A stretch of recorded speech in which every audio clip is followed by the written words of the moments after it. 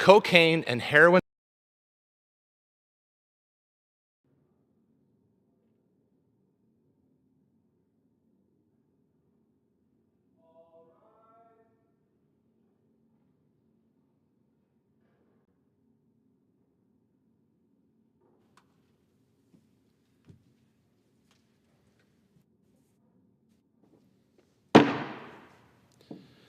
The House will be in order. The chair lays before the House a communication from the Speaker. The Speaker's Rooms, Washington, D.C., December 16, 2025. I hereby appoint the Honorable Michael Baumgartner to act as Speaker pro tempore on this day. Signed, Mike Johnson, Speaker of the House of Representatives. Pursuant to the order of the House of January 3, 2025, the chair will now recognize members from lists submitted by the Majority Leader and the Minority Leaders for morning hour debate. The chair will alternate recognition between the parties, with time equally allocated between the parties and each member other than the Majority and Minority Leaders and the Minority Whip limited to 5 minutes. But in no event shall debate continue beyond 11:50 a.m. The chair recognizes the gentleman from Maryland, Mr. Oleski, for 5 minutes.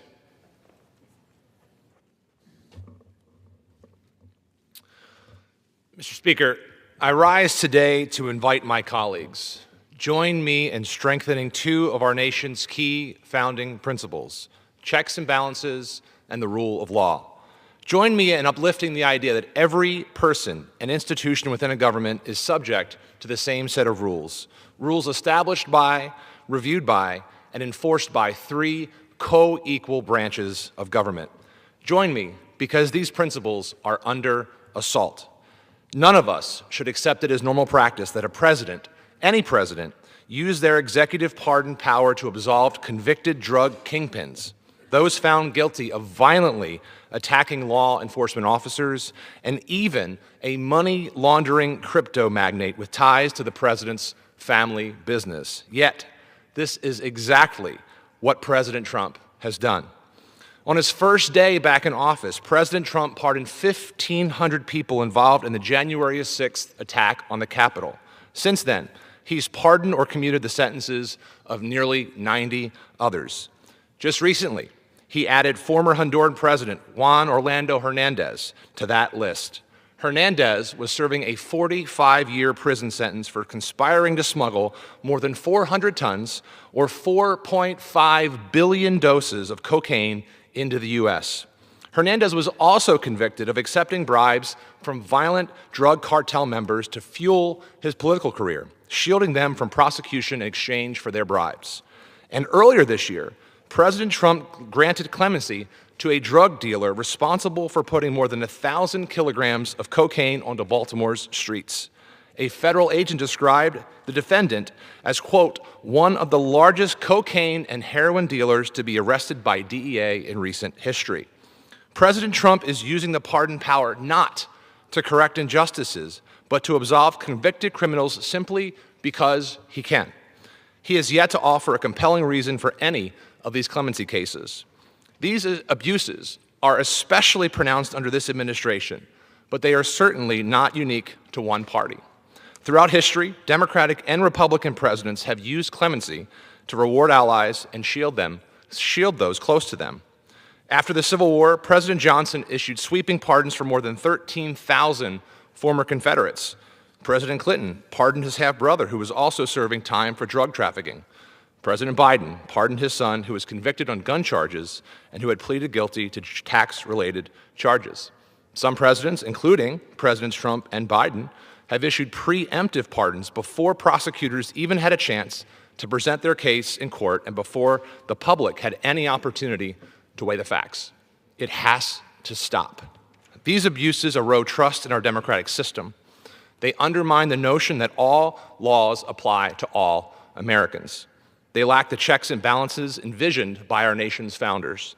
They are now far too common and far too brazen. We must do something about it. That's why I'm introducing a straightforward constitutional amendment, one that adds balance and accountability to the pardon system by giving Congress the ability to review and overturn presidential pardons and commutations. Under my proposal, members of Congress could petition for review of pardons and overturn them with a two-thirds supermajority in the House and Senate. This amendment intentionally sets a fairly high standard. The goal is not to eliminate the president's pardon power, but to encourage presidents to think twice before issuing outrageous pardons. Should egregious cases persist, it gives Congress the ability to intervene.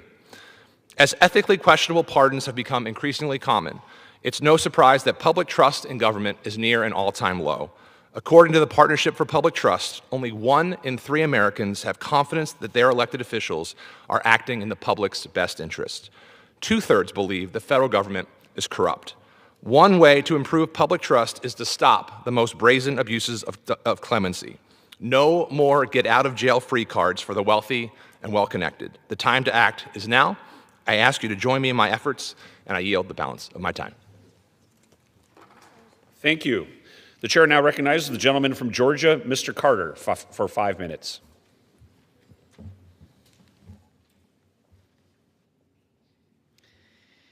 Mr. Speaker, I rise today to recognize the extraordinary effort that brought the Spirit of Georgia, a B-2 stealth bomber, back to operational flight after a serious incident more than 4 years ago. During a hydraulic failure, the aircraft skidded along the runway and sustained major damage. Many questioned whether it would ever return to the skies. Instead of retiring the aircraft, airmen, engineers, and the B-2 program team came together with a goal to save it. Their work represented perseverance and belief in the mission. The team removed the bomber from hazardous conditions, transported it for repair, and worked through design challenges and restoration steps. Their determination saved taxpayers millions and returned a strategic asset to service. On November 6, 2025, the Spirit of Georgia lifted off once again, proving what is possible when people work with purpose. This successful return is a tribute to American skill, teamwork, and resolve. The Spirit of Georgia lives on.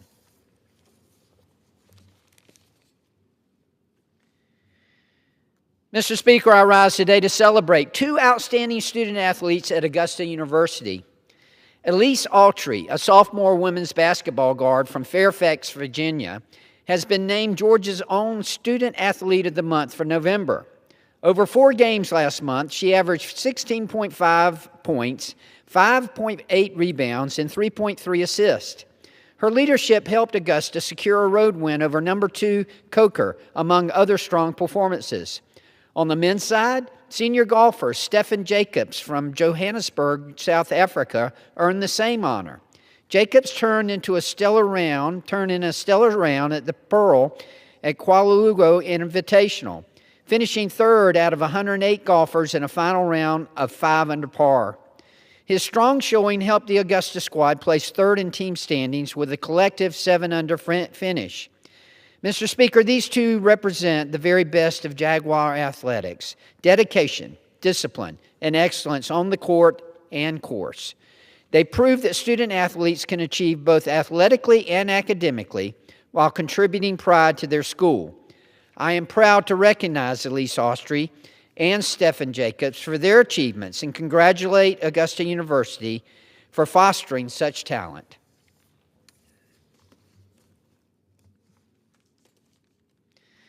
Mr. Speaker, I rise today to recognize Tybee Island, which has just been named the #1 winter fishing spot for 2026, according to Fishing Booker.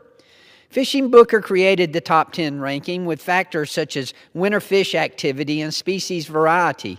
It also looked at popularity, tourism, and insights from locals. Tybee Island topped the list, even beating out larger cities such as Jacksonville, Fort Myers, and Tacoma.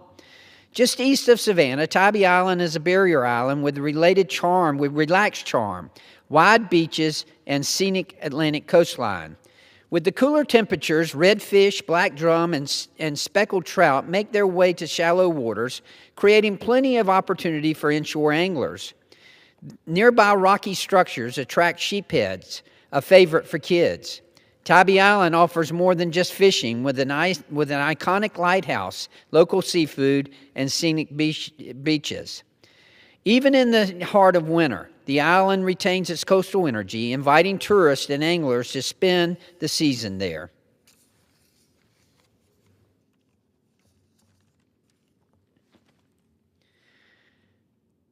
Mr. Speaker, I rise today to recognize Colleen Lindholtz, a fellow pharmacist and the president of Kroger Health, the healthcare division of the Kroger Company. This year, Ms. Lindholtz is celebrating 30 years of service with the company. After joining Kroger as a pharmacist for the Cincinnati-Dayton division in 1995, she quickly rose through the ranks to lead Kroger's more than 2,200 pharmacy and 220 retail clinic locations across 35 states, including 334 pharmacies and 18 clinics in Georgia. Ms. Lindholtz is the lead architect of the company's efforts to integrate pharmacy, clinician, and dietitian services into grocery offerings. She focuses on food as medicine, which Kroger Health defines as a dedicated, educated, and personalized approach to eating and enjoying food. This initiative helps customers live healthier lives and prevent chronic diseases before it starts. In addition to her professional accomplishments on behalf of patient health, Ms. Lindholtz is an active philanthropic leader. She gives back through leadership in many community organizations, including Easter Seals Redwood, the American Heart Association, Greater Cincinnati, and the Joe Burrow Foundation, among others. From one pharmacist to another, congratulations on 30 years of bettering the health and well-being of Georgians and all Americans in the community Kroger serves. Thank you, Mr. Speaker, and I yield back. The chair now recognizes the gentleman from California, Mr. Cisneros, for 5 minutes.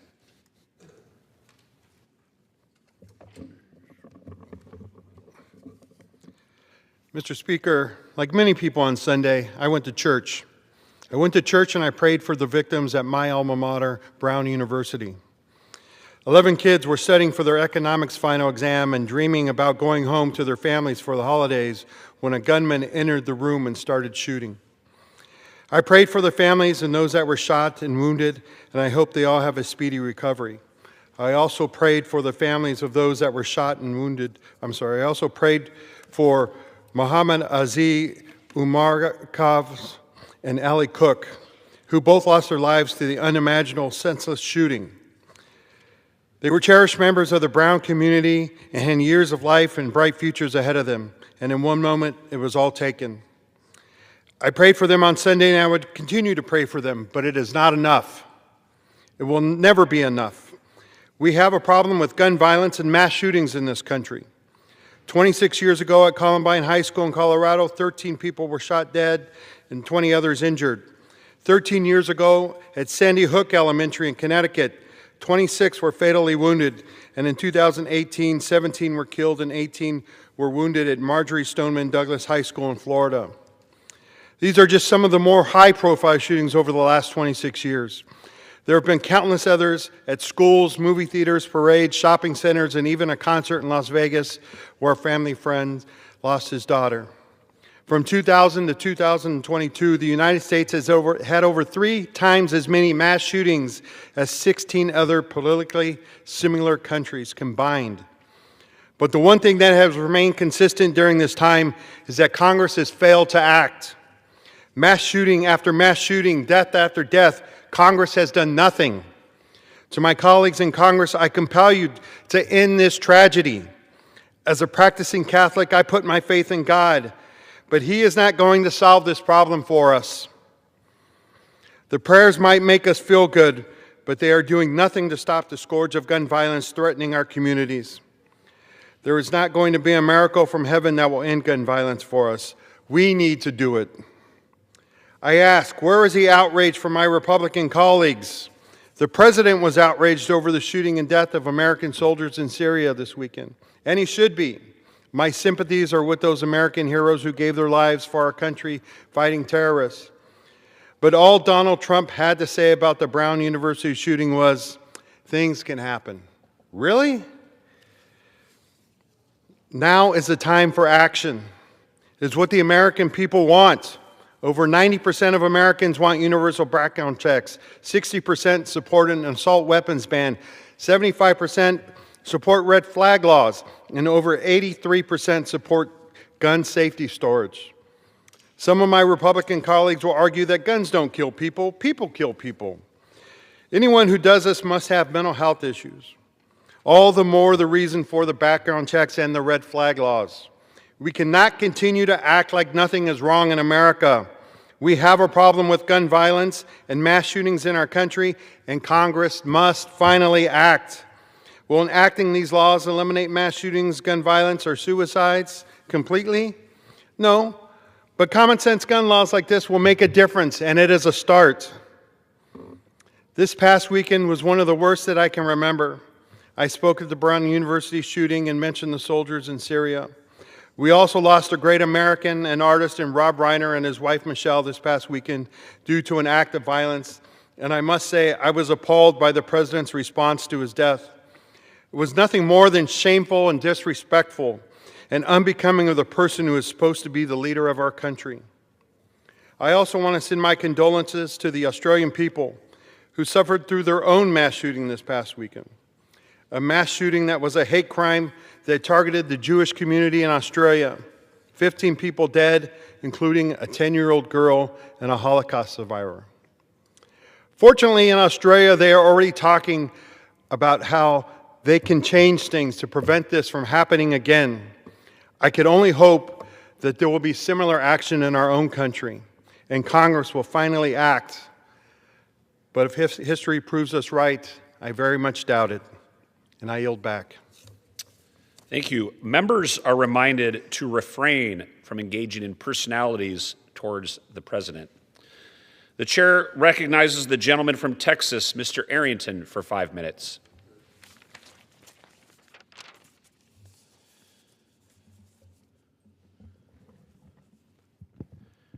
Mr. Speaker, as we say in West Texas, sun's up, guns up.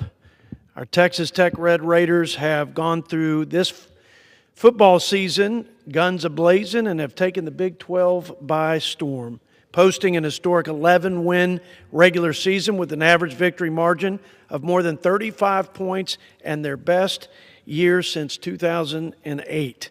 Now, after securing their first outright Big 12 championship, the Red Raiders are knocking on the door of their first ever national championship. I want to congratulate Coach Joey McGuire, his tremendous staff, and the outstanding student athletes there at Texas Tech, all of whom represent the spirit of West Texas. Tenacious, relentless, and 100% class and character. Mr. Speaker, Texas Tech, I would argue, is America's team. It's a Main Street university in Middle America made up of mostly kids from working families. It's a heartland culture that reflects our nation's traditional faith and family values. Like our pioneering fathers who braved the harsh elements to settle the Great Plains of West Texas, Red Raiders know how to work, how to fight, and never quit. They don't expect anybody to give them anything. They don't waste time complaining about being underrated or underestimated. They know that respect is earned, not given. And they know it's not about pleasing the crowd or the pundits. It's about giving their best to each other and to themselves and to their university that they love. I'm proud to be a Red Raider. I'm honored to represent Texas Tech in Congress, and I'm fired up for the country to know more about West Texas, the food, fuel, fiber, and football capital of the world.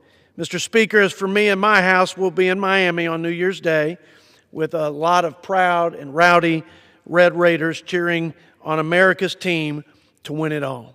Guns up, go Red Raiders. Let's win that national championship. Thank you. The chair now recognizes the gentleman from Maryland, Mr. Hoyer, for 5 minutes.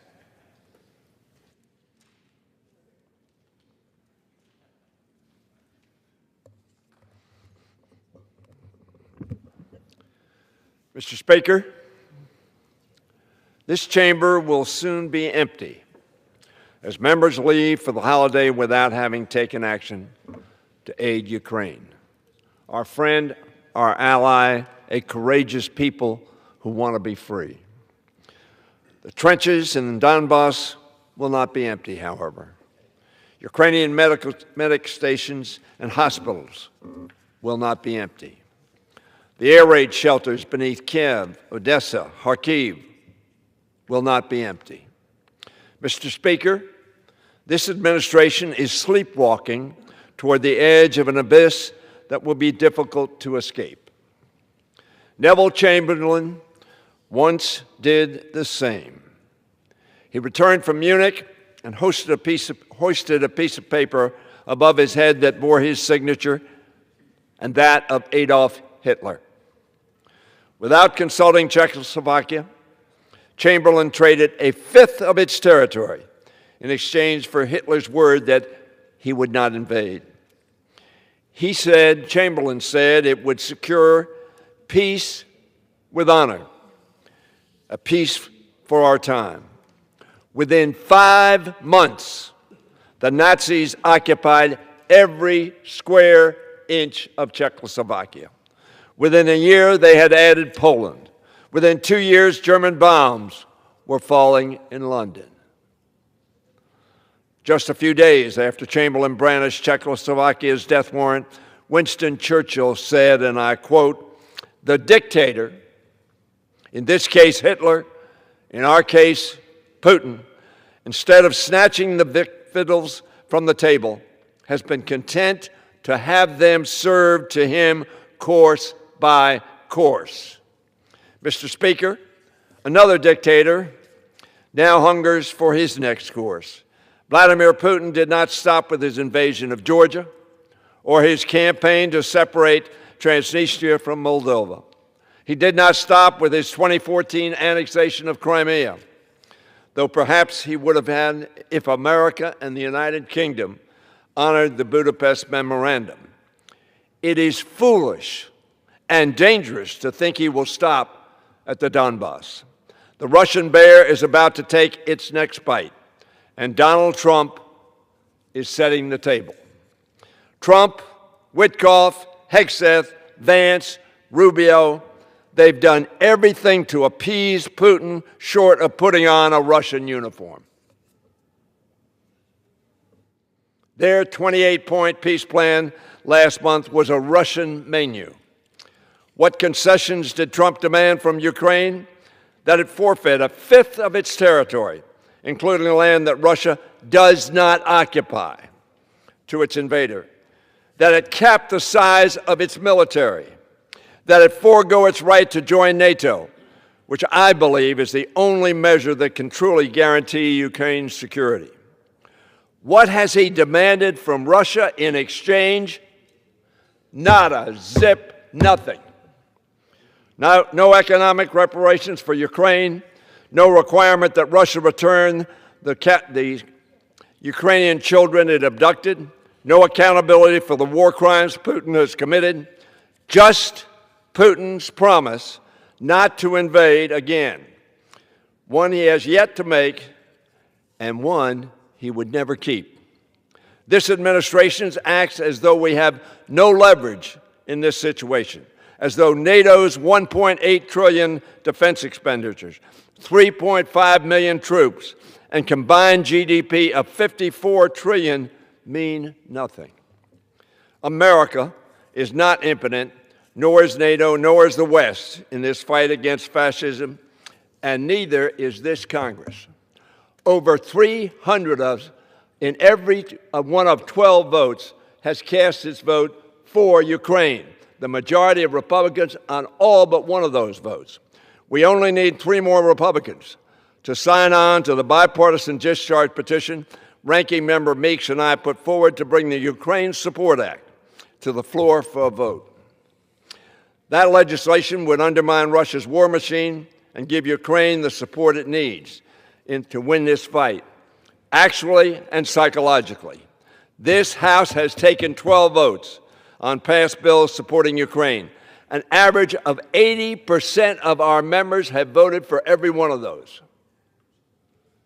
And yet we stand silent. We have not acted. We cannot build a peace with honor on a promise from Putin. We can only achieve peace by awakening to our own power, to our own influence.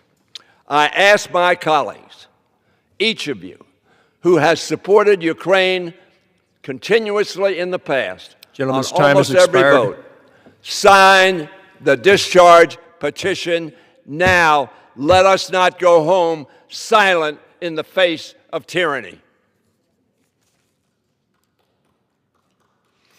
The chair now recognizes a gentleman from Washington, Mr. Baumgartner, for 5 minutes.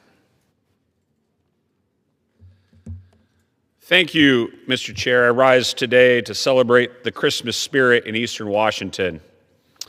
As a boy, I remember Christmas time in Eastern Washington, sledding in my boyhood home of Colton, Washington, going on shopping trips with the family to Toys R Us in Spokane, and perhaps stopping off to go sledding in Manitou Park or visit Riverfront Park. Indeed, it is the best of America.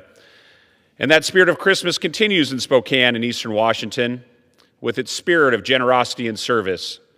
This year, Spokane has been selected as one of just 126 cities worldwide to host the Light and World Giving Machine innovative vending machines in reverse that allow families to purchase meals, warm clothing, hygiene items, or even chickens for neighbors in need here at home and around the globe. From December 12th through January 1st, visitors at Spokane Valley Mall can, with just a few taps, direct every dollar of their donations to trusted local charities like Second Harvest and global charities like CARE. This is Eastern Washington's best, people coming together to serve, to give, and to care for one another. Since their launch in 2017, the Giving Machine Initiative worldwide has helped raise tens of millions of dollars in donations, and now Spokane is part of that story of quiet, everyday kindness. During this holiday season, Eastern Washington is not just celebrating, is stepping up to bless lives across our community and around the world. And I am proud to represent a region that leads with generosity, and I encourage all who are able to visit the Light of the World Giving Machine and to join in this spirit of giving. Mr. Speaker, I rise today to celebrate the Spokane Christmas Bureau and their 79th year of serving Eastern Washington families and making each holiday season brighter than the last. Coordinated by Catholic Charities Eastern Washington, Volunteers of America, and the Spokesman Review, the Christmas Bureau runs on the generosity of local donors and volunteers who give their time, talents, and treasures. Through these community efforts, the Bureau provides grocery vouchers to help put food on the table and gather toys and books so children can experience the simple joy of a Christmas gift. The Christmas Bureau serves folks in needs throughout the greater Spokane area, including Adams, Lincoln, Pend Oreille, Stevens, Spokane, and Whitman counties, making sure that no child is forgotten and that no table is empty at Christmas. Mr. Speaker, the Christmas Bureau reminds us what makes Eastern Washington the holidays so wonderful: neighbors stepping up for neighbors year after year.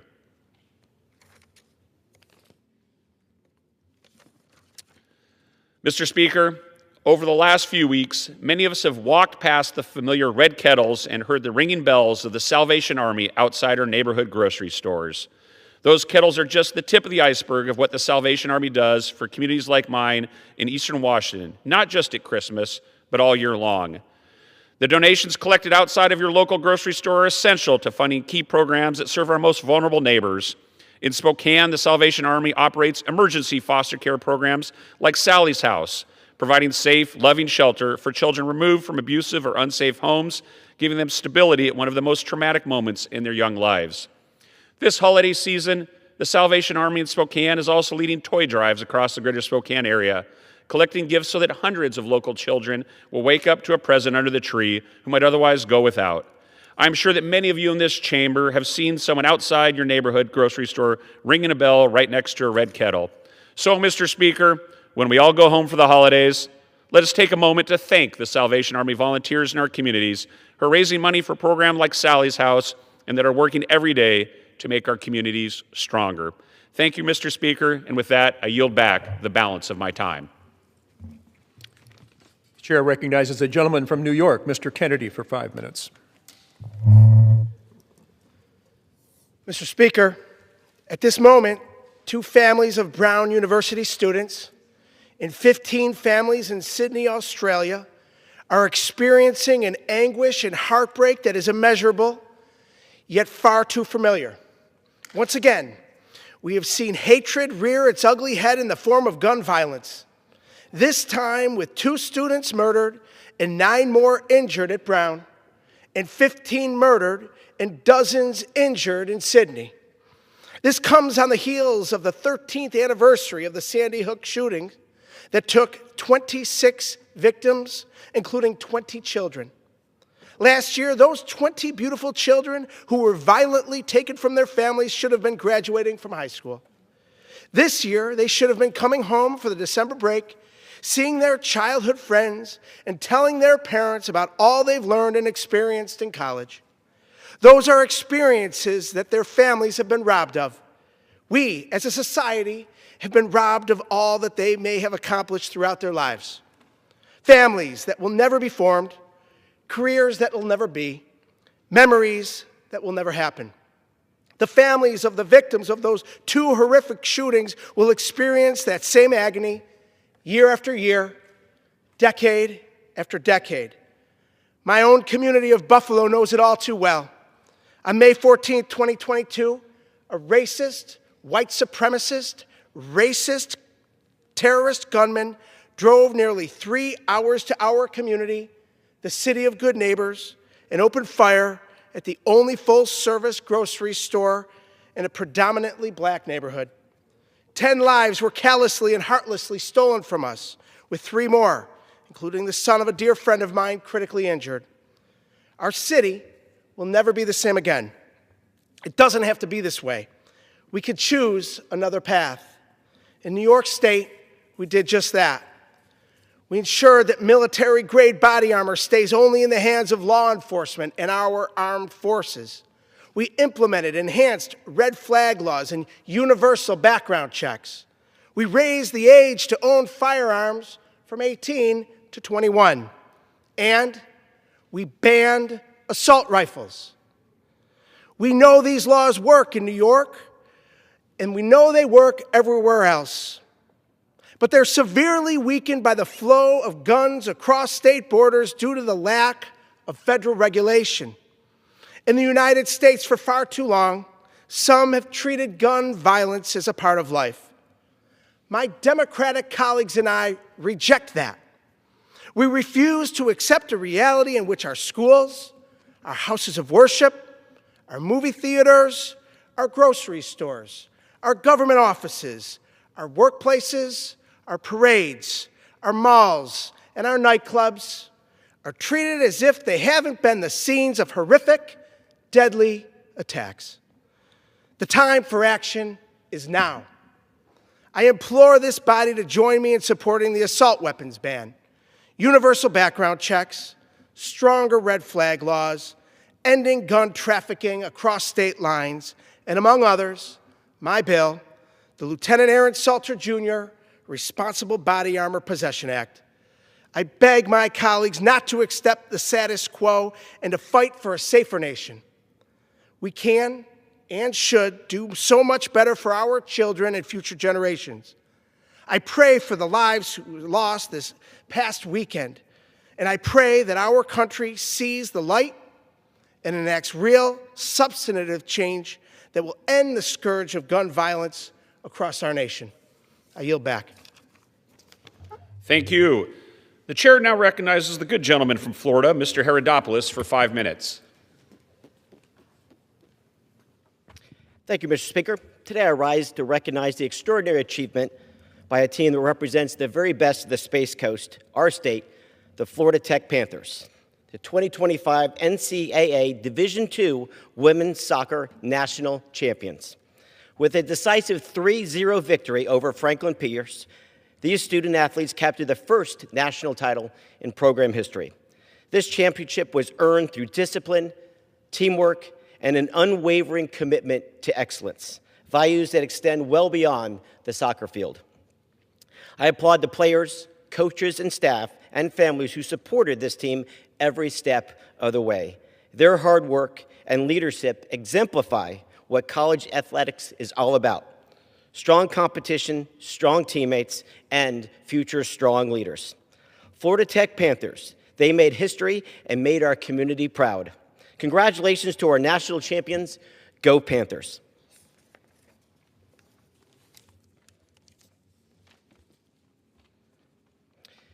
Mr. Speaker, I rise today to honor Brevard County's Veteran of the Month for December 2025, Master Sergeant John J. Johnson of the United States Air Force. Master Sergeant Johnson entered the service in 1961 and spent 20 years defending our nation, retiring at the distinguished rank of Master Sergeant.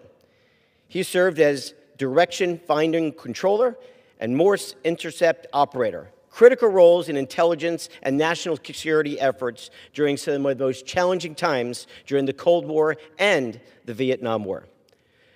Nearly 12 of his 20 years of service were spent overseas, including assignments in Germany, Italy, Turkey, Japan, and the Philippines.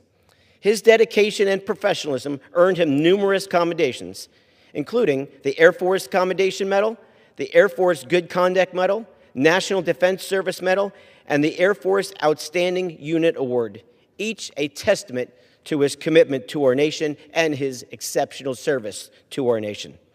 Master Sergeant Johnson embodies the very best of our Air Force and our country. We thank him for his unwavering commitment to duty and for his dedicated service for decades in defending freedom around the world and here at home. And with that, Mr. Speaker, I yield back. Thank you. The chair now recognizes the gentleman from New Mexico, Mr. Vasquez, for 5 minutes. Mr. Speaker, I rise today with deep gratitude. Gratitude to the people of New Mexico who have placed their trust in me, and gratitude for all those who have worked with me this past year, both Democrats and Republicans, who have helped me deliver real results for folks back home. My district is one of the largest districts in the country, larger than the state of Pennsylvania. It includes major cities, border towns, tribal communities, and rural counties that often feel forgotten by Washington. New Mexico's 2nd District embodies the American spirit. We are a diverse people who get up every day, work a hard day's job, and take pride in our families and the work that we do. And this year, I set out with one simple goal: focus on the people in our district and do good by the families who call New Mexico home, regardless of their party affiliation. That's why at a time when Washington has been paralyzed by partisan gridlock and way too much drama, my focus has remained on common sense and delivering real results. The good people of New Mexico elected me to do a job, and I intend to do it. Not with red or blue solutions, but practical solutions that are rooted in the real lives of the people that I represent. And across southern New Mexico, we've seen that wildfire season is no longer seasonal. It's a constant threat. We've seen the state's 2 largest wildfires ravage communities and displace generations of folks from their homes. So I worked with my colleagues on both sides to pass a bipartisan bill that strengthens our ability to fight fires in remote and rural areas.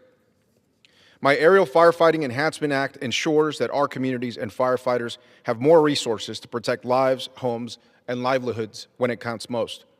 And when we talk about feeling forgotten, sometimes it's our rural communities that feel the most left out. Places where federal support can make the difference between a school being able to stay open, between having a graded road or one that's washboarded and crumbling, and between having life-saving care that can reach your home in time. That's why I successfully led a bipartisan push to restore $9 million in secure rural school funding for New Mexico's rural schools and our infrastructure, delivering much-needed resources to places like Catron, Grant, Sierra, and Cibola counties. And staying focused on common sense also meant listening to our military families at White Sands Missile Range and Holloman Air Force Base. When they told me they were going without care because of the enormously long distances that it took to get to a hospital or to a clinic, I worked on a bipartisan bill that is now law, that expands travel reimbursement under TRICARE so that service members and their loved ones aren't forced to shoulder the unnecessary costs just to get the care that they need. But serving New Mexico isn't just about passing bills here. It's about showing up when people need you. This year, my team and I resolved over 650 constituent cases, cutting through red tape, standing up to bureaucracy, and returning nearly $4.5 million to our taxpayers who were rightfully owed that money. For families waiting on Social Security, veterans navigating the VA, or seniors dealing with the IRS, that help was immediate and personal. I've traveled over 5,000 miles on the road in my district this year, from talking to students in Deming, meeting with tribal leaders in Zuni Pueblo, hosting a carne asada with oil workers in Carlsbad, and convening roundtable with police departments in Albuquerque. This is a big district with many needs, and advocacy doesn't just start at the Capitol steps. 2025 was also a big year in the fight to protect our public lands. When extreme proposals threatened to sell off millions of acres of our public lands, I founded the first ever bipartisan public lands caucus to keep those lands public for hunters, ranchers, families, and future generations who deserve to keep this unique American birthright. Public lands are one of our nation's best ideas, and I intend to keep it that way. I've also worked hard to secure federal investments across New Mexico, from addressing homelessness to investing in workplace training to launching a new express bus service connecting Las Cruces to El Paso. I showed up, listened to what folks needed, and we got to work. These are smart investments that strengthen local economies and improve the daily lives of New Mexicans. Lastly, my focus on bringing common sense to Washington is why I recently introduced a new plan for immigration this year. Because as someone who was raised on both sides of the border and represents 180 miles of that border today, I know that border security is more complex than just building a wall. I know that both parties have often gotten it wrong.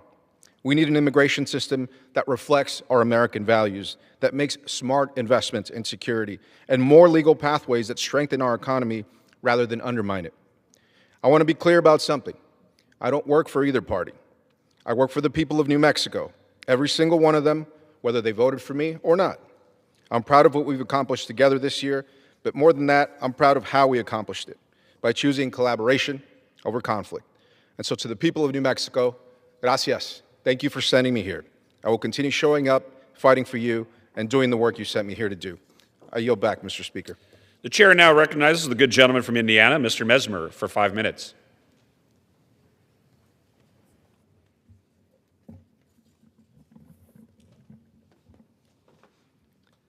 Mr. Speaker, I rise today to honor a Hoosier leader and a man whose service to our community has had a great impact on all of Indiana and the healthcare industry of our country. After 34 fruitful years, Mr. Rob McGlynn will retire in January from Good Samaritan Hospital in Vincennes, Indiana, the hospital in which he was born.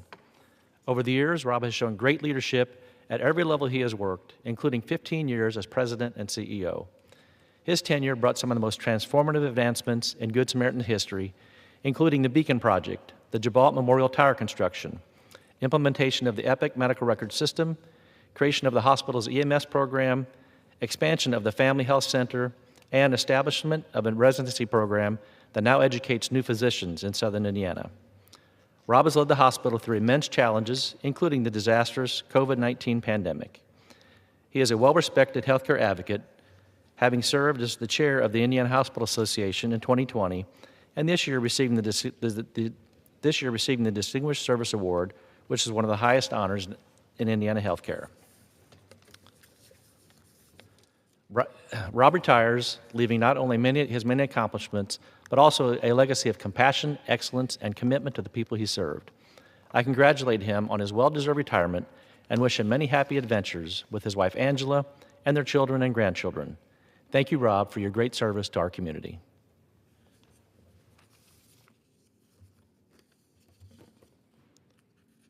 Mr. Speaker, I rise today to honor an extraordinary group of young 8th District Hoosier artists from Indiana's Rockport Elementary School whose handmade Christmas ornaments are beautifully representing our great state at this year's National Christmas Tree Lighting Festival.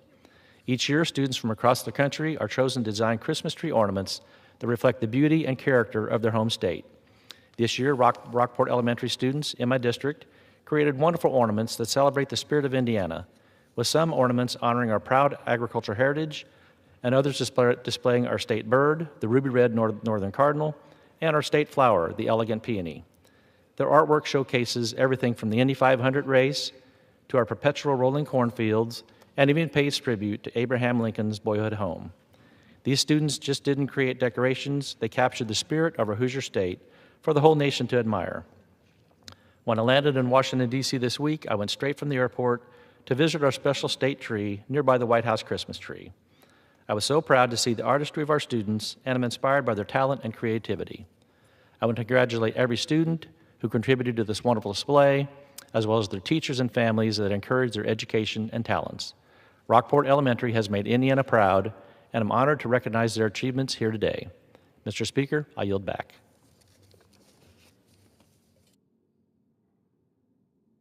The chair recognizes the gentleman from New York, Mr. Latimer, for 5 minutes. Thank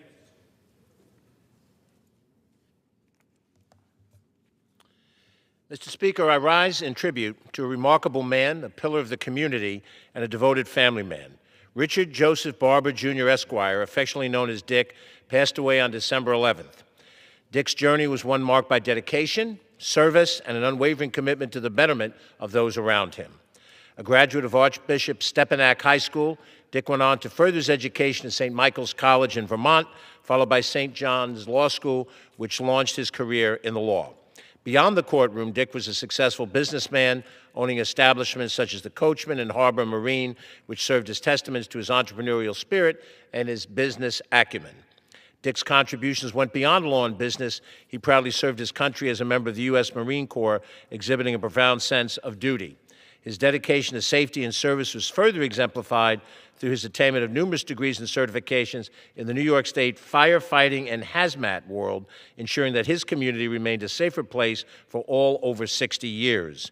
Left to cherish his memory are his beloved wife, Marilyn, his son, Richard III, and wife, Elaine, and their son, Richard IV, as well as his daughter, Deborah Reese, and her children, Nicole and Kimberly. Dick also leaves behind his siblings, Patricia Spacavento, Mary Lou Harvey, Joan Sipp, and is predeceased by his brother, Thomas Barber. He was the son of the late Richard Barber Sr. and the late Francis Magnus Barber, and his legacy will be felt not only by his family, but by the countless lives he touched. At this hour, there is a massive Christian burial celebrated at the Church of the Resurrection in Rye, New York. Interment follows at Greenwood Union in Rye. Dick, rest in peace. Mr. Speaker, I rise to remember the life and the times of Karen V. Hill, who passed away in November. Her accomplishments and achievements in her 72 years cannot be properly summarized in a minute or two. She lived a life of leadership and service for over 30-plus years, serving the underserved in equity, housing, and much more. She was appointed by the federal court to implement the desegregation of housing, was president and CEO of the Harriet Tubman Home to preserve that historical legacy. She was appointed by Senators Chuck Schumer and Kirsten Gillibrand to the Women's Suffrage Centennial Commission. She served as program director for the National Urban League, chief executive of the American Homeowner Education and Counseling Institute, and chair of the National Low Income Housing Coalition. Through her sorority memberships, her faith in the African Methodist Episcopal Zion Church, Order of the Eastern Star, and the love of her large family and extended friendships, Karen Hill left her mark. Her visitation this past weekend at Greater Centennial AME Zion Church in Mount Vernon was a time for celebration of her life and acknowledgement that she now rests with the Lord. Mr. Speaker, in the season where Christians celebrate the birth of Jesus, African Americans celebrate Kwanzaa, our Hispanic friends await the Three Kings Day celebration, our friends in the Jewish community commemorate Hanukkah and the historic celebration of light, the oil that lasted for 8 nights, providing the menorah with light and warmth and survival. With the horror of Sydney fresh at hand, a father and son using their weapons to systematically kill Jews celebrating Hanukkah at a beach event, it is a bittersweet month. Once again, we mourn unnecessary death, motivated by intense hatred, fueled by the availability of weapons of death. Over thousands of years of world history, Jews have been targeted in every land for death and for genocide, and this is just the latest such outrage. As a Christian myself, we must let love rule, not hatred, and we must end the manifestation of that hatred in violence. We must embrace our Jewish brothers and sisters alongside that of those of every religion, that peace and tolerance is the only way to go, and it is a two-way street. All must commit themselves to tolerance and coexistence, and Almighty God will sort out the rest. We mourn with the loss of the families in Sydney and all who suffer violence from anti-Semitism and hatred of any sort. Thank you, Mr. Speaker, and I yield back. The chair recognizes the gentleman from Pennsylvania, Mr. Kelly, for 5 minutes.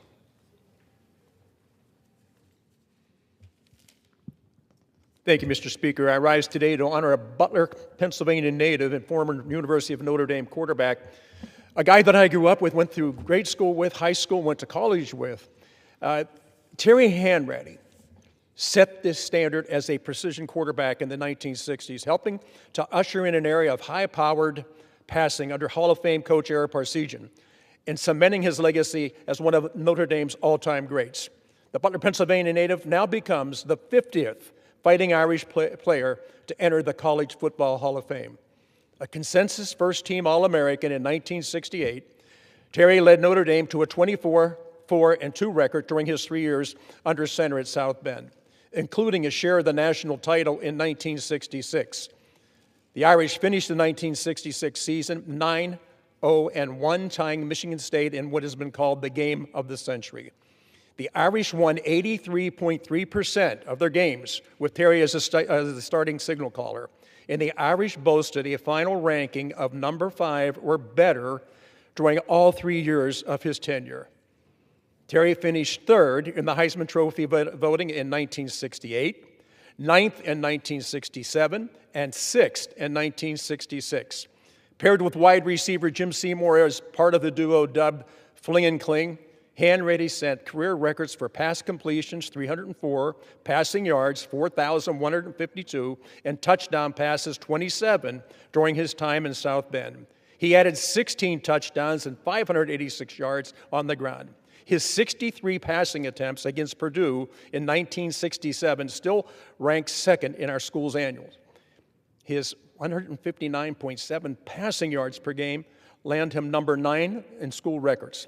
His pass attempts per game in a season, 28.1, and pass completions per game, 16.6, stood as the school standards for more than 25 years. In addition to Coach Parsegian, Terry will now join teammates Jim Lynch, Alan Page, Joe Theismann as members of the College Football Hall of Fame. Terry's also active in the community.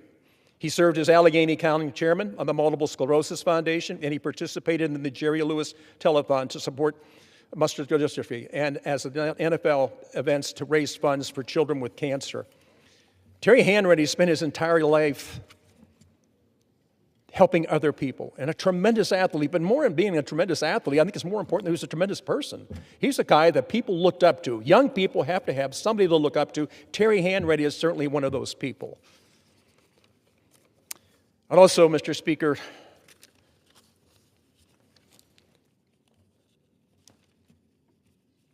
I'd like to rise today to honor a Pittsburgh Pirates legend, Mr. Vernon Law, who was inducted into the Pittsburgh Pirates Hall of Fame this summer. I had the chance to join Mr. Law for this momentous ceremony in Pittsburgh. Mr. Law was a key member of the Pirates' 1960 World Series championship team, and he spent all 16 seasons of his major league career in Pittsburgh. He also was a 2-time All-Star and a Cy Young Award winner. Off the field, faith was incredibly important to Mr. Law. He became a deacon in the Church of Latter-day Saints, a title he first earned at the age of 12 years old. He later became a teacher and then was ordained as a priest at age 17. For 73 years, Mr. Law was married to his wife, Benita, who passed away in 2023. At age 95, Vernon Law's legacy on and off the baseball field are etched in Western Pennsylvania history forever. With that, Mr. Speaker, I yield back. The chair recognizes the gentlewoman from Washington, Ms. Perez, for 5 minutes.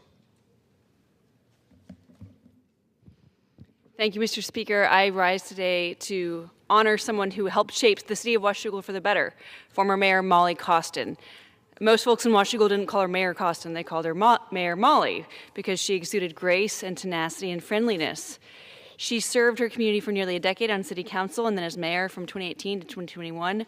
Molly didn't sit on the sidelines. She rolled up her sleeves. She was involved in every effort from revitalizing downtown Washougal to her service to local community groups, including 25 years in her local Rotary Club. If there was work to be done, Molly showed up. She lived a big life outside of City Hall, too. She was even a master scuba diver. She brought that same sense of curiosity and courage to her public service. Mayor Molly Costin passed away this November at the age of 71. Washougal is better because Molly made it her home, and her impact will last for generations. Mr. Speaker, I rise today to celebrate a talented songwriter from Mossy Rock, Chris Gunther. Southwest Washington is a place that is built on hard work, mills, farms, welding, loggers, small businesses, and with that comes a certain kind of music. It's honest and real. Chris Gunther has been carrying out that sound for decades, and this year he was nominated by the International Western Music Association for both Songwriter of the Year and Western Album of the Year for his record, Singing to Cows. Chris, I have I will admit I have sung to cows. I have never thought about telling people I'd do that or writing a song about it. And I have to ask how your cows feel about Roy Rogers' lyric, beef, sweet beef, next week you'll boil and fry. But that's exactly the kind of people, why people connect with him. He's genuine. He tells the truth. He plays the kind of music that comes from living the life he sings about. I know he's got a lot more ahead of him, and I'm proud to recognize him today as one of the artists keeping up the spirit of our district alive and well. Mr. Speaker, I rise today to highlight a powerful example in my district that shows how investing in career and technical education strengthens both our community and public safety. In October this year, students from Kelso High School's advanced welding class teamed up with the Kelso Police Department to fabricate, install, and reinforce pit bars on 2 decommissioned patrol vehicles, converting them to safe, durable training cars for officers to practice the precision immobilization technique. I gotta say, I'm kind of jealous of you kids. Having kids be able to get real, tangible experience is something that cannot be duplicated in a textbook. That's why this is so amazing about CTE programs. You are making resources and skills available that you cannot get elsewhere. You cannot get that online. This is an asset for them whenever they're ready to hit the workforce. When I visited Kelso High School in April, I saw firsthand how welding, automotive, culinary, and other CTE courses give young people a pathway to good careers. I'm proud to represent a district that leads the hard way, the real way, with respect for how things used to be done and creativity in bringing those practices to bear today. Mr. Speaker, I'd like to take this minute to rise and recognize a remarkable American hero, Mr. Harry Humison, who turns the vibrant age of 100 this December. Harry volunteered to join the Army in December of 1943. He valiantly fought in World War II with Patton's 3rd Army, 5th Infantry Division, 2nd Infantry Regiment, helping to liberate Frankfurt, Germany, and towns in Czechoslovakia. And this year, his daughter raised funds to bring him to Europe and visit places that he had not seen since he was there on combat. And he was greeted as a hero. People remembered him and remembered what he had done for their country and the world. After the war, Harry used the GI Bill to earn a bachelor's degree in mechanical engineering and went on to build missiles and rockets at the Naval Ordnance Test Station, a true example of American ingenuity and service after service. I've had the honor of spending time with Harry, and I know him not just as a veteran, but as a thoughtful, engaged public servant. Harry is an example of doing unto others as you would like to be done to you. Happy birthday, Harry. May all your courage and integrity continue to inspire us all. Mr. Speaker, I rise today to honor the career and service of Humaira Falkenberg as she retires from Pacific County PUD after nearly 15 years devoted to public service. Humaira has stood for reliable energy, economic self-determination for rural communities, and the belief that the small things attended to with joy and diligence are the building blocks of a more beautiful world.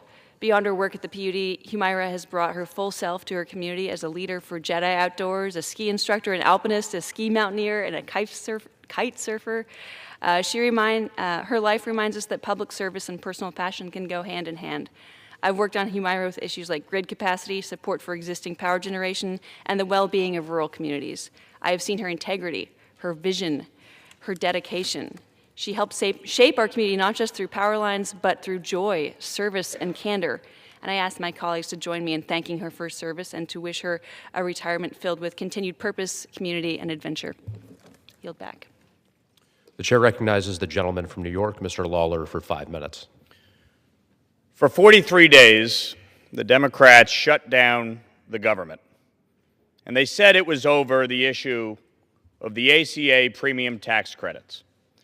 I went and confronted Leader Jeffries, and I asked him to sign on to a 1-year extension. He refused. When the government finally opened, I and a number of my Republican and Democratic colleagues sat down in good faith to negotiate an extension of the ACA premium tax credits with reforms, because we recognize that this system as designed is not working, that Obamacare is not actually reducing health care costs in America. And in fact, since it took effect, health care premiums have risen by 96%. But we understood that to allow the premium tax credits to expire would hurt the American people. And so we sat down and negotiated, and we came up with several plans and compromises along the way to ensure not only that there was an extension, but that we did eliminate fraud, that we did hold the insurance companies accountable, that we did actually start to reduce cost. We have put those bills forward on the floor in 2 separate discharge petitions. 11 Republicans have signed on to those discharge petitions. Now, why is that necessary? Because House Republican leadership will not allow a vote. It is idiotic and shameful.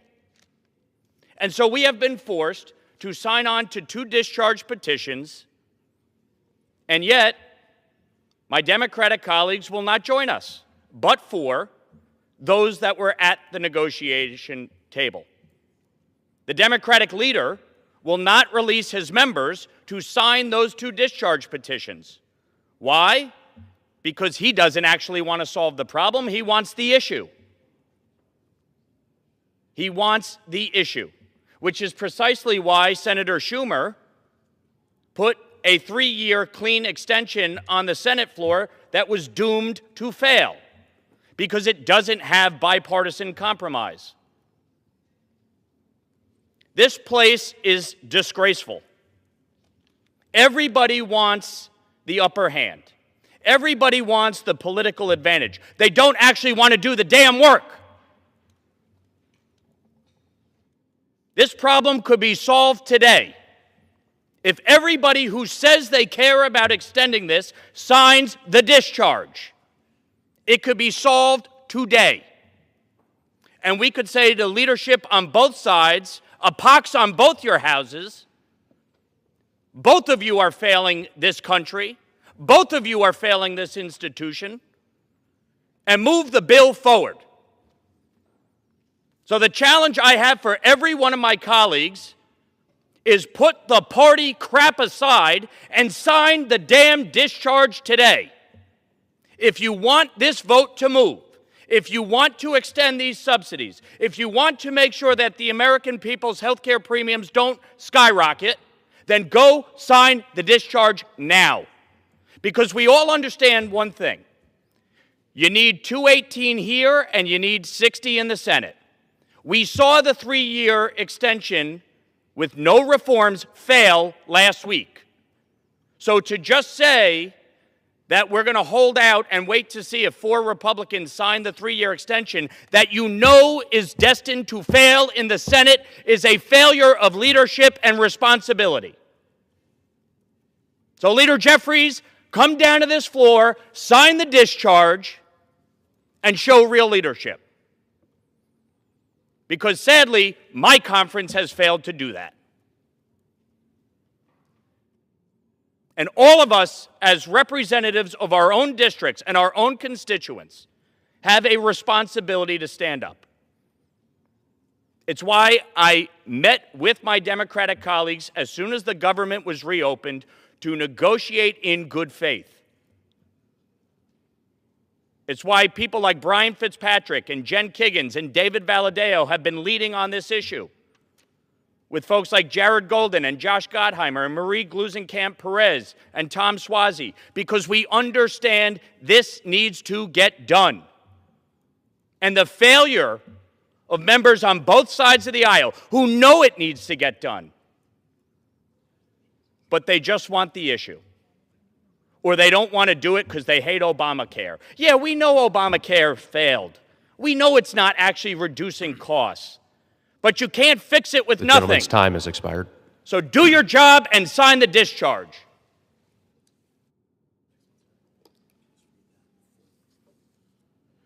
Members are reminded to address their remarks to the chair.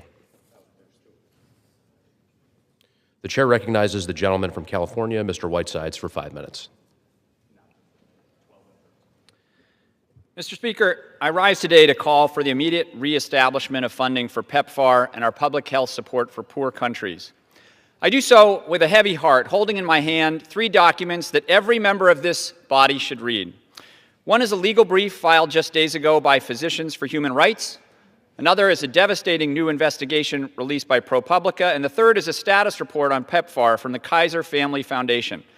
Taken together, these documents paint a picture of moral abdication that should keep every single one of us awake at night.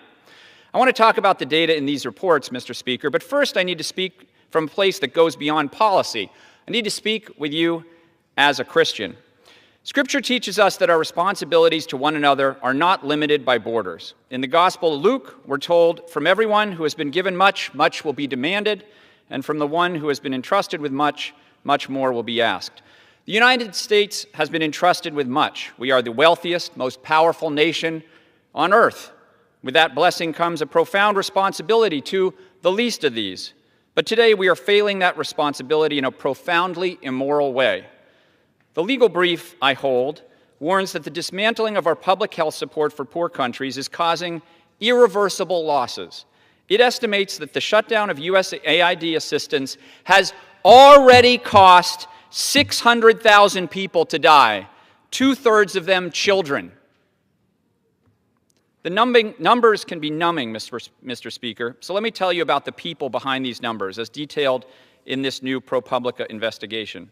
While political appointees in Washington were literally celebrating these budget cuts with a sheet cake in a conference room, a 38-year-old man named Tor Top was in a canoe in South Sudan. He was paddling desperately, trying to get his sick mother to a hospital 8 hours away. Why was he in that canoe? Because the local clinic, funded by U.S. humanitarian aid and run by Christian missionaries, had been forced to close its doors. The IV bags needed to treat cholera cost just 62 cents. 62 cents! But because we cut that funding, his mother died in that canoe halfway to help. ProPublica tells us about Rebecca Nyaraka, a 28-year-old mother living in a refugee camp. Cuts to these vital programs had stopped the sanitation services that kept the camp clean. Overflowing latrines spread disease. Rebecca died of cholera just days after giving birth to a son she named God is With Us. And it's not just cholera. Look at this KFF report on PEPFAR. PEPFAR is not a partisan project. It was created by President George W. Bush in 2003. It's perhaps the single greatest humanitarian achievement in modern history, credited with saving 26 million lives. But the report shows that the current administration's stop work order has frozen payments and services. They've canceled 86% of all awards for this assistance. The result, we're losing thousands of HIV health workers in Kenya, Malawi, and South Africa. The KFF report warns that ending this funding could result in 565,000 new HIV infections over the next 10 years in sub-Saharan Africa alone. We are undoing decades of progress. We are actively allowing a plague to return. In the Democratic Republic of Congo, doctors are reporting that without U.S. aid, they cannot even release Mpox vaccines that are currently locked in storage rooms. In Uganda, babies are being born HIV positive again after years of near elimination of mother-to-child transmission. Some might ask, is this our problem? To that I answer with the words of my faith. We are our brother's keeper. And to my colleagues who prefer a strategic argument, I say this: these diseases don't respect borders. The legal brief explicitly warns that infectious disease knows no borders. When we stop treating tuberculosis or cholera abroad, we allow outbreaks to grow until they threaten us here at home.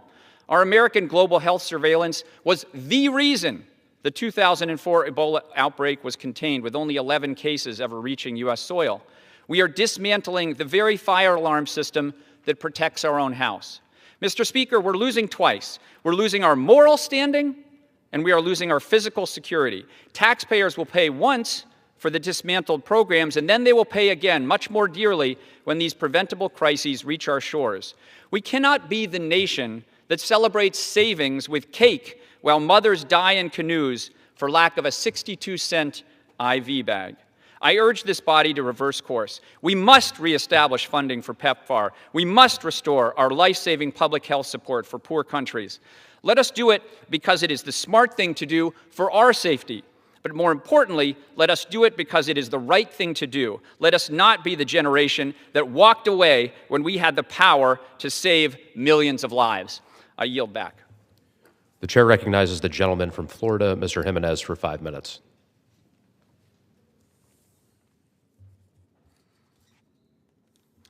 Thank you, Mr. Speaker. Mr. Speaker, today I rise today to congratulate my fellow Columbus explorer Fernando Mendoza, winner of the 2025 Heisman Trophy. Fernando's remarkable journey began in Miami, Florida, and at Christopher Columbus High School, an institution known not only for producing elite athletes, but for installing faith, discipline, leadership, and character. Miami has long been a cradle of football excellence, and Fernando Mendoza now joins that proud legacy. His achievement reflects the values of perseverance, sacrifice, and opportunity that define our community. As the first Cuban American to win the Heisman Trophy, Fernando's victory carries special meaning. His story reminds us that in America, deep faith, hard work, and determination know no limits. Miami is proud. The Columbus Explorers are proud, and today the United States Congress proudly recognizes Fernando Mendoza for this historic achievement. Congratulations, Fernando, on a moment that will inspire generations to come. Adelante. And with that, I yield back. The chair recognizes the gentlewoman from New York, Ms. Ocasio-Cortez, for 5 minutes. Mr. Speaker, President Trump ran on a promise to the American people that ICE would go after the worst of the worst. Well, we are now coming up on a year of this presidency, and I want to talk to the folks at home who feel disillusioned by what ICE is doing in our country. Because what we have seen is that ICE is not overwhelmingly going after criminals. In fact, over 70% of people currently detained in detention facilities do not have a criminal record. So who are they going after? They are going after 6-year-olds in my district. They are going after students and permanent residents for their political views. They are going after Americans born and raised in the United States.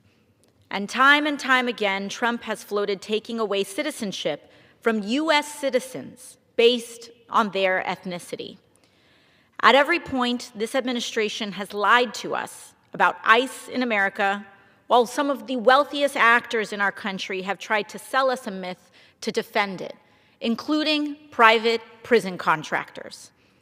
And that myth, that ideology, is that our immigrant neighbors are our enemies and more dangerous than us. And they sustain that myth because if everybody believes it, they can get away with robbing all of us. I want to remind you where the real crime is.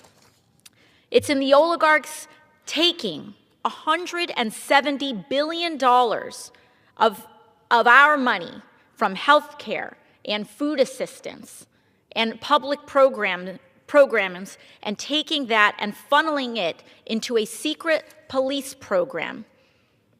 It's the authoritarians trying to create a black box because once it is established, they can put political dissidents inside of it. But their hatred is a story, a myth, and we can choose to reject it. Donald Trump and Stephen Miller want you to believe that this is who we are as a country. And we are here to say that it is not.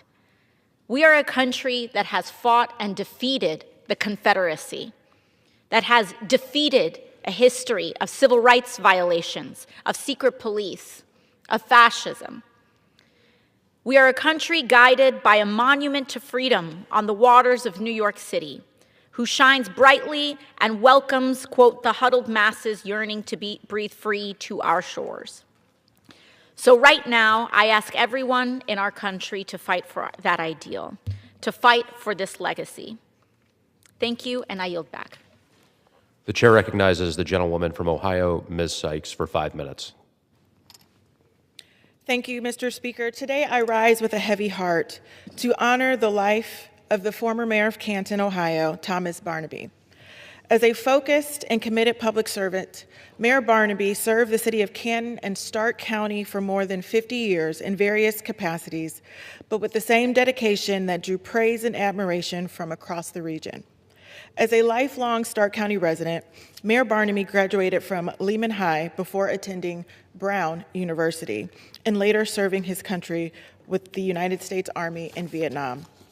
Mr. Barnaby later attended the Ohio State University College of Law before beginning his long career in public service. Tom Barnaby got his start as an assistant prosecutor at the Massillon Municipal Court, then served as Canton's assistant law director, and as a Stark County commissioner and interim director of the Stark Area Regional Transit Authority. Canton voters first chose Mayor Barnaby to be mayor in 2015, where he served for 2 terms as a compassionate listener and problem solver. When he first took the job, the city of Canton faced significant budget deficits, but by the time he left office, the city had a roughly $12 million surplus.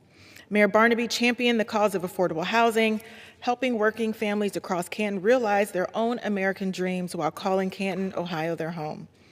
Before serving as mayor, Barnaby sat on the Stark County Board of Commissioners from 2010 to 2015. And in every role, he brought fairness, humility, and a true commitment to helping his community. As mayor, Barnaby worked tirelessly to make Canton better. He oversaw the construction of Centennial Plaza and supported workforce development, after-school programs, and essential social services. His work made a real difference in people's lives, and the city is stronger because of him. I want to say personally, it was a privilege to work with him. He cared deeply about Canton, and he never stopped fighting for its future. When I saw him at the swearing in of his successor, I asked him if he was really going to retire or was he going to pretend retire. And he said, "Don't worry, you'll still see me around doing the work of the people." As a Renaissance man, Mayor Barnaby repeatedly displayed his love and support for the arts, especially in 2016, as he and his wife, Bibi, appeared as dinner party guests in a Canton Ballet production of The Nutcracker. Mr. Barnaby also loved supporting the Cleveland Guardians, the Ohio State Buckeyes, and spending time with his dog, Rosie. Mayor Barnaby passed away on December 11th at the age of 89, just one day before his wife, Bibi, and him would have celebrated their 39th wedding anniversary. His loss is deeply felt by everyone who knew him. Following his passing, Governor Mike DeWine ordered that flags be flown at half-staff at all public buildings and grounds to honor his memory. This past weekend, the city of Canton had the opportunity to pay our respects to a giant, a leader, a father, a grandfather, a husband, and public servant. And so today, on behalf of Ohio's 13th Congressional District, I send my sincere condolences to his wife, Bibi, his daughters, grandchildren, and all who knew and loved him. May the memory of Tom Barnaby inspire us all to continue the work that he so believed in and so believed in the city of Canton. Thank you, Mr. Speaker. I yield back. The chair recognizes the gentleman from Kansas, Mr. Mann, for 5 minutes.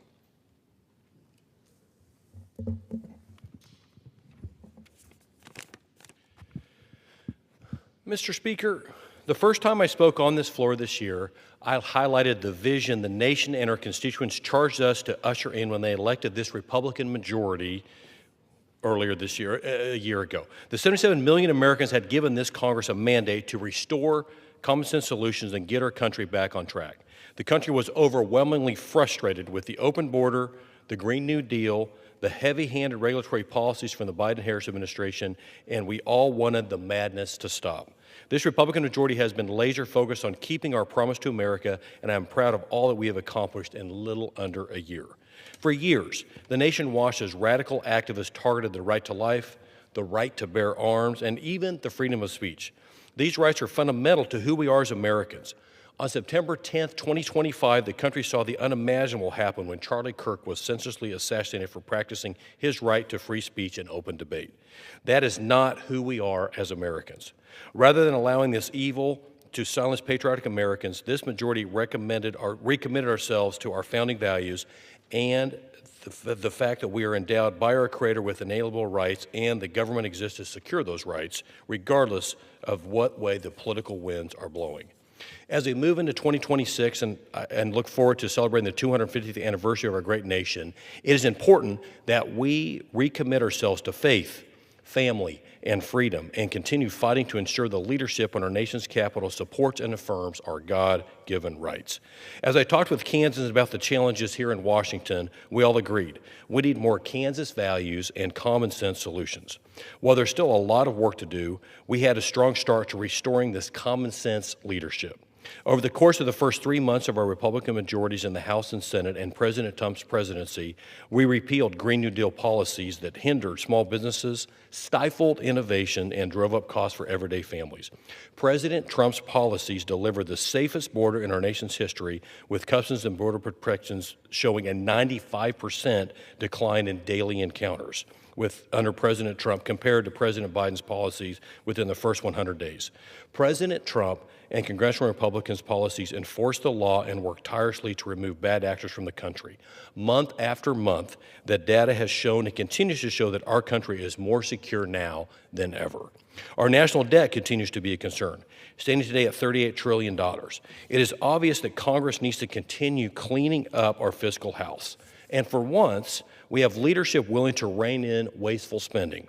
President Trump was the first president in our nation's history to do what is necessary: pause federal spending, go line by line through the federal budget, and seriously evaluate how our federal dollars are being spent. For many leaders in the nation's capital, this was heartburn, but for fiscal conservatives like me, it was welcomed sanity.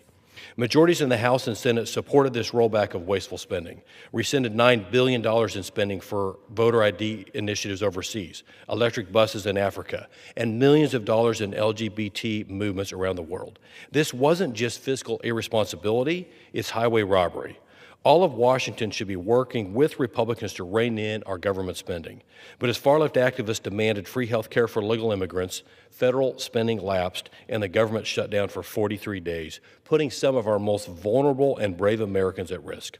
House Republicans remained united, and we did not cave to the radical left. We stood firm and continue to urge our colleagues across the aisle to come to the table, return to regular order, and get our fiscal house back in order. Together, this majority has enacted policies that restore the American dream. As a fifth-generation Kansan, I take that American dream very seriously. For 5 generations, my family has farmed, raised cattle, and been involved in our western Kansas communities. I want my children and future grandchildren to be able to do the same. The Working Families Tax Cuts passed by Congress helped restore the American dream by making the Trump tax cuts permanent and ushering in a new era of economic prosperity for growth in this country. Our legislation prevented Kansans from seeing a tax hike of more than $2,000 this upcoming January, made long overdue investments in strengthening the farm safety net, and restored American energy dominance while ensuring affordable, reliable energy access for families across the country. The future of Kansas families voted for this have waited for years to get a degree of relief from the historic inflation levels caused by President Biden. Serving in the big first district of the U.S. House of Representatives is a tremendous honor, and I look forward to all that we're going to accomplish next term as we celebrate all the victories of this year. Thank you, Mr. Speaker, and I yield back. The chair recognizes the gentlewoman from Ohio, Ms. Kaptur, for 5 minutes. Thank you, Mr. Speaker. I ask unanimous consent to address the House for 5 minutes and to revise and extend my remarks. Without objection.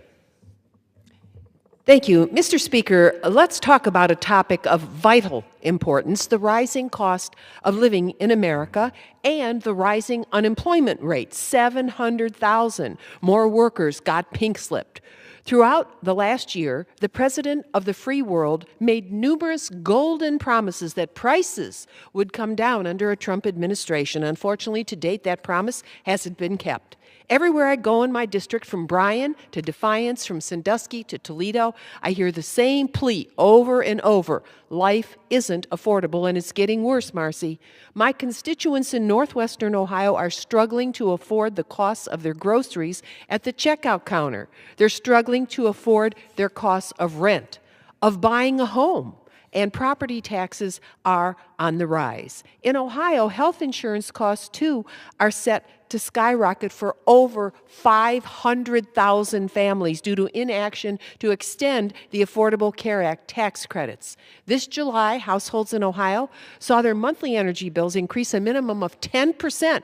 Some more than doubled. With AI data centers competing for land, Congress must help local communities develop plans to prevent rising bills for energy and water. Our constituents in White House told me that her family already saw their energy bill go from $230 a month to $494 in July. How can any family afford that? In my part of the country, the Great Lakes, our region's economy is intertwined with our neighbors to the north, Canada, our largest trading partner in our Great Lakes nation. If we were a country, we'd be the third largest economy in the world. So why is this administration and Congress hurting us? Punitive tariffs have sent our regional economy spiraling. The cost of lumber is up. The cost of cars are up. The cost of steel is up. The cost of potash is up. The cost of almost everything is up. This hurts not only our consumers, but also our workers who make Toledo Jeeps or parts for other American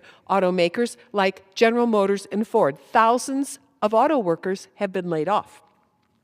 Tariffs also really hurt our farmers in the field. They've lost major share of markets in corn and soy abroad because of reckless trade wars. Higher input costs cripple the ability to farm the same fields their families have farmed for generations. Cattlemen in our region are struggling to feed their herds and also get their beef to market affordably at the same time that President Trump gave $40 billion, handed over $40 billion in American taxpayer money to Argentina, whose farmers are trying to undercut the very cattlemen I represent.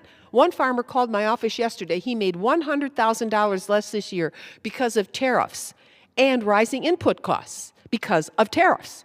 And he said, luckily, Marcy, we saved some money from the Biden years, but our income has been very, very difficult to meet rising costs, and we make some money from ethanol and biodiesel. Keep up the work on that, Marcy, he said. Mr. Speaker, tens of thousands of people across northwestern Ohio, 500,000 Ohioans in total, and 15 million more nationwide are at risk of losing their health insurance, being priced out of the market. A constituent from Clyde, Ohio, said, Marcy, high insurance prices will allow people to die by making health insurance unaffordable. It was terrible for our family before the ACA. We will band together to try to help feed our neighbors, but we aren't doctors. We need affordable health care. A Toledo resident told me their family cannot afford another crushing expense, and I quote, groceries cost more than twice what they did a few years ago. Child care and rent are up for us more than ever, and now, unless Congress acts, our health insurance premiums could double. For a family like mine, that means an extra $100 per person per month, money we simply don't have. Please extend the ACA, enhanced premium tax credits, and protect working families. We need relief, not higher costs. These pleas aren't aberrations. They come every day. They're the norm. Wherever I go, I hear someone suffering under rising costs. Our neighbors are struggling to afford their groceries as states nationwide are trying to cut SNAP dollars for those who need them and limit what they can buy.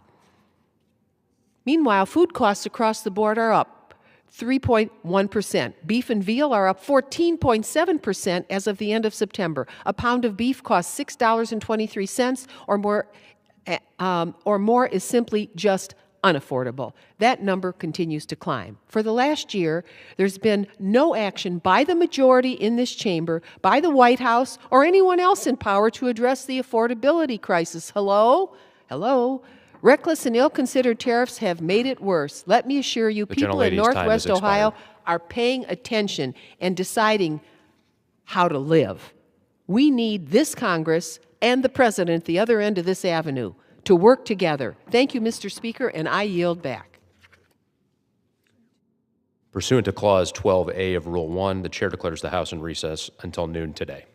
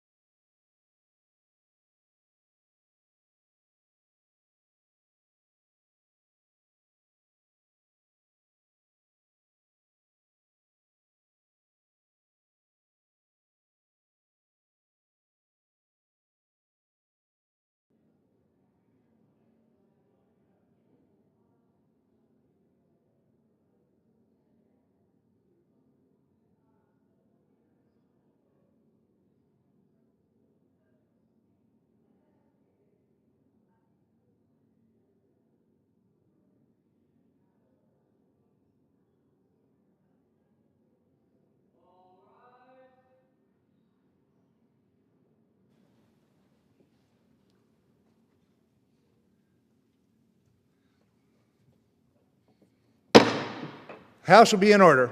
The prayer will be offered by Chaplain Kiven. Would you pray with me?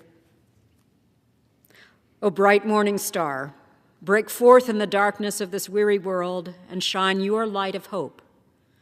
You whose mercies are new every morning, reveal your promises for today. Let those who are thirsty come to the waters and drink, for you provide the water of life. May we who have been sated with the blessings we have received share with those who are still in want. Let those who have no money come and find sustenance, for you offer the bread of life.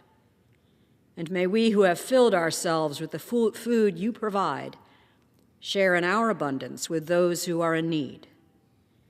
We incline our ears to you. Speak into our lives, as busy as they are, as overwhelmed as we are. Though the noise around us is deafening, may we come to you, for you are near. Though the sounds of the times are daunting, may we listen for your word, which casts out all fear. For you alone are the light of the world, and your word a lamp for our feet. Pierce the darkness and guide us each into this day and to the hope of your salvation. In your sovereign name we pray. Amen. The Chair has examined the journal of the last day's proceedings and announced to the House its approval thereof. Pursuant to Clause 1 of Rule 1, the journal stands approved.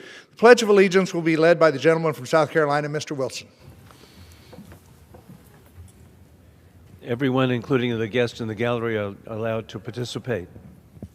I pledge allegiance to the flag of the United States of America and to the republic for which it stands, one nation under God, indivisible, with liberty and justice for all.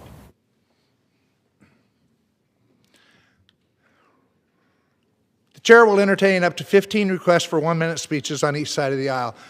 For what purpose does the gentleman from South Carolina seek recognition?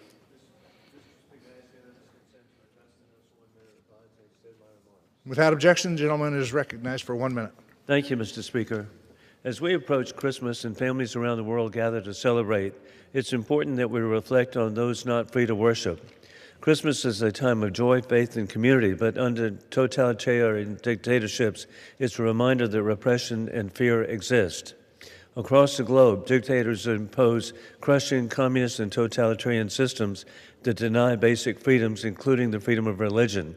Christmas celebrations are banned or subverted by war criminal Putin and the Chinese Communist Party to worship the state. America was founded that faith should be freely practiced, not state subverted. We honor the spirit of Christmas and the values of America. Merry Christmas to all countries. In conclusion, God bless our troops as the global war on terrorism continues.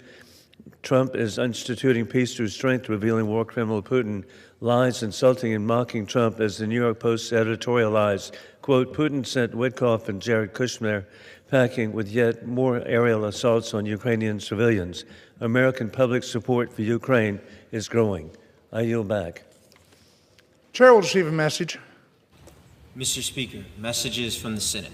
Mr. Speaker, gentlemen, I've been directed by the Senate to inform the House that the Senate has passed S-550, an act to provide for the equitable settlement of certain Indian land disputes regarding land in Illinois and for other purposes, in which the concurrence of the House is requested. For what purpose does the gentleman from Arkansas seek recognition? To address the House for 1 minute, revise and extend my remarks. Without objection, the gentleman is recognized for 1 minute.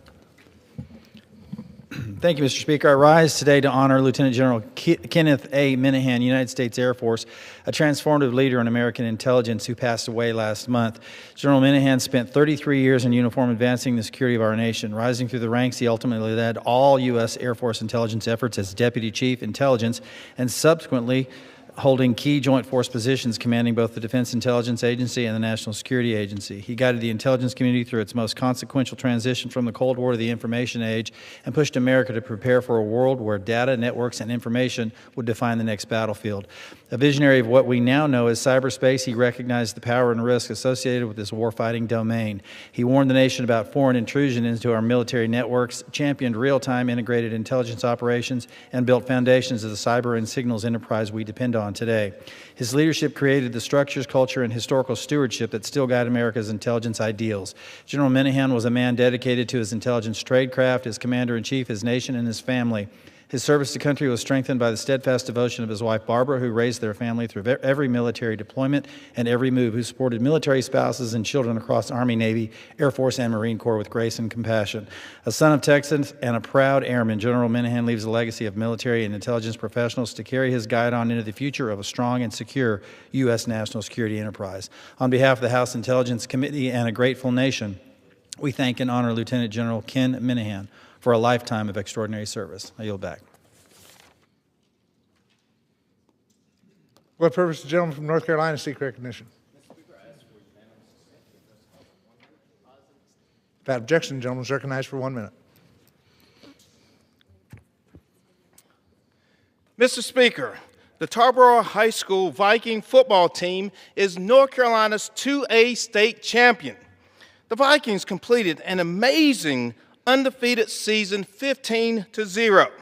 The victory marked the program's 10th championship title and back-to-back title wins.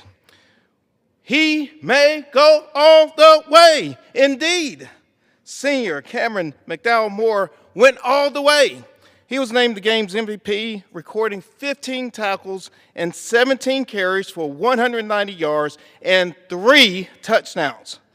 Coach Jeff Craddock, you're the absolute GOAT. Many thanks to Principal Terry Hopkins, coaches, parents, the Tarboro community, and the entire Viking family for your incredible support. When our student athletes succeed, the entire community wins. What a victory, Vikings. I yield back.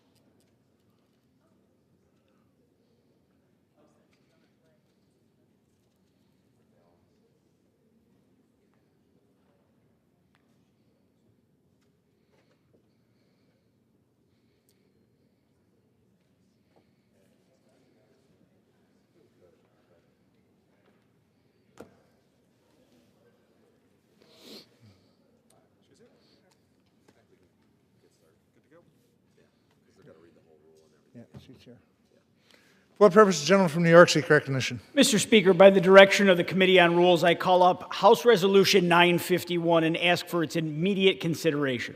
Clerk will report the resolution. House Calendar Number 50, House Resolution 951. Resolved that at any time after adoption of this resolution, the Speaker may, pursuant to Clause 2B of Rule 18, declare the House resolved into the Committee of the Whole House on the State of the Union for consideration of the bill, H.R. 4776, to amend the National Environmental Policy Act of 1969 to clarify ambiguous provisions and facilitate a more efficient, effective, and timely environmental review process. The first reading of the bill shall be dispensed with. All points of order against consideration of the bill are waived.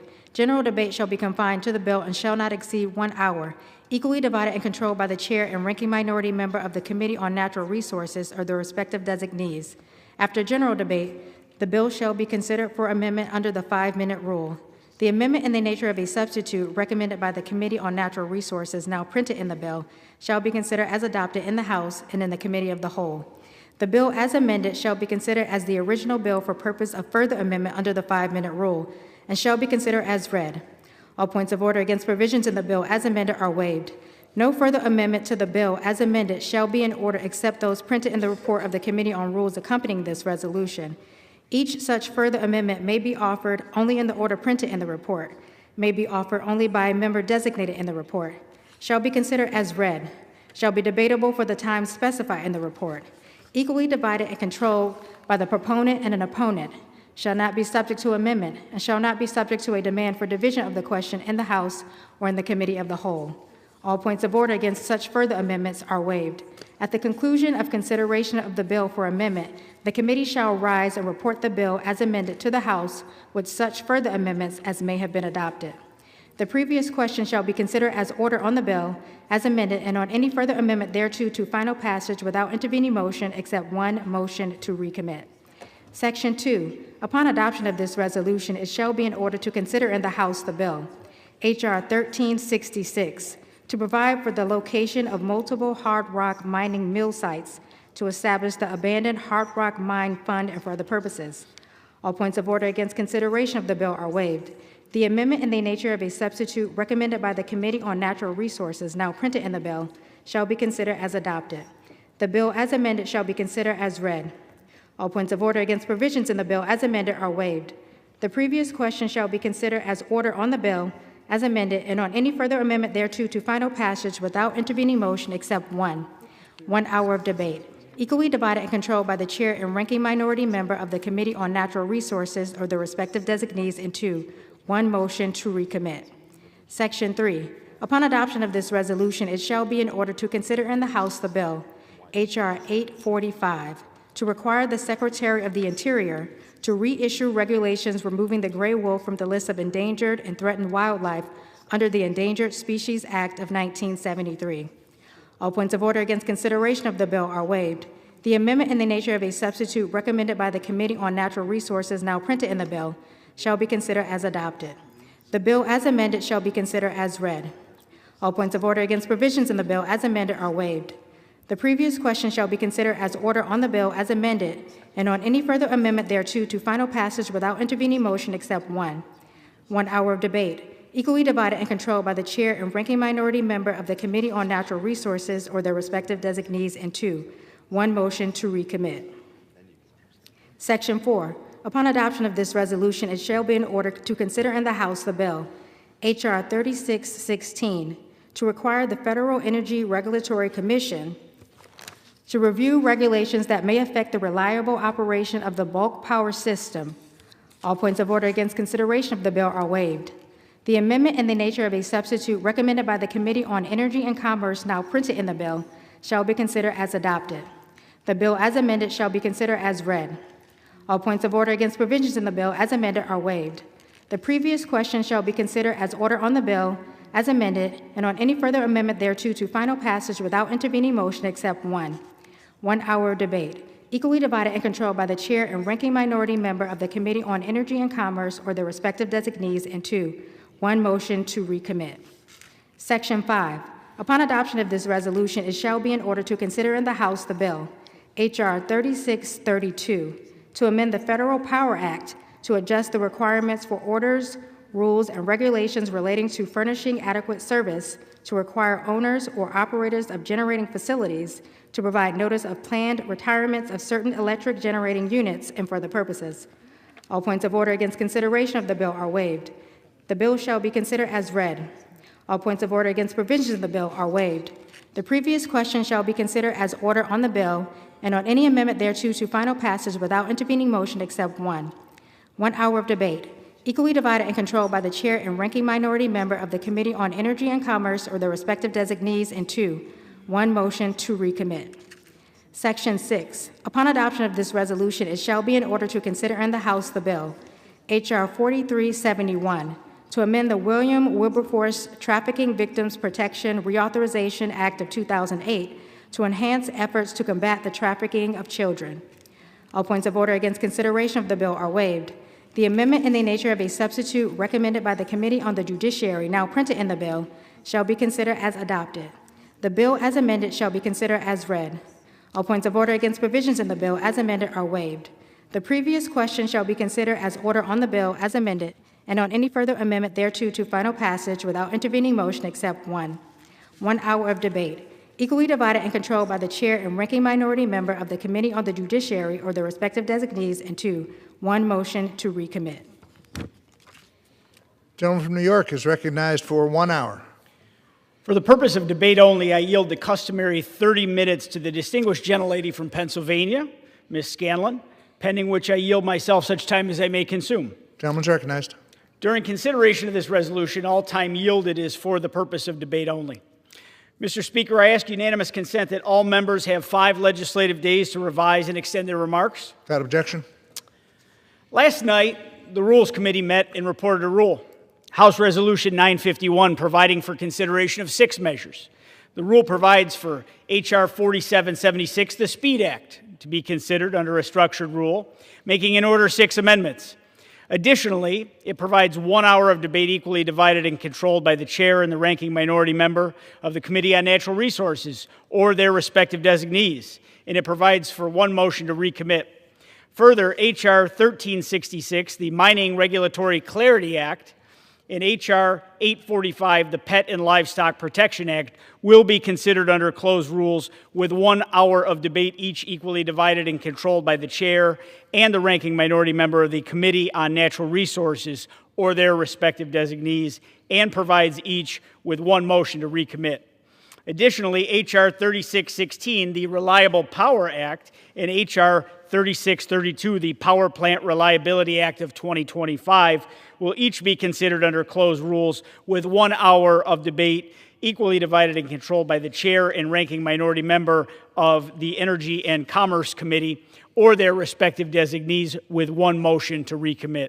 Finally, H.R. 4371, the Kayla Hamilton Act, will be considered under a closed rule with 1 hour of debate equally divided and controlled by the chair and ranking minority member of the Committee on the Judiciary or their respective designees, and provides 1 motion to recommit. Mr. Speaker, I rise in support of this rule and in support of the underlying legislation. The rule before us gives this House an opportunity to finally begin undoing the damage caused by years of reckless regulatory overreach and economic mismanagement driven by Democrats' failed policies. Joe Biden may no longer be in the White House, but American families are still paying the price for his administration's failures. Under President Biden, this country experienced the worst inflation spike in 40 years, and we're still paying the price. Groceries cost more, housing costs more, transportation costs more, and working families were left wondering how much further their paychecks could stretch. And that pressure didn't stop there. Under Democratic leadership, electricity prices surged by more than 20% in many parts of the country, including my own in New York. Families opened their utility bills and asked a simple question: why is this getting so expensive so quickly? And the answer is clear. Democrats chose ideology over affordability. They chose mandates over reliability. And they chose Washington control over simple, plain common sense. Mr. Speaker, the rule provides for consideration of H.R. 4776, the SPEED Act. And for years, Democrats have taken the well-intentioned National Environmental Policy Act, or NEPA, and twisted it far beyond its original purpose. NEPA was meant to be a common-sense safeguard for our environment, not a tool to block projects indefinitely. But that's exactly how it's being abused today. NEPA is now one of the most litigated statutes in federal law, not because projects fail environmental standards, but because a small group of activist organizations exploit the process itself. They file endless lawsuits to stall infrastructure, energy, and conservation projects for years and years, sometimes decades, with little regard to the real-world consequences for workers and families and communities and progress. And those consequences are real. Projects get shelves, costs skyrocket, jobs disappear, and families pay more for energy, housing, and basic infrastructure. We see this broken system clearly in upstate New York. Take Micron, a company and a project too big to fail. This historic investment to bring advanced semiconductor manufacturing back to the United States is critical for our country, for our national security, and for the upstate economy. This project means thousands of good-paying jobs and a stronger domestic supply chain. Yet, despite meeting some of the most stringent environmental review requirements in the country under New York law, Micron is still being forced through duplicative federal reviews that reach the very same conclusions as the state reviews. As a result, Micron is the only semiconductor project in the country held up pending a full environmental impact statement, not because of environmental risk, but because of bureaucratic delay and regulatory duplication. This is not environmental protection. This is regulatory paralysis, and it's costing us jobs and a brighter economic future. Time and again, Democrats defend this broken system because it gives Washington more control and activist groups more leverage. But because of this process, the result is gridlock. Nothing gets built, nothing gets fixed, and nothing gets cheaper. The SPEED Act restores balance. It reins in duplicative reviews. It requires the federal government to make timely decisions and stops endless delay from becoming the official policy of the government. If Democrats are serious about infrastructure, clean energy, and environmental progress, they should support fixing the permitting system that they helped break. They should have no problem supporting things like the SPEED Act. Mr. Speaker, the rule also provides for consideration of H.R. 3632, the Power Plant Reliability Act. Years of Democratic energy policy have put our electric grid under real significant strain, and Americans are feeling the consequences in real time. Demand is rising rapidly. Manufacturing growth and electrification are pushing this system harder and harder every single year. And at the same time, Democrats are forcing reliable baseload generation offline without a serious plan to replace it. Instead of coordinating policy, they regulate in silos. Instead of planning for reliability, they react after the fact. The Power Plant Reliability Act forces accountability. It ensures regulators cannot quietly retire critical power plants without fully understanding the reliability consequences on our nation. Americans don't need a white paper to understand what happens when reliability is ignored. They see it when the power goes out. They feel it when their energy bills spike. And they pay the price when Washington refuses to plan for real-world demand. Keeping the lights on should not be controversial. This should be something we should be able to get 435 votes on. But Democrats chose politics over reliability, and the families in this country are the ones paying the price right now. Premature plant retirements are only part of the problem. The rule further provides for consideration of H.R. 3616, the Reliable Power Act. The bill addresses another uncomfortable truth that Democrats don't want to admit. Federal agencies are finalizing regulations that directly threaten grid stability without fully accounting for the consequences, and that's just purely reckless. The Reliable Power Act, it requires a long-term reliability assessment that ensures that when serious risks are identified, regulators cannot simply ignore them and press ahead anyway. Quite simply, this legislation is about ending once and for all the implementation of asinine regulations that only harm our grid's reliability. Reliable electricity underpins everything: public safety, economic growth, hospitals, schools, national security. Republicans are treating that responsibility seriously, and that's why we're bringing this legislation forward today. Unfortunately, my colleagues on the other side of the aisle are not. And Mr. Speaker, the rule also provides for consideration of H.R. 1366, the Mining Regulatory Clarity Act. Democrats talk endlessly about supply chains and national security, but their policies undermine both. Domestic mining projects are stalled not because they fail environmental standards, but because Democrats have once again allowed endless litigation and regulatory ambiguity to choke them off. That means fewer American jobs. It means greater dependence on foreign adversaries that are getting rich in the process. And it means higher costs across our economy. If Democrats want secure supply chains and fewer imports from hostile foreign powers, this is exactly the kind of bill that they should support. Mr. Speaker, the rule also includes consideration of H.R. 845, the Pet and Livestock Protection Act. It's impossible to deny that the recovery of the gray wolf is a success story. Population goals were met years and years ago, yet Democrats refuse to trust the science and acknowledge clear success of saving the gray wolf population in this country. And why? Because it would mean betraying the radical environmental groups that want to see laws like the Endangered Species Act weaponized rather than work as intended to save these animals. Instead of bowing to their base and ignoring the science, Democrats have kept the future of gray wolf management trapped in endless litigation, leaving farmers and ranchers to deal with the real consequences that they face on their ranches and farms every single day. What are those consequences? Livestock are attacked. Livelihoods across rural America are threatened, all to satisfy the whims of a radical left activist base who thinks their food comes from the grocery store and their energy comes from a socket in the wall when you plug something in.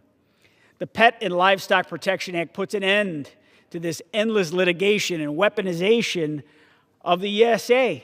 It recognizes science, acknowledges success, and restores balance, something our colleagues on the other side of the aisle seem unwilling to do. Mr. Speaker, and finally, the rule provides for consideration of H.R. 4371, the Kayla Hamilton Act. The bill exists because of a tragic failure. One of my Democratic colleagues who supported the last administration for 4 long years of open borders would rather continue to ignore. As the first Trump administration recognized, the unaccompanied alien children program has been exploited by criminals, including gang members, who come to this country as wolves in sheep's clothing. These individuals use the UAC system not for protection, but to recruit and traffic new members and to wreak havoc on American communities. Under the Biden administration, open border, no consequences policies my Democratic colleagues wholeheartedly supported, that exploitation exploded. During the Biden years, approximately 465,000 unaccompanied alien children were released to unvetted sponsors. The program lacked basic safeguards to prevent illegal aliens from serving as sponsors. According to Health and Human Services, roughly 85% of UAC sponsors lack lawful immigration status. Thanks to the Biden administration's own policies supported by Democrats for 4 years, countless smugglers, cartels, and bad actors profited from nothing less than the exploitation of children and human trafficking. Instead of tightening safeguards as encounters surged, Democrats chose to roll back background checks and sponsor reviews, moving children out of law enforcement custody faster, regardless of risk. The consequences to innocent children harmed from years of this horrific policy choice have yet to fully be reckoned with and will certainly haunt generations of innocent victims for years to come. What we do know is that in May of 2024, the Biden administration had lost track of more than 320,000 unaccompanied alien children, placing them at heightened risk of sex trafficking, forced labor, and abuse. Mr. Speaker, this is not compassion. This is pure negligence. Picking up the pieces from the wreckage of the Biden-Harris immigration policies, the Trump administration has committed to locating these children and to saving lives, something that eluded Democrats for 4 long years. So far, more than 22,600 unaccompanied children have been located. Over 400 sponsors have been arrested, and tragically, 27 minors have been found dead. Victims of murder, victims of suicide, victims of drug overdose. Those are not statistics. Those are lives that are forever lost to tragedy. The Kayla Hamilton Act restores basic safeguards. It requires background checks. It seeks criminal records from home countries, and it puts public safety first. I urge my colleagues to support this rule. I urge my colleagues to support the underlying legislation, and I reserve the balance of my time. Gentleman reserves the balance of his time. Gentlelady from Pennsylvania. Thank you. Mr. Speaker, I rise in strong opposition to today's rule. While Americans are going into the holiday season struggling with rising prices and the high cost of living, with just days left before health insurance premiums are set to skyrocket for 22 million Americans, while the president is leading the country to war with Venezuela, and yet another mass shooting has claimed the lives of young Americans, Republicans are using the final legislative days of 2025 to prioritize 6 unserious make-work bills. They're using precious floor time and resources to put forward messaging bills with no chance of passing, bills that have nothing to do with the reality that most Americans are living and the problems that they want Congress to solve. But that is what this country has come to expect from House Republicans, who've used their control of the House as a vehicle for PR stunts and to pick the pockets of working people in order to line the pockets of the wealthy and the well-connected. Under Republican control of the House, the Senate, and the White House, 2025 has been a year of chaos, controversy, and corruption, in which every day brings a new self-inflicted crisis. While most of this chaos has originated from the White House, congressional Republicans are no less responsible, for they've aided and abetted this administration's agenda at every turn. How humiliating that in recent weeks, staff at the White House have openly mocked the subservience of House Republicans. From day one of this term, Republicans in Washington have made clear they're here to serve their donors, to serve billionaires and big business, and not the American public. They spent the first half of the year ramming through their partisan big ugly bill, which gave permanent budget-busting tax cuts to the rich, while canceling Medicaid and SNAP for millions of Americans. They continually prioritize big business and culture wars in legislation like the bills before us in today's rule, a series of bills that put their thumb on the scale for the oil and gas industry at the expense of Americans' health and the stewardship of the environment. And Republicans are deliberately choosing to raise Americans' health care costs because they refuse to extend the ACA tax credits. Americans everywhere are pleading with Congress to lower the cost of living as families struggle to afford housing, health care, child care, and even groceries. Trump campaigned on a promise that he would lower prices on day one. But once in office, he's put tariffs on almost every good coming into the U.S., directly raising the prices for nearly everything we buy. Whether it's food at the grocery store, home appliances, a new car, Trump's trade wars and tariffs have made everything more expensive. And these trade wars have undermined key portions of our economy. The tariffs have already cost us nearly 50,000 manufacturing jobs, and our tourism industry is suffering greatly. Making matters worse, Congress could end the tariffs today. The House could vote today on any number of Senate-passed resolutions that would end the Trump tariffs. But Speaker Johnson has blocked every one of those bills. House Republicans have now voted on 4 separate occasions to block legislation that would end the Trump tariffs. They've repeatedly doubled down on that decision to keep your prices high. But it's not just the tariffs. Just last week, House Republicans blocked bipartisan legislation that could have become law, that would have built new homes all over America, lowered rents, and made mortgages more affordable. And with health care, Americans are seeing the biggest increase in health insurance costs in 15 years. Yet the Republican majority is actively opposing extension of the ACA tax credits that lower premiums for 22 million Americans. While Republicans fail to act on affordability, they're also conspicuously silent on the near-daily corruption emanating from this White House. Trump has pardoned hundreds of criminals convicted of serious offenses, including drug traffickers, money launderers, and fraudsters, depriving Americans of justice and restitution and enabling at least some of those pardoned to commit further crimes. In many of these pardons, they've come at a price. Trump pardoned Juan Orlando Hernandez, who was convicted of trafficking 400 tons of cocaine into the United States. And ostensibly, this pardon will influence a presidential election in Honduras. Trump pardoned the CEO of Binance after he made a $2 billion investment in the president's campaign. World Liberty Financial and nearly a dozen well-connected individuals, many of them donors to the president's campaign or investors in his companies, have also received pardons. Trump's also shown a curious leniency to major criminals. He pardoned Russ Albrecht, who ran one of the biggest drug trafficking and money laundering operations on the deep web, And the president dropped criminal charges against multiple MS-13 gang leaders in order to help cover up a corruption scandal for his ally, the Salvadorian President Bukele.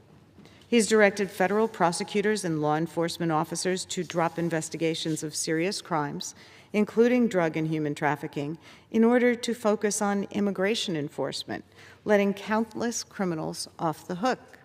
Of course, we can't forget the years-long cover-up of the Epstein files. On the campaign trail, Trump and his allies swore they would release the Epstein files, but once in office, they've blocked their release for 11 months. Ultimately, it's taken an act of Congress to force the president to release those files. The deadline to release the Epstein files is this Friday, but we still haven't seen a single document from the White House or the Department of Justice. Again, all this begs the question, what exactly is this White House trying to hide? All this time, while Trump is pardoning drug traffickers and dropping charges against gang members and violent insurrectionists who assaulted cops, congressional Republicans have been silent. And if you ask Speaker Johnson about it, as the press has, he'll tell you he has no idea what you're talking about.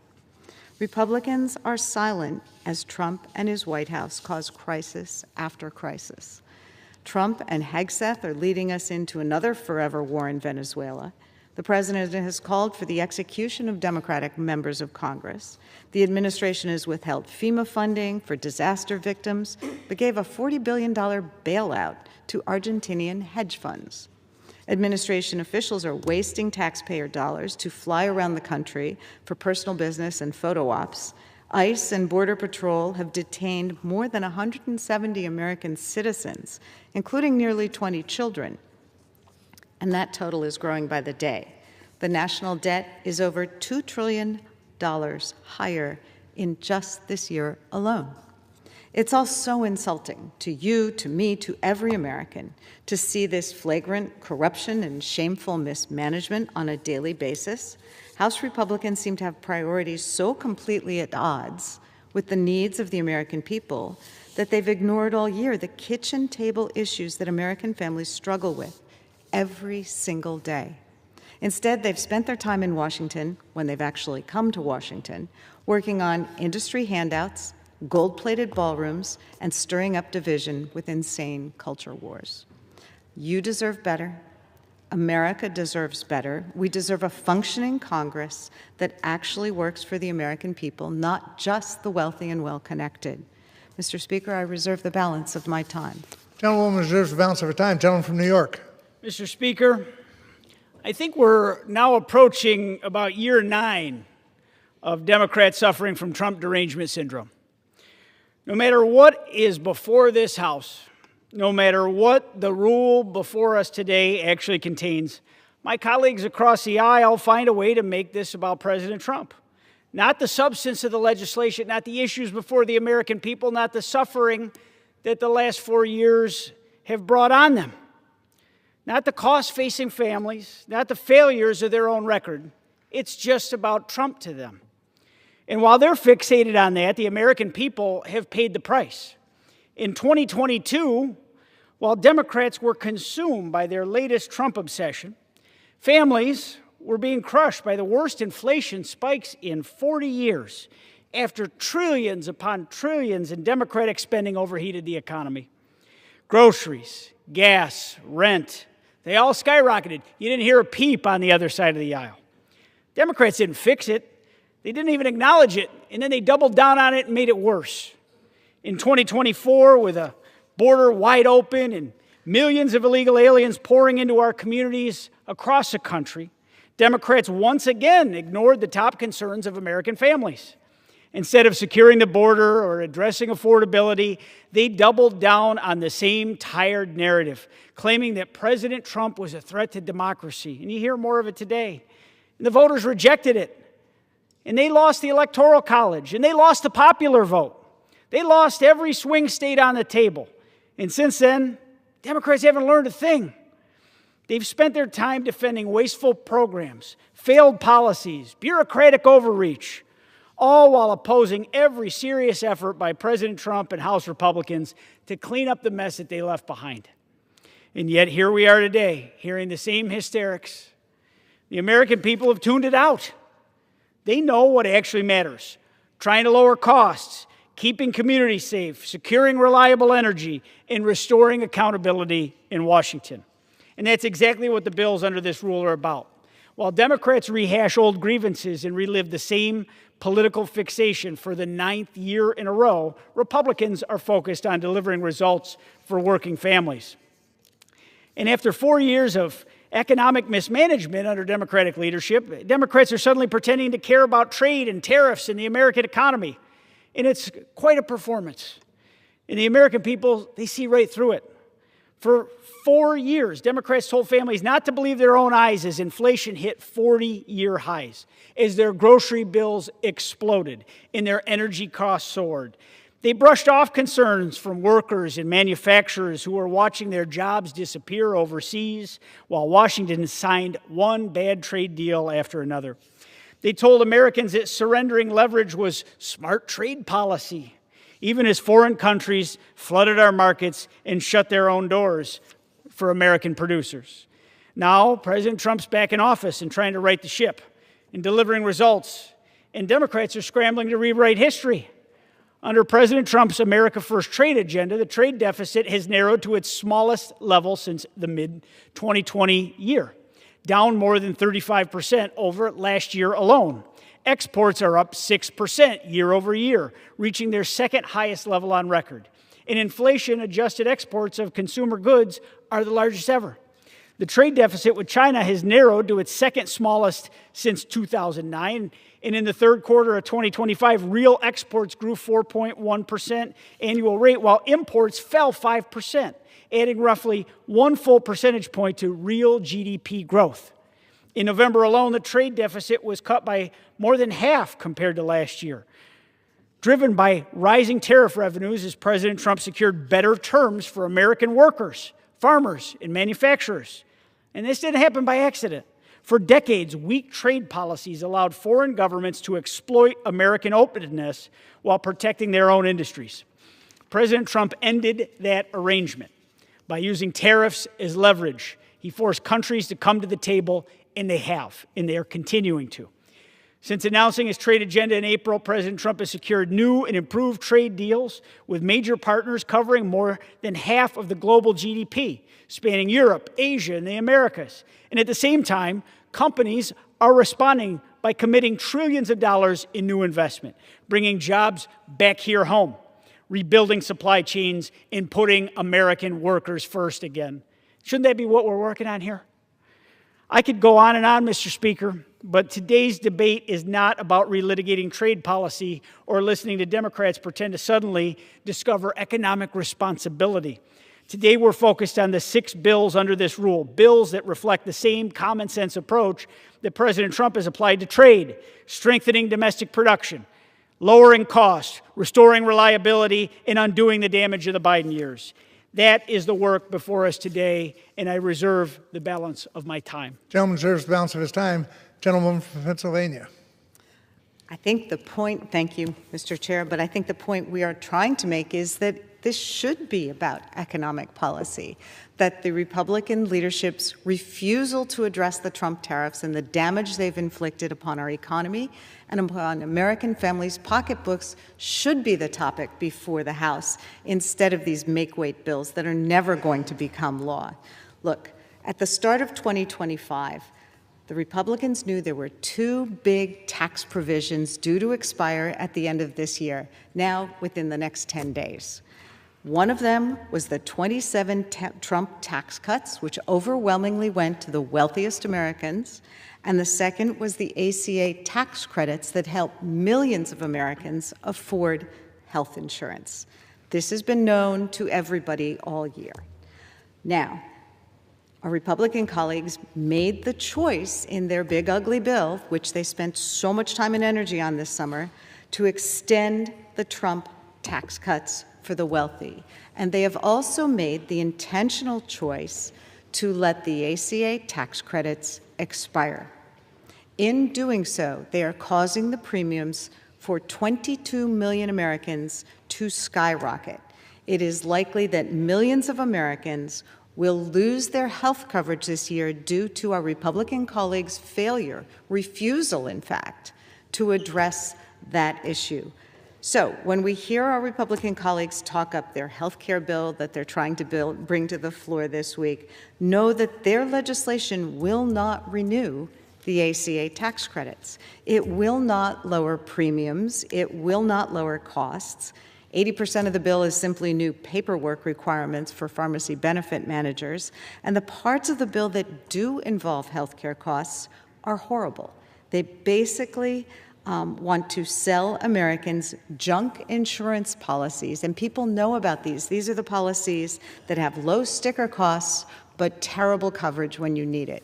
So we really just have been imploring our colleagues to come to the table, to try to do what the American people need them to do so that Americans have health coverage when they need it.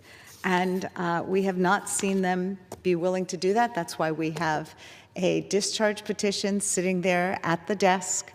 We just need 4 Republicans to join all of the Democrats in the House to force a vote to extend the ACA tax credits, and we would invite them to do so. And with that, Mr. Speaker, if we defeat the previous question, I will offer an amendment to the rule to provide for consideration of H.R. 6074, which would extend the Affordable Care Act enhanced premium tax credits for 3 years through 2028. Mr. Speaker, for months, Democrats have sounded the alarm about the expiring enhanced premiums, urging the Republican majority to join us in extending these premiums before the end of the year so that all of our constituents can get the health care coverage they deserve. Millions of Americans have already received notices from their health plans that their premiums are going to skyrocket starting January 1st of 2026, just a few days from now, in some cases by over $1,000 a month. The median income in my district is about $80,000 for a family of 4. They can't afford an additional $12,000 a year for health insurance. But there are only 3 legislative days left to fix this problem before the health insurance costs of over 20 million Americans rise. But this Republican majority has ignored and blocked any effort to extend those credits. The majority even told their own moderates they won't get a vote on the floor to extend them. So I'm happy to give them that vote right now. We can defeat the previous question. We can consider a bill that would extend the ACA enhanced premium tax credits for 3 years. There's no more time to waste. The deadlines are all passed. We have to act now for the American people. So, Mr. Speaker, I ask unanimous consent to insert the text of my amendment into the record, along with any extraneous material, immediately prior to the vote on the previous question. Without objection. Mr. Speaker, to discuss our proposal, I yield 4 minutes to the gentleman from California, Mr. Min. The gentleman from California is recognized for 4 minutes. Thank you, Mr. Speaker, and thank you, Representative. I was with interest that I heard the remarks of my colleague from New York. As someone, I just wanted to correct a few things. As someone who just won one of those swing seats that was in play last year, I would say that it was not a mandate, but you all did win Congress, you did win the presidency, and I think that Republicans last year rightly focused on inflation, the cost of living, and the economy as key issues that Americans are facing. Now, I represent a very wealthy district. Median income in my district is about $130,000. But even in my district right now, people are suffering. When I go visit my food banks, the usage right now is at record highs. And this is directly related to the policies that were in the One Big Beautiful Bill, as is Orwellianly named by our Republican colleagues. The tariffs and the OBBB in combination have caused costs to skyrocket, and inflation right now is as high as it's ever been, as high as it ever was under Biden. They're seeing their electric costs go up because of the giveaways to utilities, the crackdown on renewable energies, very cheap forms of energy in places like California. They're seeing their grocery prices go up because of the tariffs. And they are set to see their health insurance costs go massively up. When I go out there and I talk to my families, it's not like they have one budget for utilities and one budget for food and one budget for health insurance. They have a budget, and they are struggling right now to pay for things. And they are now going to see in the state of California, in my district, their health insurance costs, if they're purchasing it on an exchange, between 50% to 200% or more, as was announced by Covered California just last month. That is a cost that people just can't afford, no matter how much you're making. Now, I know the billionaires do pretty well under this presidency, under this Republican-controlled Congress, but regular people, even people who are making a good amount of money, are struggling to get by right now to pay those bills. And we have talked to too many people right now. I've talked to too many people in my district that are making that hard decision. Many of them we know will drop their health insurance because they just can't afford to pay it. And they need food, they need to keep the lights on, they need to pay gas to get to work. So they're going to drop off of health insurance. And that means that we'll have more families that are one catastrophic illness or injury away from bankruptcy, something that is far too common. And you can multiply that by millions and millions of households across this country right now, because millions of households are facing that same dilemma. And so I urge my Republican colleagues right now to ignore what your president's doing. He's focused on the ballroom. He's focused on building out our golf courses here in D.C., according to yesterday's news. He's focused on foreign affairs, giving money to Argentina, blowing up boats off the coast of Venezuela. What he is not focused on, and what I'd urge my Republican colleagues to start focusing on, is the cost of things right now. And we have a way to do that, a bipartisan initiative. We'd love it to be bipartisan if you all would join us in just giving a clean 3-year extension of the ACA tax credits. This is something that would give immediate relief to millions of families out there that are seeking to lower their costs. Now, I know we have this vote coming up on this package of health care bills. What I'd say, very complicated stuff, lots of random proposals in there, clearly an attack on women's reproductive rights and access to contraception. That's a key part of what these health care bills will do.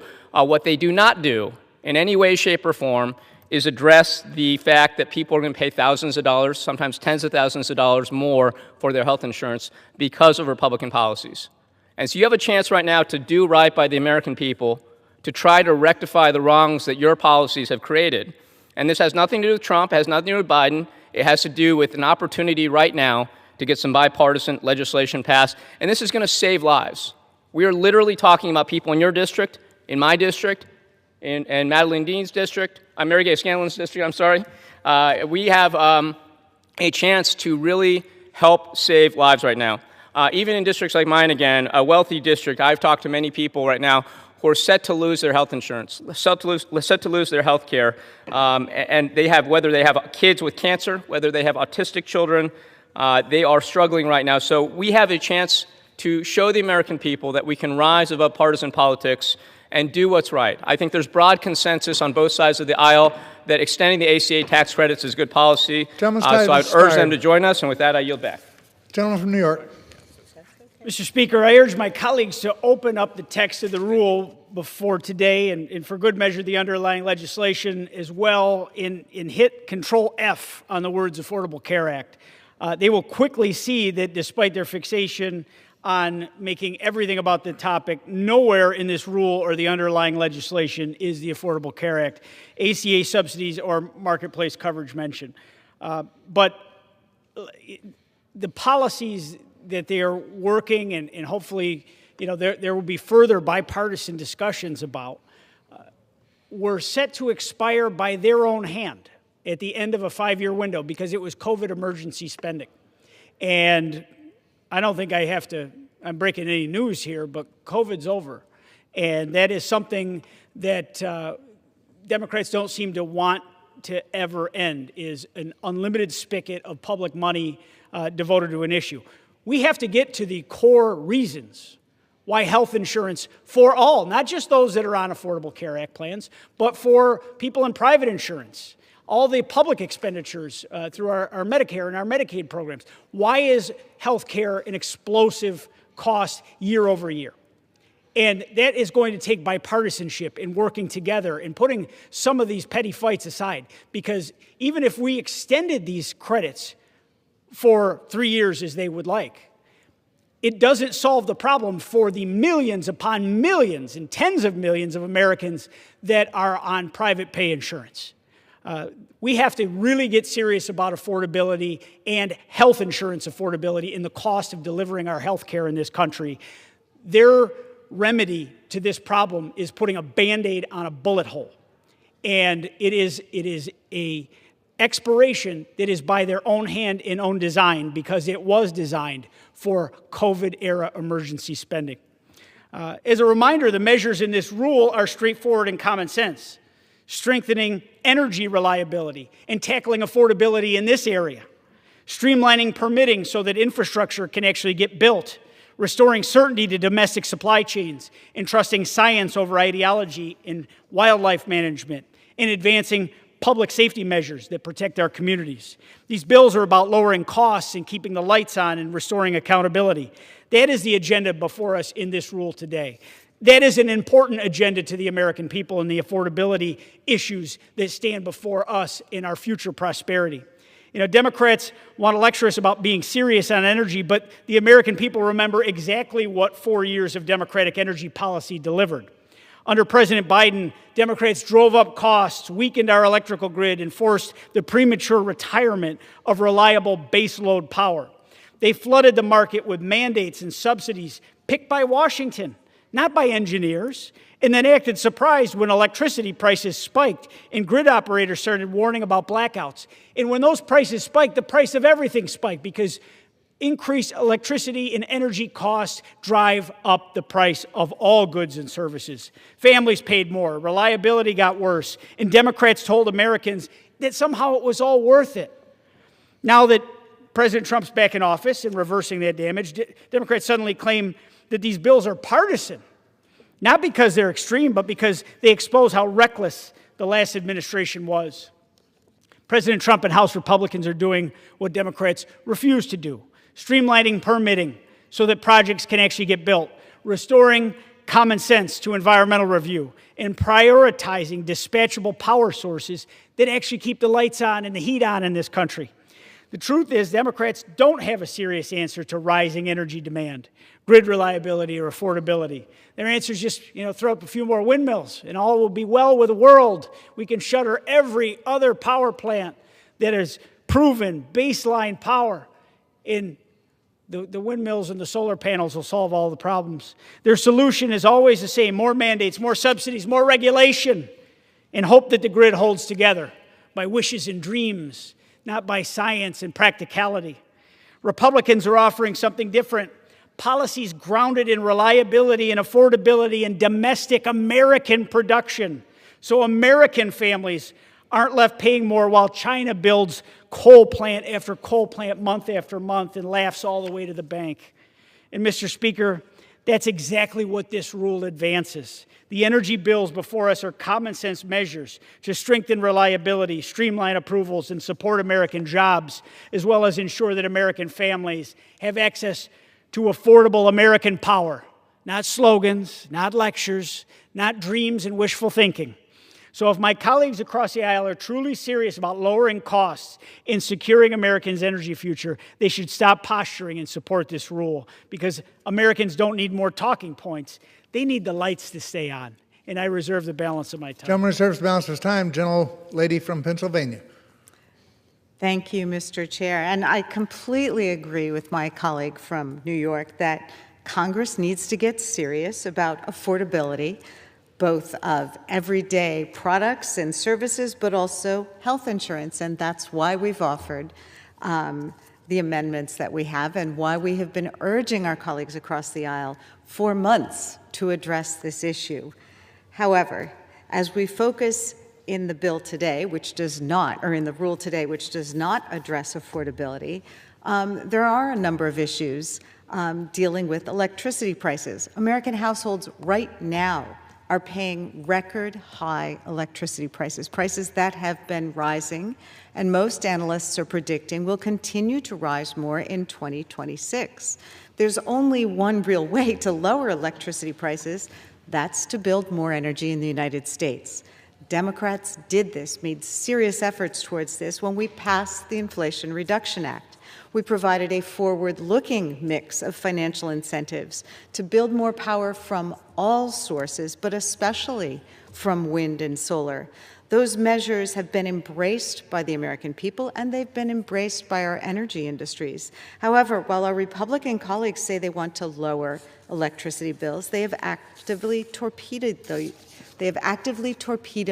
these efforts to build more domestic energy. President Trump and congressional Republicans have rescinded nearly all of the investment incentives from the IRA, and as a result, we're seeing domestic power generation decreasing, household electricity costs rising, and thousands of good-paying jobs being effectively canceled. At the same time, the big, beautiful bill gave huge handouts to the oil and gas industry, handouts that won't increase energy production but will simply pad the profits of Chevron and Exxon. This is the Republican energy agenda: higher prices for you, the consumer, and higher profits for the oil and gas industry. It's an incentive that we see continued in some of the bills under consideration in this rule today, which will require that coal-generating electricity plants stay online even when they have outlived their usefulness and their profitability, meaning, once again, consumer costs go up, but the coal industry gets the benefit. With that, Mr. Speaker, I would reserve my time. Gentlewoman reserves the balance of her time. Gentleman from New York. Mr. Speaker, my colleague across the aisle wants to paint these bills as giveaways, which is wild considering what Democrats themselves have already done. Democrats passed the so-called Inflation Reduction Act, the most poorly named bill in the history of the Congress, because it did nothing but skyrocket inflation. And everyone's got the proof of that in their weekly grocery bill, in their utility costs. It happened on their watch. They dumped massive new spending onto an overheated economy and helped drive the worst inflation in 40 years. And that's just fact. That's not disputable. And despite the title, it didn't reduce any inflation, not even close. What it did was create a massive subsidy pipeline for green energy companies, all tied to the People's Republic of China. Chinese firms, ultimately answerable to the Chinese Communist Party, rushed in to take advantage of all these credits and the programs that Democrats set up. Apparently, that part has slipped their memory. When House Republicans tried to add basic guardrails to stop those subsidies from flowing overseas to China, Democrats objected. Not quietly, they objected loudly. So when Democrats start throwing around the word giveaway, it's fair to wonder whether they've forgotten their own record or they're just hoping that everyone else is focused on something else. Democrats are perfectly willing to outsource Americans' energy future, our national security, to foreign adversaries to pursue their agenda. Republicans are doing the opposite. We're strengthening domestic production. We're securing supply chains here at home in the United States and reducing our dependence on China. And that brings us back to the rule before us today. The 6 bills in this rule are focusing on restoring reliability, supporting domestic production, streamlining permitting so that projects can actually move forward and lower the costs for American taxpayers. That is the work before the House today, and I reserve the balance of my time. Gentleman reserves the balance of his time. Gentlelady from Pennsylvania. Thank you. I would just inquire whether my colleague is prepared to close. Yes. Okay. Gentlelady from Pennsylvania. Thank you. Mr. Speaker, we've heard some well-intentioned debate from our Republican colleague today, but the fact remains that this week is being wasted on messaging bills that will not become law. All year, Republicans have failed to act on affordability. They failed to bring down housing costs, to control inflation at the grocery store, or to lower electricity bills. They were elected to office to tackle these problems, but for an entire year, they've sat on their hands, opting for press conferences and tweets instead of legislation and deal-making. Earlier this year, Republicans ended health care coverage for 15 million Americans with their big, ugly bill. All this year, Republicans have blocked each and every effort to renew the ACA tax credits. Now, health insurance costs are at a 15-year high, and premiums are set to skyrocket for 22 million people. In my district and in most of America, electricity prices are through the roof. Meanwhile, the Trump administration has bent over backwards for AI companies, cut billions of dollars in energy investments, and canceled major clean energy projects.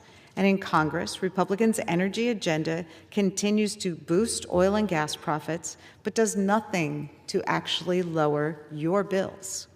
This past weekend, America witnessed yet another mass shooting that took the lives of 2 and critically injured 9 more. This year has seen 391 mass shootings. We've lost nearly 14,000 people to senseless gun violence.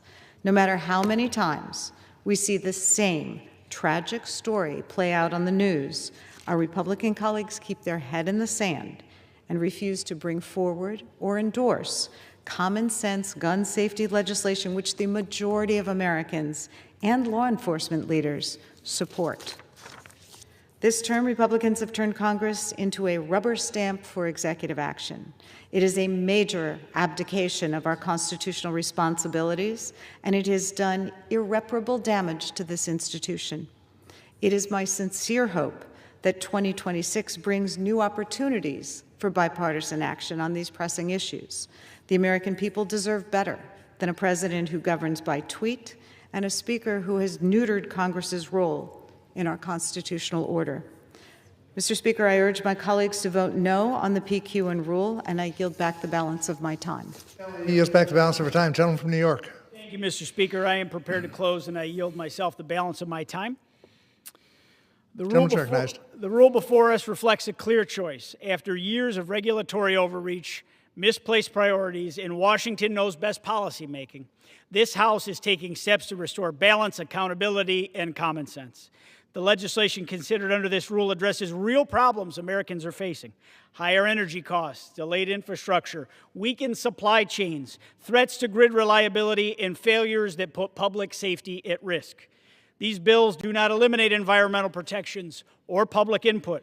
They simply require the federal government to act responsibly, plan for real-world consequences, and stop using endless process as an excuse for inaction. Republicans are focused on getting things built, keeping the lights on for Americans, keeping the heat on, protecting communities, and strengthening America's economic and national security. That is what the American people expect, and that is what this rule in the underlying legislation advances. I strongly support the rule before us today, and with that, Mr. Speaker, I yield back the balance of my time, and I move the previous question on this resolution. Question is on ordering the previous question on the resolution. Those in favor say aye. Those opposed, no. In the opinion of the chair, the ayes have it. I'd request the yeas and nays, please. Yeas and nays are requested. Those favoring a vote by the yeas and nays will rise. Sufficient number having arisen, the yeas and nays are ordered. Pursuant to Clause 8 of Rule 20, further proceedings on this question will be postponed. Pursuant to Clause 12A of Rule 1, the chair declares the House in recess, subject to the call of the chair.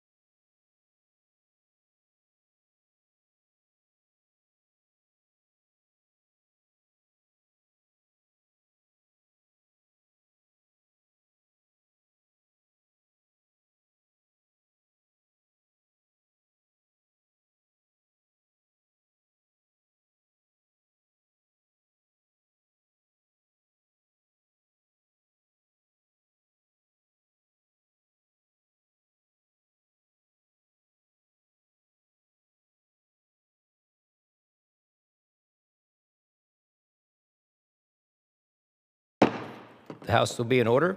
Proceedings will resume on questions previously postponed. Votes will be taken in the following order. Ordering the previous question on House Resolution 951 and adoption of House Resolution 951 if ordered. The first electronic vote will be conducted as a 15-minute vote. Pursuant to Clause 9 of Rule 20, remaining electronic votes will be conducted as 5-minute votes. Pursuant to Clause 8 of Rule 20, the unfinished business is the vote on ordering the previous question on House Resolution 951, on which the yeas and nays are ordered. The clerk will report the title of the resolution. House Calendar Number 50, House Resolution 951. Resolution providing for consideration of the bill, H.R. 4776, to amend the National Environmental Policy Act of 1969 to clarify ambiguous provisions and facilitate a more efficient, effective, and timely environmental review process, providing for consideration of the bill, H.R. 1366, to provide for the location of multiple hard rock mining mill sites to establish the Abandoned Hard Rock Mine Fund and for the purposes, providing for consideration of the bill, H.R. 845, to require the Secretary of the Interior to reissue regulations removing the gray wolf from the list of endangered and threatened wildlife under the Endangered Species Act of 1973, providing for consideration of the bill, H.R. 3616, to require the Federal Energy Regulatory Commission to review regulations that may affect the reliable operations of the bulk power system, providing for consideration of the bill, H.R. 3632, to amend the Federal Power Act to adjust the requirements for orders,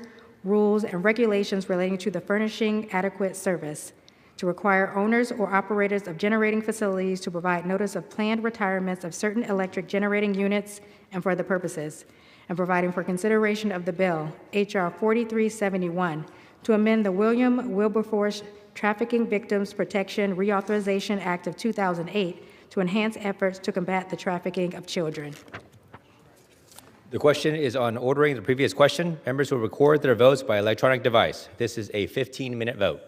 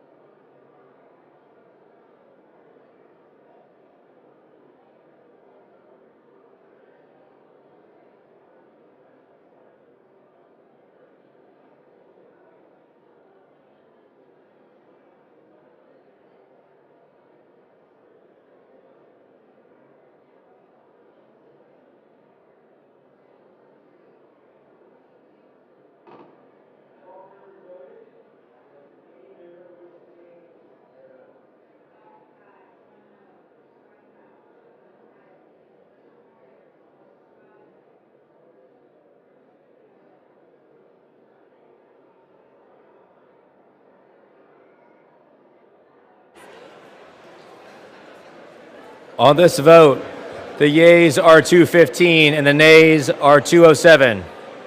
The previous question is ordered. The question is on an adoption of the resolution. Those in favor say aye. Those opposed say nay. No. The opinion of the chair, the ayes have it. We'd request a recorded vote. For what purpose for the gentlewoman from Pennsylvania? Yes, we request the yeas and nays. The yeas and nays are requested. Those favoring a vote by the yeas and nays will rise. A sufficient number have risen. The yeas and nays are ordered. Members record their votes by electronic device. 5-minute vote.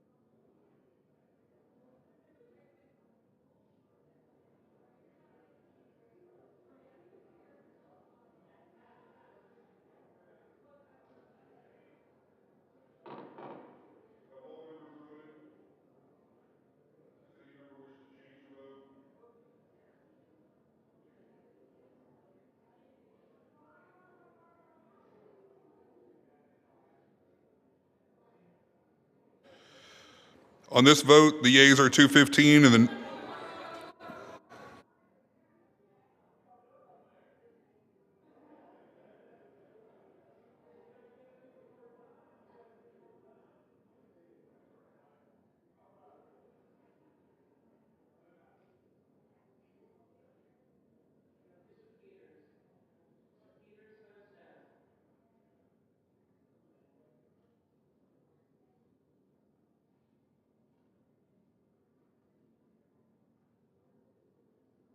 start at the top. Okay. On this vote, the yeas are 215, nays are 209. The resolution is adopted. Without objection, a motion to reconsider is laid on the table.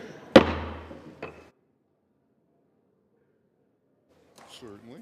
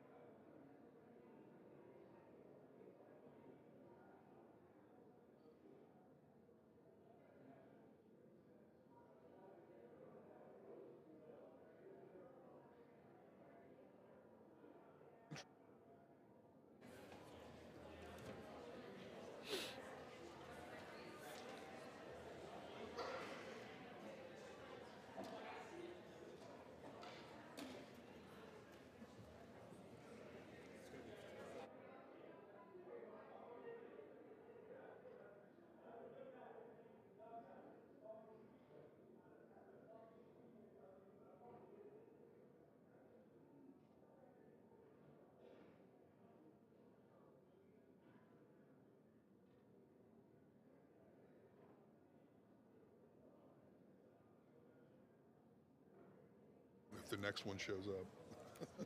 There is that. You believe that when you see it.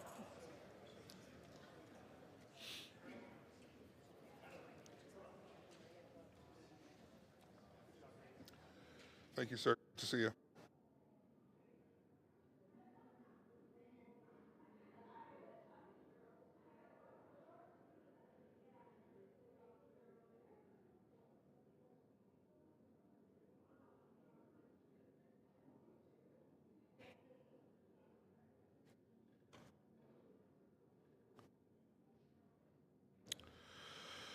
For what purpose does the gentleman from South Carolina seek recognition? Mr. Speaker, pursuant to House Resolution 951, I call up the bill H.R. 4371 and ask for its immediate consideration in the House. The clerk will report the title of the bill. Union Calendar Number 297, H.R. 4371, a bill to amend the William Wilberforce Trafficking Victims Protection Reauthorization Act of 2008 to enhance efforts to combat the trafficking of children. Pursuant to House Resolution 951, the amendment in the nature of a substitute recommended by the Committee on the Judiciary, printed in the bill, is adopted, and the bill, as amended, is considered read. The bill as amended shall be debatable for 1 hour, equally divided and controlled by the chair and ranking minority member of the Committee on the Judiciary or their respective designees. The gentleman from South Carolina, Mr. Fry, and the gentlewoman from Washington, Ms. Jayapal, each will control 30 minutes. The chair recognizes the gentleman from South Carolina. Mr. Speaker, I ask unanimous consent that all members may have 5 legislative days in which to revise and extend their remarks and insert extraneous material on H.R. 4371. Without objection. I yield myself such time as I may consume. The gentleman is recognized. Thank you, Mr. Speaker. I rise today in strong support of this legislation, H.R. 4371, the Kayla Hamilton Act. This legislation at its core is about common sense, and that if we had done a simple fix like this, Kayla would still be alive. It's something that I think my Democrat counterparts have lost track of during the last administration. During the Judiciary Committee hearing, Kayla was referred to by one of my Democrat colleagues, repulsively called her in our committee a, quote, random dead person. Kayla was a beloved daughter. She loved life. She loved her family. She had a cat named Oreo that she cared for. She loved her God. She was a young woman whose future was stolen from her by someone who never should have been in this country to begin with. In 2022, during the Biden-Harris administration, Kayla's killer illegally crossed the southwest border as an unaccompanied alien child, what they are commonly referred to as a UAC. Walter Javier Martinez, a 16-year-old Salvadoran national, admitted to authorities that his aunt paid a guide $4,000 to smuggle him into the United States. As is required by law with most UACs, Walter was then transferred to the custody of the Office of Refugee Resettlement at the Department of Health and Human Services. Instead of conducting a basic criminal or gang affiliation check, HHS instead focused on programming and wellness activities while missing clear signs of gang involvement. Despite incomplete information and the sponsor's lack of legal status in the country themselves, HHS approved the placement. Martinez ran away within weeks from his sponsor, becoming one of more than 150,000 UACs in the last administration lost track of. According to his sponsor, months later, Walter left, and I quote, to do what he was doing in his home country, get trouble on the streets and hang out with gang members. The federal government just needed to make a phone call to El Salvador. That's all that would have solved this. Instead, Kayla was brutally murdered because the government failed to vet Walter, a known MS-13 gang member with gang tattoos and a criminal history. The Kayla Hamilton Act will help ensure another murder like Kayla's does not happen. First, this bill requires HHS to find out for UACs that are over 12 years of age if there is a criminal history for gang affiliation or gang activity in the child's home country. Opponents falsely claim that the bill mandates strip searches. It simply allows checks for gang tattoos during routine medical intake. This stuff already happens. We're just asking that somebody ascertain whether that tattoo is related to a gang. We also ask that they check their home country and see if they have a criminal background. We're not doing that. This is common sense. This gang-affiliated UACs would be housed in a secure facility under this bill, designed to protect them from themselves and others. Opponents say this provision will lead to the indefinite detention of children. In reality, UACs will only be held for the pendency of their immigration proceedings. That's it. When an alien is in a secure placement, their immigration proceedings generally are resolved expeditiously within weeks or months. Next, the bill bars illegal aliens from serving as sponsors. I think that's a key component to protect the children themselves. UACs should not be placed in a home of a person with no immigration permanence in this country where their caregiver may be deported at any moment. That is not a stable environment for a child to live or to thrive. The Democrats say that this bill will cause family separation. This reform ends the perverse incentive that encourages illegal alien parents to have their children smuggled across the border. That practice is happening right now, has been happening for years, particularly under the last administration. We should not be complicit in the smuggling of children into this country. No more. In the last administration, UACs were placed with sponsors before required background checks were even finalized. Mr. Speaker, that's kind of the point, right? That if you're a UAC, that we're not going to place a child in somebody's home where we don't know who they are and we don't know their background. But that's actually what's happening under the last administration. In some cases, criminal and sex offender checks were never initiated.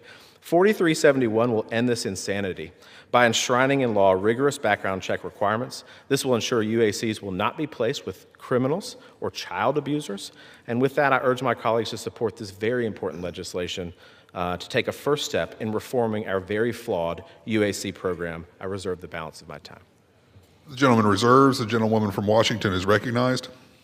Thank you, Mr. Chairman. I yield myself such time as I may consume. The gentlewoman is recognized.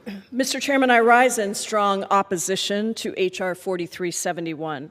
Kayla Hamilton's death was a senseless tragedy, and my heart goes out to her family and her loved ones. Every single one of us wants to do anything we can to make sure such a thing doesn't happen again. And I understand the impulse to do just anything to try and prevent this. But responsible governance means working together to create sensible solutions, not weaponizing tragedies to push through political priorities. Under the guise of, quote, preventing child trafficking, this bill would subject unaccompanied kids to abusive practices like invasive bodily searches. It would make it harder to release them from detention, in spite of the protections that Congress established in the Trafficking Victims Protection Reauthorization Act of 2008. That was a bill that was passed by both chambers by unanimous consent. I do wish that we were working on real reforms that are needed, especially as President Trump has set aside long-standing protections for unaccompanied children. Right now, these kids are spending more time in government custody than ever amidst Trump's campaign of mass kidnappings and disappearances. An NIH study found that 75 to 80% of unaccompanied children are victims of human trafficking. But instead of treating them like victims of crime, this bill treats them like the criminals. The majority claims that there are no security procedures in place for unaccompanied children, but that is simply not true. Since 2019, CBP has taken the fingerprints of unaccompanied children that are 14 and over. This policy that was started by the Trump administration continued by the Biden administration. This means that at least 70% of the unaccompanied children who entered during the previous administration were subjected to fingerprinting and background checks.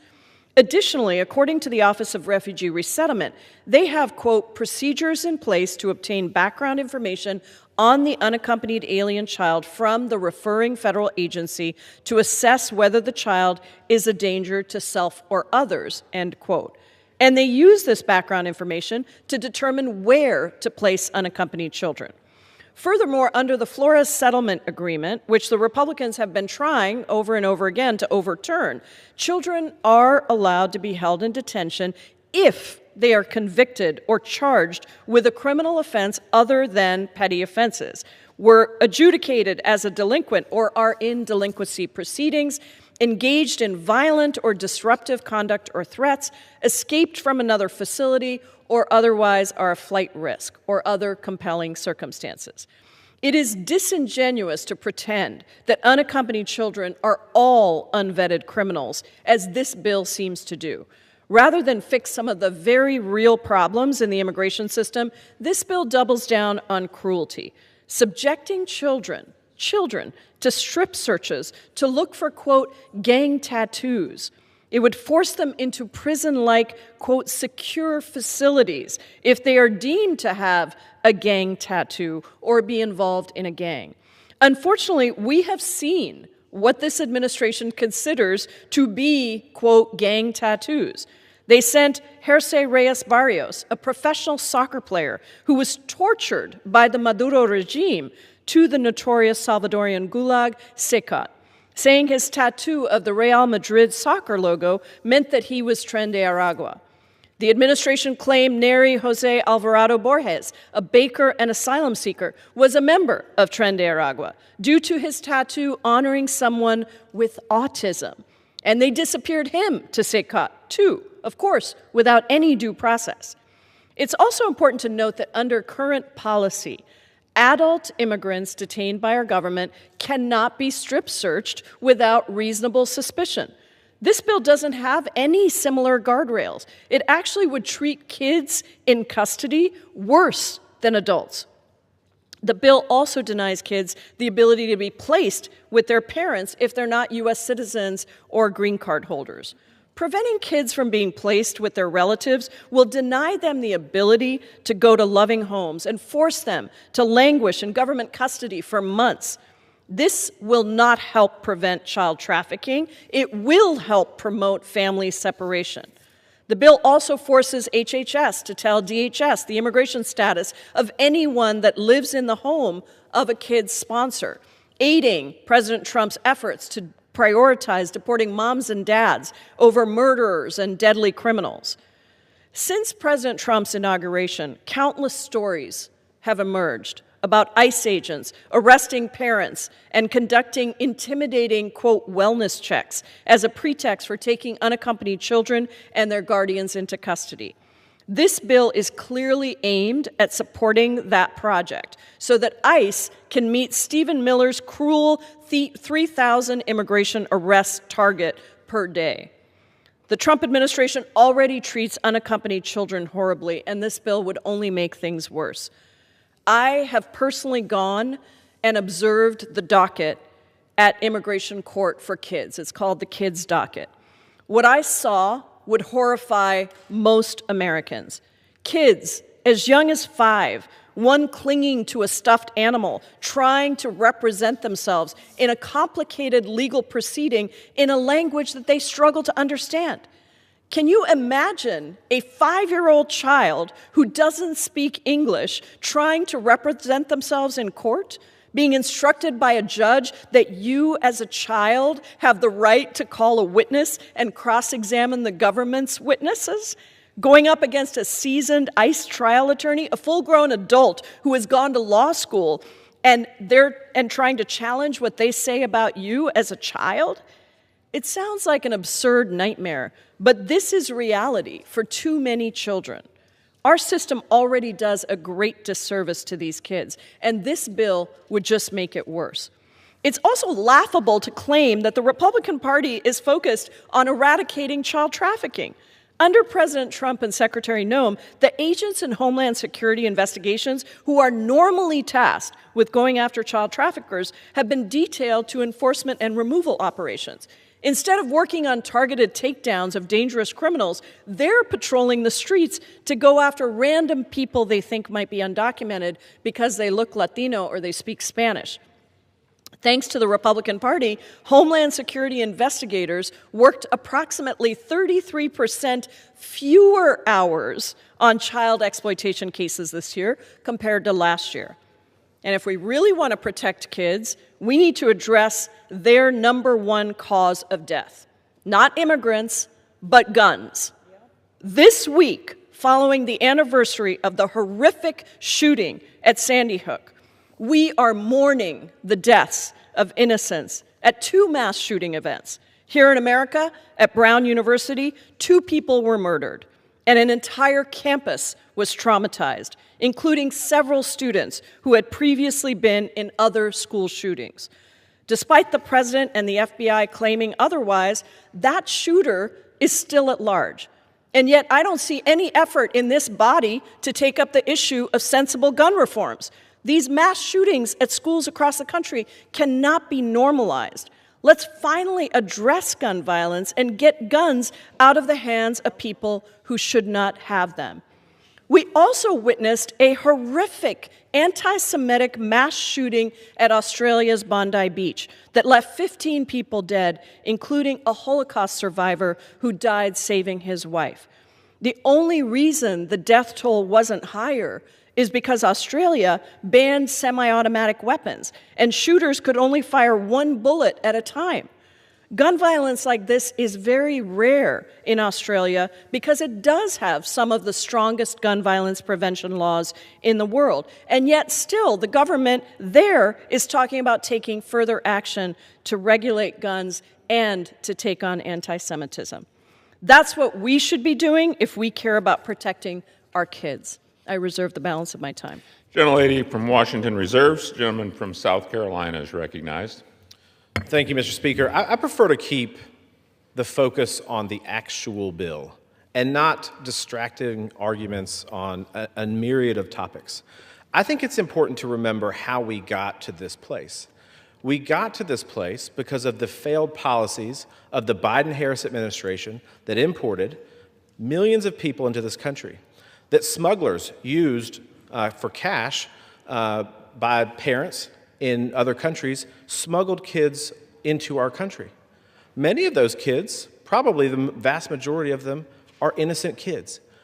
But the Democrats in the House, specifically in the Judiciary Committee, seem to focus that is the entire picture. That is not the entire picture. Walter Javier Martinez was a gang member, and we didn't know it. Our own federal government that is tasked with protecting the lives of the citizens of this country did not know because they never called his country of origin. If they had, instead of doing paper mache or other things that they were doing for this kid that came into the country, they would have found out from his country, yes, he has a history of gang activity. Yes, if we had screened him for gang tattoos, we would have found that, yes, he has a gang tattoo. All we're saying in this legislation is that we have a little bit of common sense in this country. That at the end of the day, when somebody comes in, the vast majority of these kids will probably go to a sponsor and not be in some sort of secure facility. But for the kids that are under 18, over 12 and under 18, that have a history of criminal actions, that have a history or have a gang tattoo on their forehead or another part of their body, all we're saying is that maybe we shouldn't put those kids in our streets, right? Because every week seems to be another story, another Kayla Hamilton. And for 3 years that I've been a part of this body, what I have seen is that the other side of the aisle buries their head in the sand to the real malaise that is going on in our streets when these immigrants are causing a lot of these problems. Why don't we get a little bit smarter about the things that we do in this country? Maybe we wouldn't have so many Kayla Hamiltons. I think that is important. And on the flip side of this equation, we know that the last administration lost kids, tens, hundreds of thousands of kids. They did not know where they were. That's unconscionable to me, that we were so busy, HHS with Secretary Becerra was so busy trying to set up his Ford assembly line that he was pushing people out into our communities who run away, who cause mayhem in our streets. That's alarming to me, that our federal government would not be more responsible. Can you imagine going to a state family court and saying to the judge, don't worry about the background checks, just send the kid out. Don't worry about the background checks on the sponsor, just place them in this home because at least he's got a roof over his head. We don't know anything about the people he's going to live with, but just place him out there. That state court judge would be thrown out of his position in a minute, but somehow it's okay for the federal government to not do its job here. I think that's reckless. I think that's completely irresponsible, not only to the citizens who expect safety and security from their federal government, but to the kids that are here. Why would we give a child to a sponsor who we don't know anything about their background? We haven't done the sexual background checks, the sex registry checks. We haven't done the criminal background checks to see who these sponsors are. We're just going to let the kid go out there. By doing nothing, that's exactly what the Democrats are arguing right now. I think that is irresponsible on so many levels. So part of this is to protect future Kayla Hamiltons from happening in this country, from unscrupulous and dangerous minors who are in this country. The other is to protect the kids themselves for sponsors who haven't been properly vetted. If we care about the safety and well-being of children, which I hope that we all do, this is an easy lift. That our federal government would have a little bit more common sense, that we wouldn't set up a Ford assembly line and push people out into our communities, lose track of where they are. I mean, in the case of Walter, think about this. He goes to his sponsor, and within weeks, he's gone. The federal government had no idea that he left for months. The only way that they found out was after he killed Kayla Hamilton, months later. So the sponsor didn't say anything. Walter didn't turn up anywhere until he killed somebody. And we didn't know about it? We didn't know about these things? I think that is reckless. So this bill is common sense. I think this country wants a little bit of common sense. I think they deserve a little bit of common sense. They want their federal government to work for them. They want to feel like that when a child comes to this country, however he or she came to this country, that we would vet them before we place them in our communities and allow them to cause mayhem. And with that, Mr. Speaker, I yield 4 minutes to my good friend from the great state of California, Mr. McClintock. The gentleman from California is recognized for 4 minutes. Thank you, Mr. Speaker. During the 4 years of the Democrats' open border nightmare, some 500,000 unvetted, unaccompanied minors were trafficked into our country by our own government and left with poorly vetted or unvetted sponsors. And the government lost track of 150,000 of them. This is a dark chapter in our history that must always be remembered and never be repeated. Now, so far, despite the vicious and sometimes violent opposition of the Democrats and their Antifa auxiliary, the Trump administration has now rescued 62,000 of these children who had fallen into the underworld of illegal sex and labor trafficking. But many of these unaccompanied alien children weren't children at all. Some were gang members, or adults pretending to be minors, or both. And since the Biden administration's priority was to traffic as many as possible into our country, they didn't care to check. Biden's HHS secretary compared the processing to an assembly line, and he threatened to fire anyone who slowed it down to ask embarrassing questions like, is this person with gang tattoos a member of a gang? Are they even a child? Now, this bill is named after Kayla Hamilton. She paid the ultimate price for the Democrats' open borders. She was found in her own bedroom, raped, tied up, and then strangled with a phone cord. Her murder was recorded on her boyfriend's voicemail when she desperately called him for help. Kayla was just 20 years old.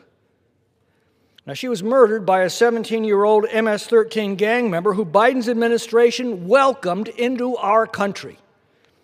Police investigating her murder noticed that her assailant had gang tattoos, and one call to El Salvadorian authorities confirmed he was a known MS-13 gang member, something that federal officials never bothered to ask as they recklessly placed him in Kayla's neighborhood. The Trump administration has stopped this madness, thank God. And ICE is now trying to locate every gang member that the Democrats allowed into our country to prevent future atrocities. And ICE is being blocked every step of the way by the Democrats and the violent street mobs that they have incited and encouraged. But what if another Democrat becomes president? Their leaders all backed these policies. And that's where this bill is so desperately needed, not for future presidents like Trump, pledged and determined to uphold our immigration laws, but for future Democrats who are pledged to undermine or ignore them. If this bill had been law, Biden would have been powerless to unleash these horrors upon our people. This bill requires every unaccompanied alien child to be fully vetted and detained if they're suspected to be criminals or gang members. It also requires every sponsor to be similarly vetted to prevent the rampant child abuse and trafficking that is aided and abetted by the Biden administration with the support of the Democrats in this Congress. This must never happen again. This bill assures that whoever is president, it cannot happen again. I yield back. Gentleman yields back. Gentleman from South Carolina reserves. Gentlelady from Washington is recognized. Thank you, Mr. Speaker. Let me just remind the majority that the Office of Refugee Resettlement subjects all potential sponsors of unaccompanied kids to an assessment. That assessment includes numerous factors, including the sponsor's relationship to the child, the sponsor's motivation for seeking to care for the child, and any special vulnerabilities that the child has. Mr. Speaker, I yield 2 minutes to the distinguished gentlewoman from California, Representative Rivas. Gentlelady from California is recognized for 2 minutes. Thank you, Madam Ranking Member. The bill we are debating today is a bad bill. It's a bad bill that will harm vulnerable children, do nothing to fix our immigration system, and embolden Trump to continue wreaking havoc in our communities. Republicans are exploiting a tragedy to push forth a bill that undermines and strips away critical rights and protections for vulnerable children. H.R. 4371 treats immigrant children like criminals and prevents unaccompanied minors from being reunited with their families. It even subjects children as young as 12 to strip searches. These are kids who are escaping unspeakable horrors and traumas in search for a better life in our country. We should be helping them with food, shelter, and resources to thrive, not subjecting them to more trauma, cruelty, and abuse. As we have seen, this administration cannot be trusted to care for our most vulnerable. And yet, Republicans want to grant the administration more power to continue enacting its cruel anti-immigrant agenda across the country. H.R. 4371 goes against our core values as a country. I urge all my colleagues to vote no. Thank you, and I yield back. Lady yields back. Gentlelady from Washington reserves. Gentleman from South Carolina is recognized. I think just briefly in response, I appreciate the comments, but I wish that the gentlelady from California would have been in the Judiciary Committee hearing to learn what the law actually says, something that she's completely omitted from her remarks. So she said that kids are subject to strip searches under this bill. Mr. Speaker, we already do medical evaluations of children when they come into this country. That already is in practice. All we're saying is that, hey, when there's a tattoo on your shoulder, on your forehead, that's a gang tattoo, maybe we shouldn't send you into the streets. They said that this bill is anti-children somehow, that it keeps children from being separated from their families. Well, if somebody is smuggled across the border who has a gang affiliation, prior gang convictions or charges in their country of origin, maybe we shouldn't unite them with their family in this country when they're a danger to themselves and to the rest of society. So I appreciate the comments, but I think a little bit of homework and due diligence would have made those remarks a lot more effective. These sponsors, I think it was said that the sponsors already receive background checks. Yeah, presumably they do. But in these cases, what we saw during the Biden-Harris administration was while the background checks were ongoing and not yet complete, we were sending kids to houses with sponsors without background checks. That is the rub. That is the problem, and that is what this bill will fix so that we no longer have the lawlessness that we saw in the last 4 years. With that, I reserve. Gentleman from South Carolina reserves. Gentlelady from Washington is recognized. Mr. Speaker, I yield 2 minutes to the distinguished gentlewoman from Illinois, Representative Ramirez. Gentlelady from Illinois is recognized for 2 minutes. Mr. Speaker, we're less than 10 days away from Christmas, a day in which many celebrate the birth of Jesus, a refugee. So the hypocrisy of those who would quote scripture asserting the preciousness of children while they pursue new cruel punishments for child refugees, I find it not just hypocritical, but despicable. This administration and Republicans have used their power not to protect children, but instead to strip unaccompanied children who come to this country fleeing danger, looking for safety or protections. Now with H.R. 4371, Republicans are treating unaccompanied immigrant children like criminals. They're putting them in prisons, they're subjecting them to invasive physical exams, and they're keeping them away from their families. It's no surprise since profiling, criminalizing, and physically assaulting Black, brown, and indigenous children is a shameful legacy written into the DNA of this country. And subjecting children to strip searches is an unsurprising tactic of the party that fought tooth and nail to protect pedophiles. But none of that is predictable makes it less despicable. You know someone who else was willing to sacrifice his humanity to attempt to secure his security? You know who? Herod. And I'm pretty sure he's the villain in the Christmas story my colleagues claim is so sacred. Members, we have to choose to believe that another world is possible. We must use every tool at our disposal to protect our vulnerable children and build a world that affirms our shared humanity and ensures that people have safety. This bill criminalizes children and creates dangerous precedent that only makes them more vulnerable. I urge my colleagues to vote no on this bill, and I urge them to join me in championing legislation like the Family Reunification Act and the Upholding Protections for Unaccompanied Children Act. With that, I yield back to the Ranger. Gentlelady yields back. Gentlelady from Washington reserves. Gentleman from South Carolina is recognized. Thank you, Mr. Speaker. I have to just, I'm sitting here stunned in astonishment for a minute that just a second ago I talked about what the law was, and despite that, the gentlelady from Illinois comes forward to again repeat the same old tired, hackneyed lies that they've been perpetuating for months about this bill.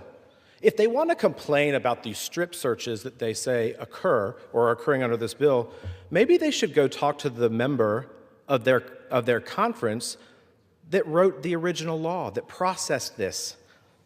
The William Wilberforce Trafficking Victims Protection Reauthorization Act of 2008. That was a Zoe Lofgren bill. So they want to complain about the medical evaluations that happen right now under a bill that they wrote, and they want to blame Republicans? This kind of reminds me of the economy's the Republicans' fault, but they're the ones that caused the inflation crisis under Joe Biden. The border is secure, but we saw millions of people illegally come into this country causing mayhem. Housing is too expensive, but they have regulated all businesses in this country into the ground in the last administration. These are things that they've caused. So if they want to talk about how we can perfect the medical evaluations of minors that come into this country, fine, we could talk about that. But I think having a little bit of ownership for a minute, that they're the ones that created the dang law, not us. All we're saying is that when you go through that medical evaluation, when you come into this country and you're screened, that we just look for gang tattoos. But the hyperbole is just really, quite frankly, disturbing and absurd. I mean, there was one member of the Democrat Judiciary Committee that said that kids were going to have a colonoscopy because of this. The last time I checked, you can't get a tattoo on your colon. That's not how this works. We're just saying that when you go through this medical evaluation, that somebody checks and says they have a tattoo. They have a tattoo on their shoulder, on their forehead, on their neck, on their ear, below their eye. I don't know.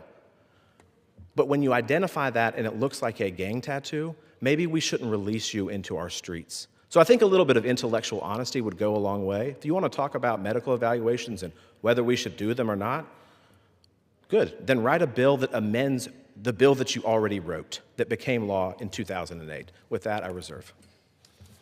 Gentleman from South Carolina reserved. Gentlelady from Washington is recognized. Let me just remind my colleagues on the other side that a medical examination is different than subjecting to a bodily examination looking for tattoos. That is also a medical examination is also very different from saying, I see a tattoo on the forehead or some visible part of the neck. We don't allow adults to be strip searched. We should not allow children to be strip searched. Mr. Speaker, I yield 3 minutes to the very distinguished gentlewoman from Florida, Representative Wasserman Schultz. Gentlelady from Florida is recognized for 3 minutes. Thank you, Mr. Speaker, and I thank the gentlelady for yielding. Mr. Speaker, I rise in strong opposition to this atrocious bill, which codifies Trump's family separation policy, throws immigrant children into prisons indefinitely, and does, despite the gentleman from South Carolina only being here for 5 minutes and not remembering or being aware of the implementation of the family separation policy in the first Trump term, exposes them to traumatic, invasive strip searches. Trump promised to get rid of the worst of the worst. Instead, he's imprisoning innocent children. He's deporting Venezuelans who had lawful status through TPS to a criminal regime that they fled out of fear, whose leader, Trump, has declared a terrorist leader. You just cannot make this stuff up. The point of this bill is to dehumanize and normalize increasingly cruel and unusual treatment and give even more power to the very officials who are already abusing it. The gentleman from South Carolina refers to affected individuals in this bill as UACs. That's a way to dehumanize and avoid using the appropriate term, trillion. If this bill becomes law, it would cause tens of thousands of children, as young as 12, to be ripped from their families by masked men, whisked away in unmarked cars, and taken to hard-sided facilities. Children as young as 12 could be strip searched with no parent, attorney, or doctor there to protect their rights. Afterwards, they could be jailed indefinitely with no trial, no due process, and no oversight. And it's not judges in charge, it's Homeland Security Secretary Noem deciding their fate. Expending law enforcement resources on imprisoning thousands of children instead of targeting criminals won't make us safer. Refusing to release children to loved ones, depriving them of legal support, medical care, and education, none of that better protects any of us. Americans deserve secure borders, a justice system that targets violent criminals, and an immigration process that protects innocent children. But instead, Republicans task police with hunting down law-abiding immigrants with no criminal record. And all this bill does is add children to their list of targets. Kayla Hamilton's murder was absolutely horrific. As a mother myself, I can't imagine what her family endured. But no mom should have her innocent child taken away, and this bill does just that. Kayla's murderer was arrested, convicted, and sentenced. He'll spend his entire life in prison, and rightfully so. But not one child who will be ripped away from their mother's arms by this bill was responsible for Kayla's death. And in America, we're all presumed innocent until proven guilty. That applies especially to children. So I hope my colleagues will join me in rejecting this vengeful family separation bill and stop punishing children for the actions of violent criminals. I yield back.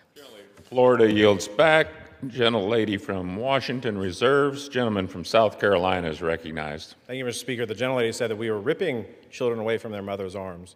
Let me remind the gentlelady from Florida that these are kids that are by themselves when they come into this country. And however their parents decide that they should send them here, they are here without their parents. That is why they are a UAC. That is the legal term, an unaccompanied alien child. They do not have their parents present.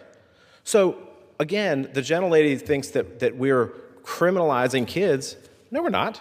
We're just saying that we should check the backgrounds of these children when they come in, because not every child is this innocent, sweet child when they come in here. Most of them probably are, but not every one of them is. Sometimes they have very troubled home lives, they have very troubled communities, and for whatever reason, they're in our country. But let's not repeat the mistakes of their country of origin and just let them out onto our streets. In the case of Walter Javier Martinez, he didn't stay with his sponsor but for a couple weeks. Then he was out on the streets by himself again, doing the exact same thing he did in his country of origin. So let's get the facts a little bit straight when we talk about this. With that, I reserve. Gentleman reserves. Gentlelady from Washington is recognized. Mr. Speaker, I yield 4 minutes to the distinguished gentlewoman from New Mexico, Ms. Stansberry. Gentlelady from New Mexico is recognized for 4 minutes. Mr. Speaker, I rise today in opposition to H.R. 4371, or what the GOP is calling today the Kayla Hamilton Act. But let me begin by saying what should be clear to every member of this body, that the murder of Kayla Hamilton is a horrific and a truly heartbreaking tragedy, and no family should ever have to endure such a loss, and nothing that we can do or say here will diminish the pain of those who loved her. But Mr. Speaker, our responsibility as lawmakers in this chamber is to not only grieve and stand with our communities, but to legislate wisely and honestly, and to not allow the tragedy of one family to become the tool for potential violence against other children. Because while the majority claims this legislation is about protecting children, this bill does not do that. In fact, it establishes a situation where children could be further incarcerated, abused, and traumatized by the hands of the United States government detained in immigration enforcement.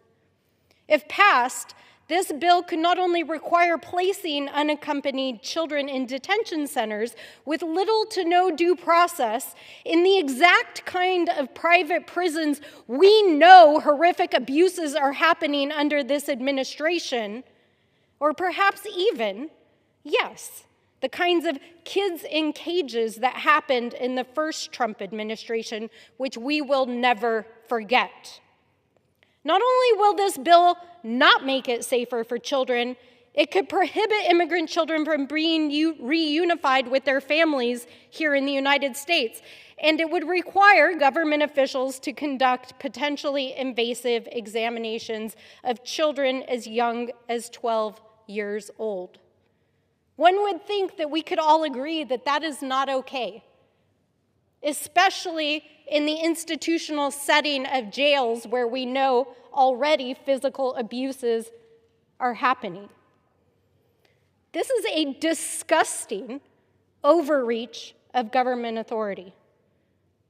No government official should be allowed, more or less mandated under the law, to examine children's bodies in ways that could subject them to abuse, whether that's in this bill, in government detention facilities, or whether the other bills that you all have been trying to pass this year that would possibly make it possible for children's bodies to be subjected to invasive examinations, including young girls and trans kids. None of this is okay. And I have to say that if my colleagues are so truly concerned about child trafficking and the abuse of young women, then I say to you, tomorrow is the deadline for the Epstein File Transparency Act, which requires that the president, who threatened many of you not to vote for that bill, is required to release the files that show why the U.S. government never prosecuted one of the most notorious sex traffickers of all time. So why are we not focused on that? So if the House rules permitted, I would have offered a motion now to send this bill back to committee, because this bill is dangerous for our children, and my motion to recommit would also strike provisions that would allow Border Patrol and HHS to conduct physical examinations of children in detention centers. And so, Mr. Speaker, I ask for unanimous consent to insert into the record the text of this amendment, and I hope my colleagues across the aisle will have the moral compass to protect our children. Without objection. Yields back. Gentlelady from Washington reserves. Gentleman from South Carolina is recognized. I reserve. Gentleman reserves. Gentlelady from Washington is recognized. I have no more speakers, and I'm ready to close, Mr. Speaker. Gentlelady is recognized.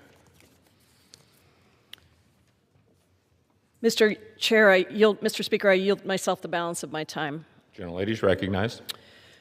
What happened to Kayla Hamilton was an unspeakable tragedy. Let me say that again.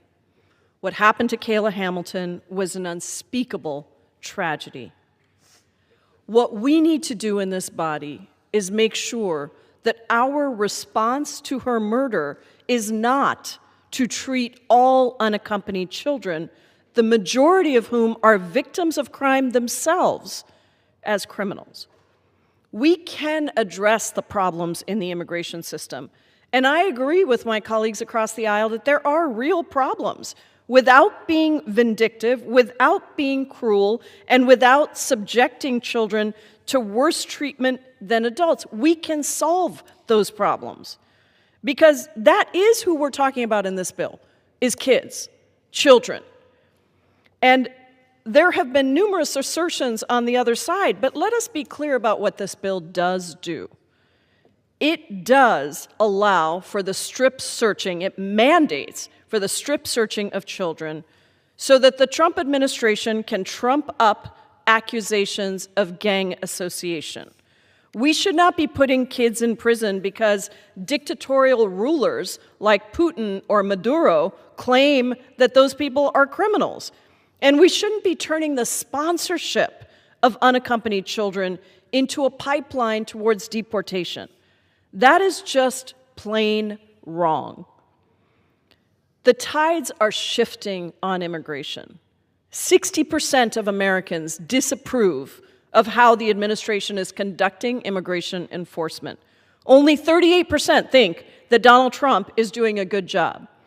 Americans across the political spectrum agree that more cruelty, more masked men kidnapping and disappearing people on the streets, more locking up of kids, more depriving people of due process, strip searches for young children, those are not the answer.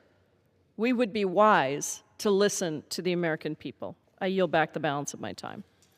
Gentlelady yields back. The gentleman from South Carolina is recognized to close. Thank you, Mr. Speaker. Today, we have an opportunity to take seriously the deficiencies in our UAC program that have been exposed in the last 4 years of the Biden-Harris administration. That kids who are gang members in their country of origin are allowed to go to a sponsor that instead of doing background checks on the kids or checking for tattoos, we give them papier-mâché projects and ask them to identify their gender and if they feel comfortable talking about it. These are things that actually happened with Walter Javier Martinez. Rather than take that money that the American people have given to the U.S. Treasury to spend for their safety, we're doing these ridiculous games instead of actually vetting the gang member from El Salvador. Why don't we do it a little bit better in this country? Why don't we be a little bit smarter in this country that, yeah, sure, I will concede very easily that most kids are probably innocent. I have no problem with that. But for the ones that aren't, why are we putting them in our streets? Why are we not conducting adequate background checks on their past. It took, in this case, a local cop in Maryland to find out after Kayla was murdered. It took a local cop calling his country of origin to find out, yeah, he's got a criminal past. Why wouldn't we do that on the front end before we have a Kayla Hamilton? And on the flip side of this, I think this is just common sense. That if the law says that sponsors should undergo background checks before we release a kid, sure. But under the last administration, they were too busy pushing kids to sponsors at record pace that they never even allowed those background checks of the sponsors to come back. That they pushed kids into homes before we even knew what the sponsor was like, who they were, what kind of background they had. That's reckless endangerment of a child. That if we all of a sudden are in the care and custody of an unaccompanied alien child, maybe we should make sure that the person that we send them to isn't a criminal themselves, isn't engaged in sexual exploitation, isn't engaged in human trafficking. That's so common sense. But again, I think what I've heard is that we're going to keep repeating the same tired lies, the same tired fabrications of what actually is going on in this country. Let's be a little bit smarter about the way that we do business. We can protect kids with this bill. We can also protect our citizens to make sure that Kayla Hamiltons don't happen in every community in our country. And with that, Mr. Speaker, I yield back.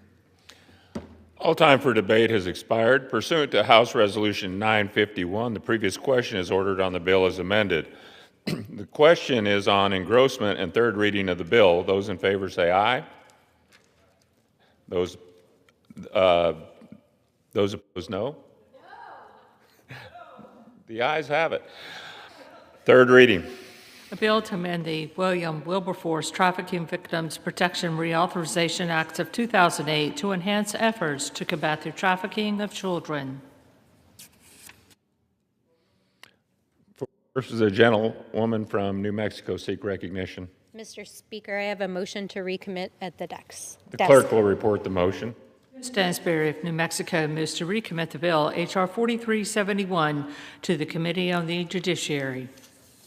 Pursuant to Clause 2B of Rule 19, the previous question is ordered on the motion to recommit. The question is on the motion to recommit. All those in favor say aye. Those opposed, no. In the opinion of the chair, the noes have it. Mr. Speaker, we ask for the yeas and nays. The yeas and nays are requested. Those favoring a vote by the yeas and nays will rise. A sufficient number having risen, the yeas and nays are ordered. Pursuant to Clause 8 of Rule 20, further proceedings on this question will be postponed.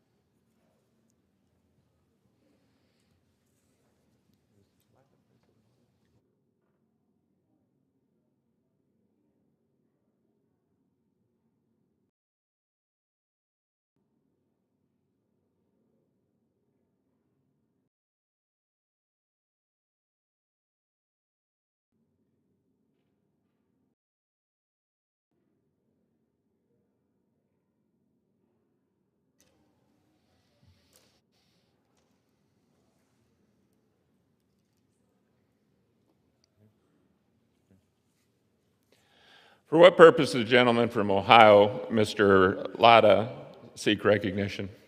Mr. Speaker, pursuant to House Resolution 951, I call up H.R. 3632 and ask for its immediate consideration in the House.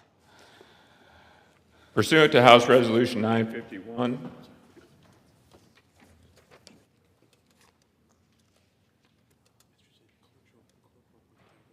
the clerk will report the title of the bill.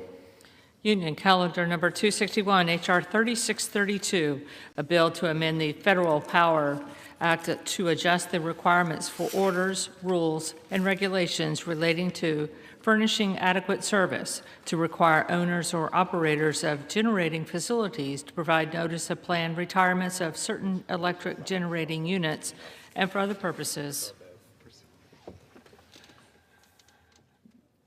Pursuant to the House Resolution 951, the bill is considered read. The bill shall be debatable for 1 hour, equally divided and controlled by the chair and ranking minority member of the Committee on Energy and Commerce or their respected designee. The gentleman from Ohio, Mr. Latta, and the gentlewoman from Florida, Ms. Castor, each will control 30 minutes. The chair recognizes the gentleman from Ohio.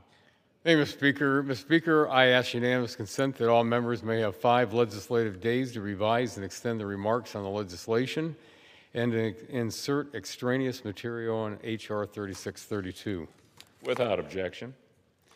Mr. Speaker, I yield myself such time as I may consume. Gentleman is recognized. Thank you, Mr. Speaker. Mr. Speaker, I rise in support of H.R. 3632, the Power Plant Reliability Act, sponsored by my colleague from Virginia's 9th Congressional District. This legislation improves existing tools under the Federal Power Act to keep the lights on for households and ensures more effective long-term planning for our generation resources. In the event that a power plant closure creates a shortage of available electricity, H.R. 3632 equips states and grid operators with an opportunity to seek relief from FERC until replacement capacity comes online. We are in the midst of a reliability and affordability crisis because of the Biden-Harris administration and blue states who took a hatchet to our baseload capacity resources while making it impossible to build the necessary energy infrastructure to replace it. These policies were designed to achieve environmental goals that were unrelated to reliability, affordability, or stability of the bulk power system. Nothing can be more destructive to our communities than a blackout. When a state seeks to close a power plant without identifying sufficient replacement, there is little recourse for affected households in neighboring states that need the power. The Power Plant Reliability Act solves this by providing a bridge solution to maintain generating resources until sufficient capacity can come online to fill the gap.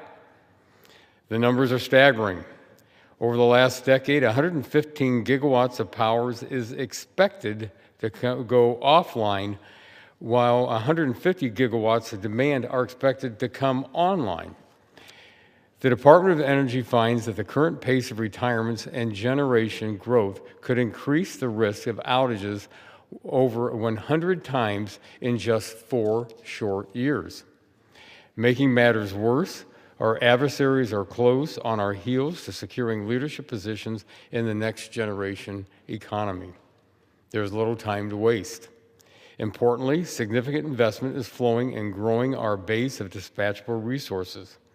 The Trump administration is working tirelessly to reverse unnecessary barriers to generation development and fuel innovation in baseload power like advanced nuclear.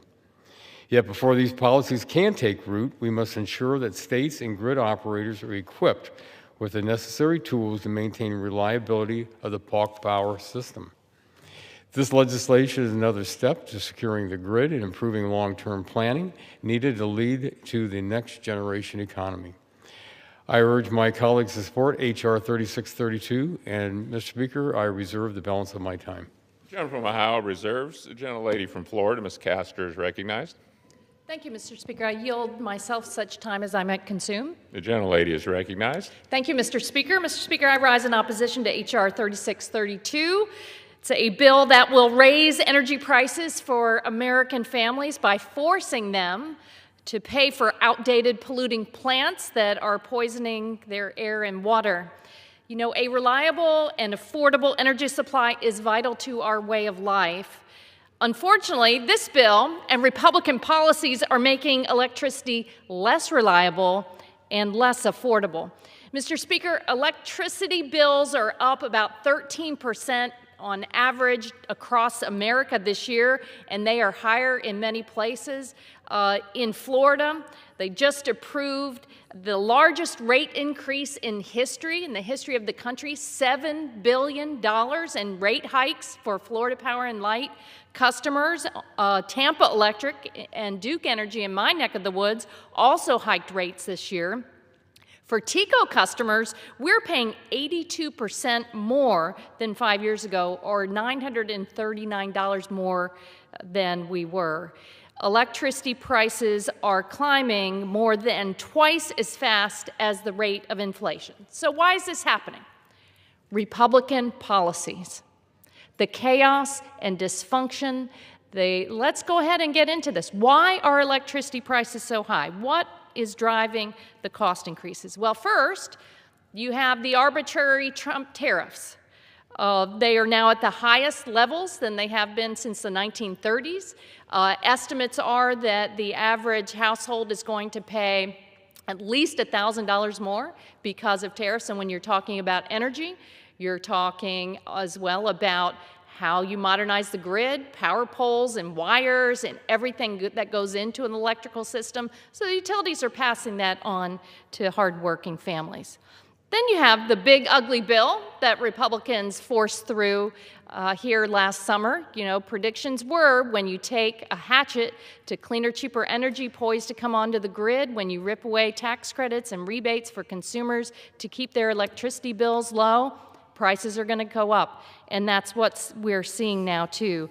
The big ugly bill is estimated to raise electricity prices by a staggering 61% over the next decade, particularly as a result of Republicans declaring war on clean, cheap energy and crippling the American clean energy industry. I don't know, Mr. Speaker, did you see the jobs report that came out this morning? It doesn't look good. The numbers of, in today's jobs report, the number of manufacturing jobs continued to slide. November was the 7th straight monthly decline, and a lot of that goes back to the big ugly bill and what the Trump administration has done over the past year in canceling clean energy projects. You all have heard all about them. He comes in, a offshore wind project might be approved, permitted, ready to come online, and he says, no, we're not going to do it. Well, that has an impact on the bottom line for our families. You might have another project coming online that's ready to go. It's cleaner energy. Everyone knows that solar power with storage, wind power with storage is the cleanest, is the cheapest energy online. But the Trump administration and Republican policies, they said no. So when you're opening up that electric bill, I want you to understand that all of this has a cost and that you deserve so much better than the chaos and dysfunction, the distraction of tearing down the East Wing to build a ballroom, having parties with dancing girls at Mar-a-Lago. Why don't you focus on people's cost of living for a change? And then you would think that folks in Congress would come here to help solve problems. But is there going to be an answer for higher health care costs? You know, in Florida, 4.7 million of my neighbors rely on the Affordable Care Act tax credits. Will Republicans have any answer for those families, for the 20 million families here at the holiday season that are looking at, they can't buy the holiday gifts that they know their families, they want to put under the tree? Because, no, they're going to have to pinch every penny to pay for their health care, and many will go without. Think about the cancer patients now that are looking at the new year with, how am I going to afford my treatment? So it's electricity cost, it's groceries, it's health care costs, and then you're going to waste our time with a bill that is another in a line of special treatment for polluters at the expense of hardworking American families today. So this bill would give the Federal Energy Regulatory Commission broad authority to force utilities to keep expensive and polluting fossil fuel power plants operating for extended periods, up to 5 years.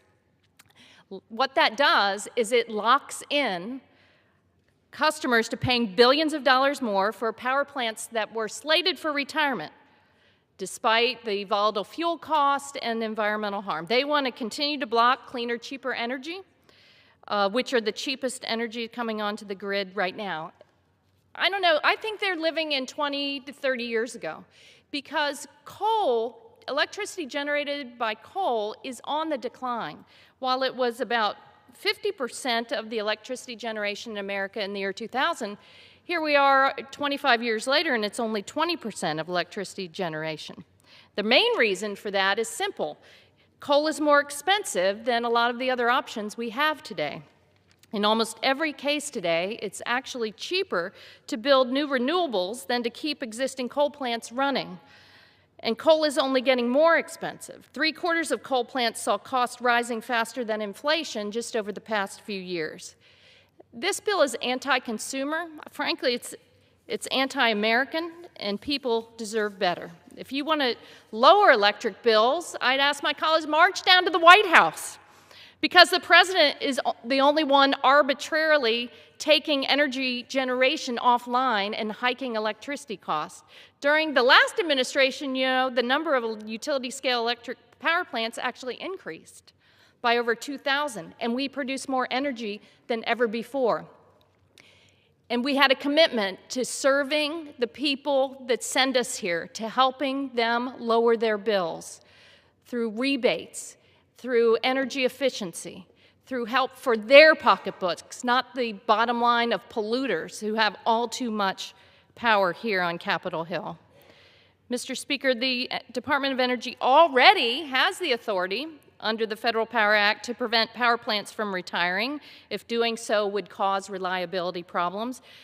But Republicans want to go further. This bill requires states to file reliability complaints 5 years before a generator retires. It's almost impossible to predict the impact of a plant retirement that far ahead. This bill gives polluting plants a pass to ignore federal, state, and local environmental laws. And as we've already seen multiple times just this year, these plants aren't even reliable. Mr. Speaker, we'll have a whole lot more to say on this, but I really wish we would not waste people's time by coming here with making their lives more expensive at a time that they are clamoring for help on their groceries, on their health care, and on their electricity bills. Republicans bring a bill that actually hikes electricity and utility costs. They deserve so much better. And I'll reserve my time. Thank you. Gentlelady reserves. The gentleman from Ohio is recognized. Well, thank you, Mr. Speaker. In 2024, the FERC Commissioner, Mark Christie, testified before us in the Energy and Commerce Committee. And he was referring to the severe impact that the Biden administration EPA's power plant rule, commonly known as the Clean Power Plan 2.0, was having. And he stated this: if the EPA's new power plant rule survives court challenge, it will force the retirement of nearly all remaining cogeneration plants and will prevent the construction of vitally needed new combined cycle baseload generation. This loss of this dispatchable generation resource will be, in his words, catastrophic. Catastrophic. And Mr. Speaker, at this time, I yield 2 minutes from the gentleman from Georgia, 1st District. Distinguished gentleman from Georgia is recognized for 2 minutes. I thank the gentleman for yielding. Mr. Chairman, I rise today in support of the Power Plant Reliability Act of 2025. H.R. 3632 will help keep baseload power plants running for up to 5 years, while allowing FERC the time to address state concerns about the impacts of shutting down certain power plants. This bill will allow state grid operators to contest the closure of power plants if the closure will create a reliability problem in their state. As we work to lower electricity costs across the nation, we do not need to be closing power plants with little to no notice. Americans deserve affordable electricity prices, and this legislation will do just that. Democrats under President Biden spent 4 years trying to dismantle affordable baseload generation in favor of green new scam policies that have done nothing but raise prices for Americans. This bill will allow us to plan for the future when thinking about our energy sources. It is an essential tool for maintaining a reliable, efficient grid that works for all Americans. I'm proud to co-sponsor Congressman Griffith's Power Plant Reliability Act of 2025, and I urge my colleagues to vote for this bill. Thank you, Mr. Chairman. Now yield back. Gentleman yields back. Gentleman from Ohio reserves. Gentlelady from Florida is recognized.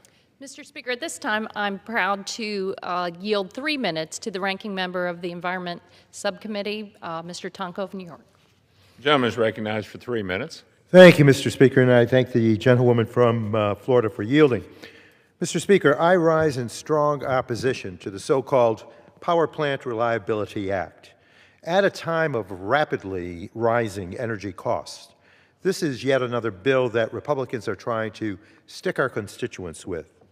This legislation would force old, expensive power plants to stay online for up to 5 years after their scheduled retirement date. There are already existing tools in the Federal Power Act that ensure that an electricity generator shutting down will not lead to a reliability issue. And sometimes there are legitimate reasons to have these facilities stay online for a short time period while another project can be completed. But even with these more limited existing authorities, we have witnessed troubling examples of how these types of must-run orders can be abused. For example, the Trump administration has issued numerous 90-day orders that would force the continued operation of a coal-fired power plant in Michigan. Now, there was a reason it was shutting down. It was simply too expensive to continue to run, especially compared to alternatives. The power plant's owner and the regional grid operator, MISO, do not feel there is any reliability need for this plant to continue running. But still, President Trump has compelled it to continue to operate, and the people of Michigan and other states covered by MISO are footing the bill. It has been estimated that these people have paid more than $80 million from May 23rd through September 30th due to this action. And we wonder why everyone has seen their utility bills skyrocket under President Trump. It is thoughtless decisions like this that prioritize subsidizing the coal industry instead of actually addressing legitimate reliability and affordability issues facing our electricity system. $80 million in a matter of a few months. Now imagine if that power plant was forced to run not for 90 days increments, but for 5 years as proposed by this bill. At the end of the day, we, as members of Congress, have an important decision to make. Are we going to protect our constituents from rising energy bills? Are we going to protect coal companies that desperately need someone to keep buying and burning their product even when it is no longer needed? Our constituents simply cannot afford another giveaway to coal companies at the expense of their wallets. So, Mr. Speaker, I urge members who care about energy reliability, and yes, affordability, the key word these days, to come together on solutions that will actually improve the lives of our constituents, not just declaring fake emergencies as a pretense to extract more money from people who simply cannot afford it. I urge members to oppose this bill, Mr. Speaker, and with that, I yield back. Gentleman yields back. Gentlelady from Florida reserves. Gentleman from Ohio is recognized. Well, thank you, Mr. Speaker. At this time, I yield 2 minutes from the gentleman from Ohio's 12th District. Gentleman from Ohio is recognized for 2 minutes. Thank you, Mr. Speaker, and thank you, Chairman Latta. The Power Plant Reliability Act is a common-sense step to ensure that the power plant retirements do not undermine the reliability of our utility grid. This legislation requires power plant owners to provide 5 years advance notice before retiring a facility, giving grid operators, regulators, and states the time they need to plan for replacements and prevent power shortfalls. Under current law, FERC has limited authority to address reliability problems caused by plant retirements, including the ability, under certain circumstances, to order a plant to remain online. This bill enhances the authority by allowing grid operators and states to formally contest a retirement when it would threaten the reliability. In order to keep the lights on, strengthening our electric system, and help lower Americans' electricity cost, we have to ensure we have enough baseload power online. This legislation does just that. Thank you, Mr. Speaker, and I yield back. Gentleman yields back. Gentleman from Ohio reserves. Reserve. Thank you, Mr. Speaker. Gentlelady from Florida is recognized. Thank you, Mr. Speaker. I had a wry smile when I saw that poster, Republicans Strengthening the Grid, because it's such a canard. You know, it was just a few months ago where the Trump administration has canceled hundreds of millions of dollars to modernize America's electric grid. Red states and blue states, this complicated system of wires and transmission. You would think that in a country such as ours, where we know electricity demand is going up, that one thing we could agree on and investing in is modernizing our electric grid. But no, the Trump administration, just like they've taken a hatchet to cleaner, cheaper energy, they've taken a hatchet to those hardworking people and the folks who keep the lights on for us. Grid modernization is important. So the last thing Republicans and this administration are doing is strengthening the grid. At this time, I'm really pleased to yield 5 minutes to Ms. Schulten of Michigan. Gentleladies are recognized for 5 minutes. Mr. Speaker, thank you. I rise today in opposition to H.R. 3632 and in favor of addressing the affordability crisis that is crippling the American dream. Passing this bill would keep costly, outdated power plants running and stick hard-working American families with the bill. There's a lot of bluster here in Washington, so let's break this down. What is happening with this bill? H.R. 3632 gives the federal government the power to force power plants to stay open even when local utilities and state regulators themselves have decided that it makes more sense financially and in terms of efficiency and power to close them. It also requires utilities to give years of notice before closing a power plant, giving bureaucrats in Washington and special interests even more chances to step in and overrule local decisions. When utilities decide to close a power plant, they don't do so on a whim. These decisions come after years of study to make sure that power stays reliable and the bills can stay as low as possible. H.R. 3632 removes that decision-making power, taking it away from the experts and putting it back to bureaucrats in Washington. Instead of trusting local experts, this bill puts decisions in the hands of Washington officials far away from their communities. Utilities are forced to keep running their plants that cost more to operate, and those extra costs are passed on to families and small businesses. Communities should not be told that Washington knows better, especially when the result is more paperwork and especially when the result is higher bills for American families. We're not talking about hypotheticals here, Mr. Speaker. We have seen this happen firsthand back home in West Michigan. We know what happens when the federal government steps in. The J.H. Campbell coal power plant back home in West Michigan was set to close after years of careful planning. I visited the plant. There were just days of coal supply left.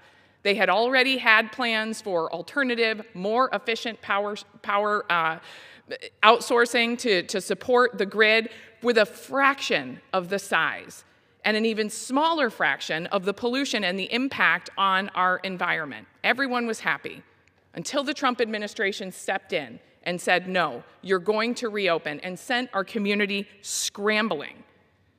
The plan to close this plant and diffuse the power to other cleaner sources would have saved Michigan families $600 million in their power bills. Instead, those savings disappeared, and hardworking Michiganders are paying more every single month.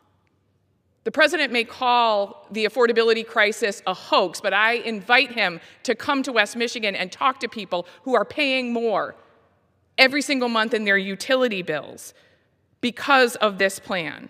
H.R. 3632 would make this kind of outcome more common.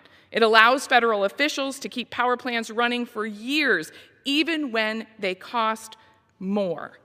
And even when local leaders say it's not the right choice. This is not a balanced energy plan. It's a top-down order that raises costs and ignores systems that already work to keep power reliable and affordable. At a time when families are struggling to pay for groceries, healthcare, and housing, they cannot afford higher energy bills caused by decisions like this from the administration. For that reason, at the appropriate time, I will offer a motion to recommit this bill to the Energy and Commerce Committee. If the House rules allowed, I would have offered a motion with an amendment that does one simple thing. It would stop this bill from taking effect if it raises costs for everyday Americans. Think about that. Wouldn't my Republican colleagues across the aisle agree that we shouldn't be introducing these bills until we know if it raises costs? What are we so afraid of? Allow this amendment.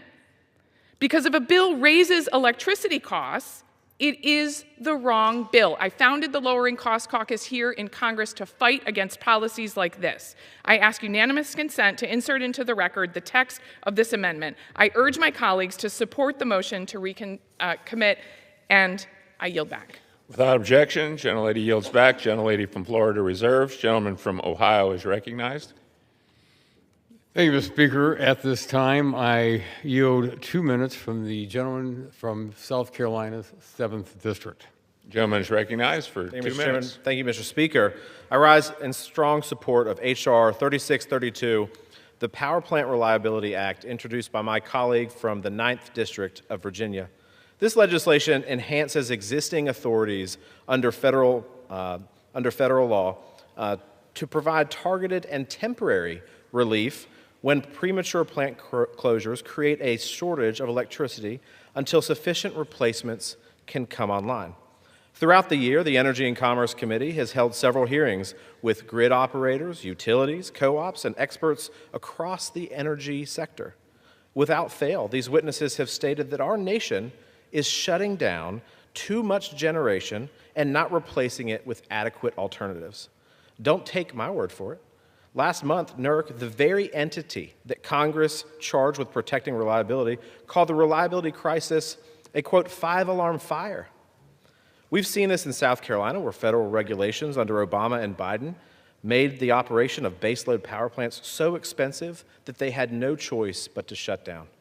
House Republicans are listening to the experts and advancing the Power Plant Reliability Act to expand the toolbox for states and grid operators to secure the grid and improve long-term planning for our generation resources. And I will say, as a practical matter, what you can see the result of this play out on the world stage.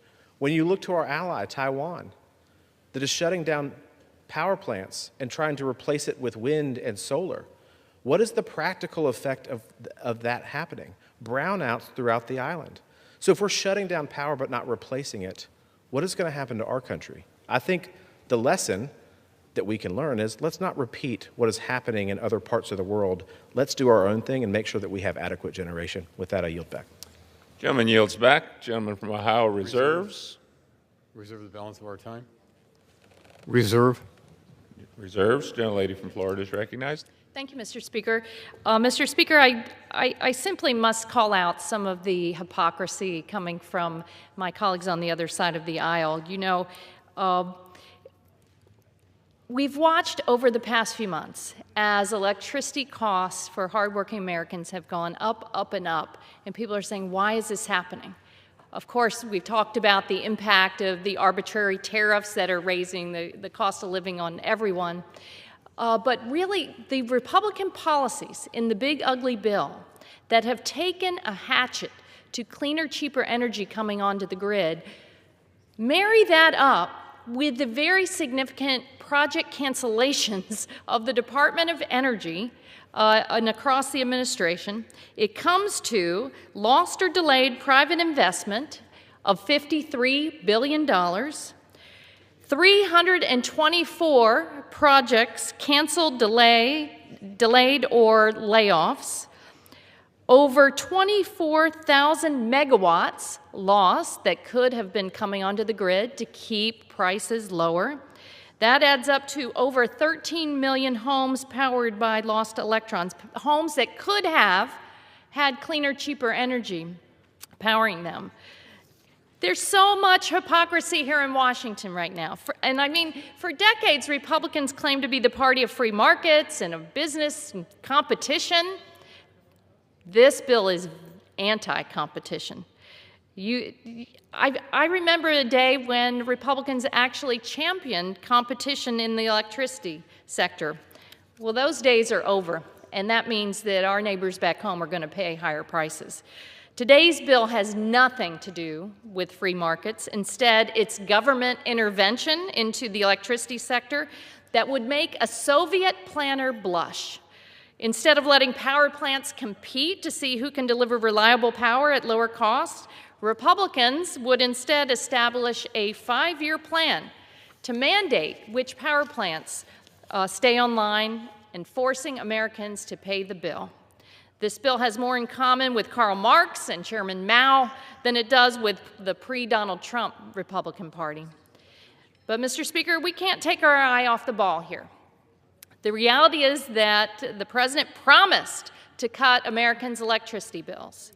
He promised that he would cut them in half by the time he was 1 year into his term. Well, here we are at the end of the year, and energy bills are up, way up, over 13% in many places.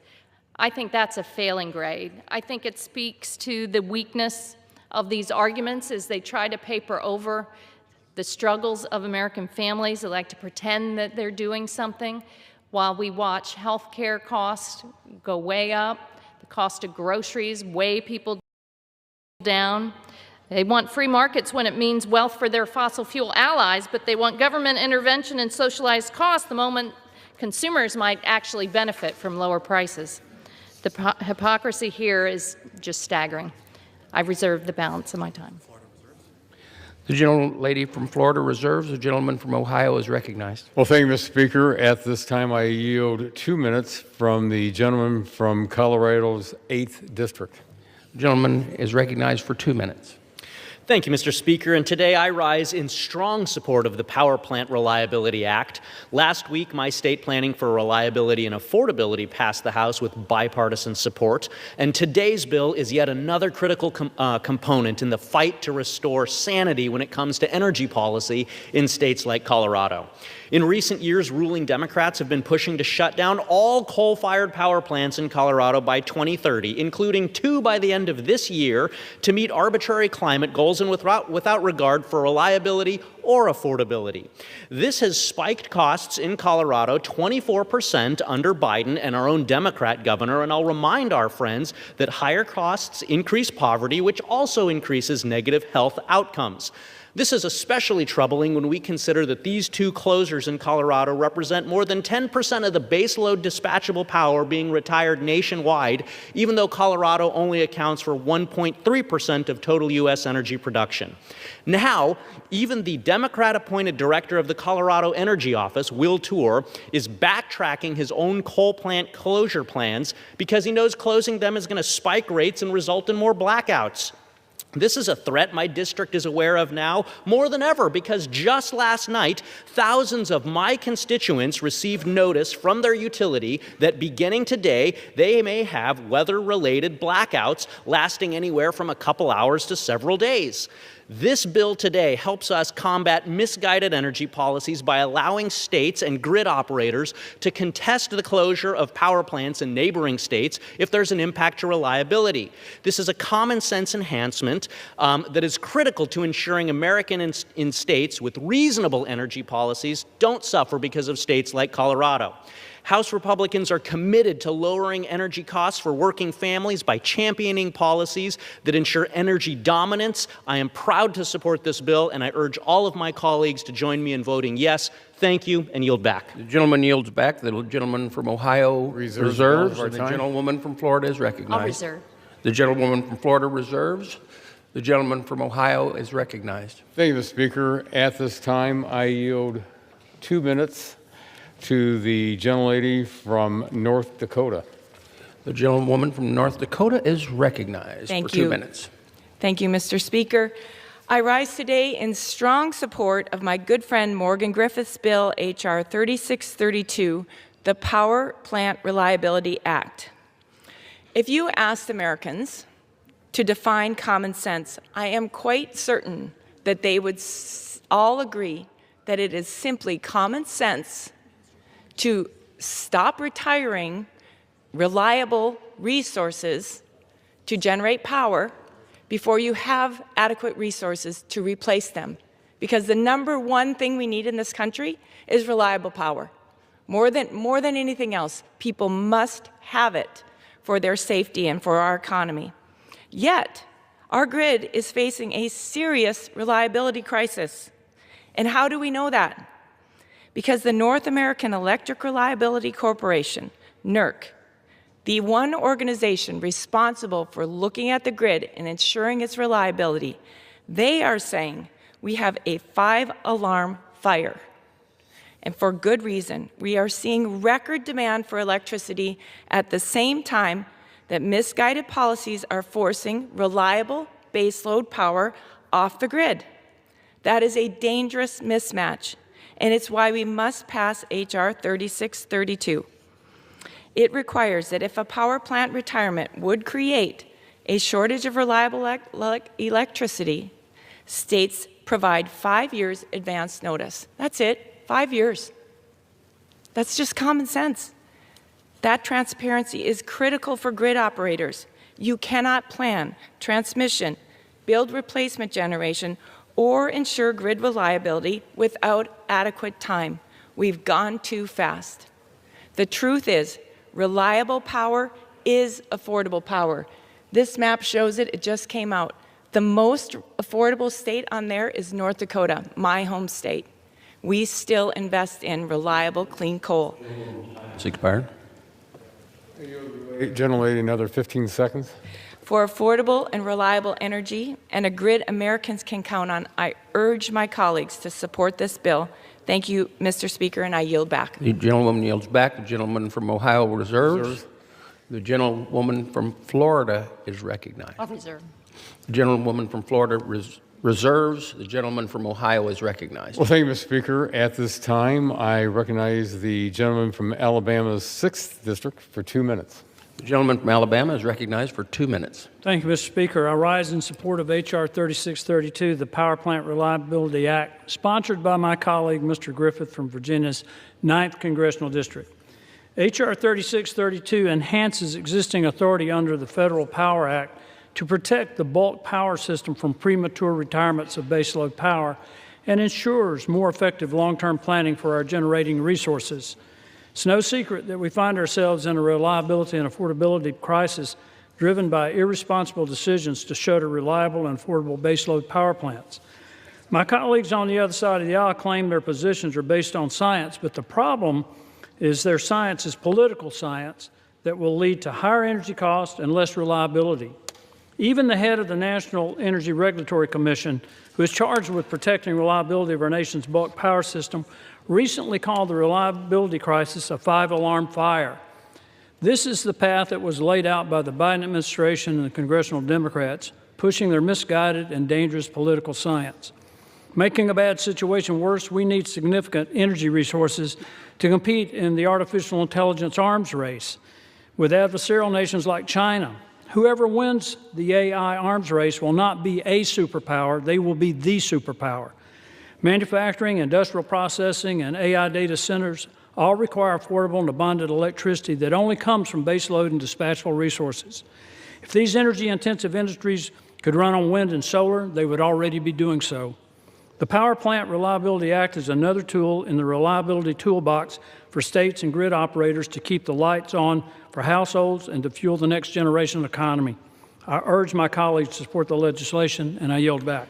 The gentleman yields back. The gentleman from Ohio reserves. The gentlewoman from Florida is recognized. Mr. Speaker, we're prepared. We have no other speakers if the gentlelady is prepared to Mr. close. Speaker, I'm prepared to close it. The woman from Florida is recognized. Thank you, Mr. Speaker.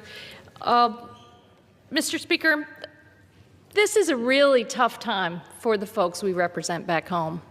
And it's made worse by Trump's unfolding energy crisis. It's an affordability crisis, but looking ahead, looking in the years ahead, I think my colleagues had a point. we are going to need more energy. So it makes no sense at all for Republicans in Congress and this Trump administration to take a hatchet to cleaner, cheaper energy that's poised to come on the grid, cancel projects, throw people out of jobs.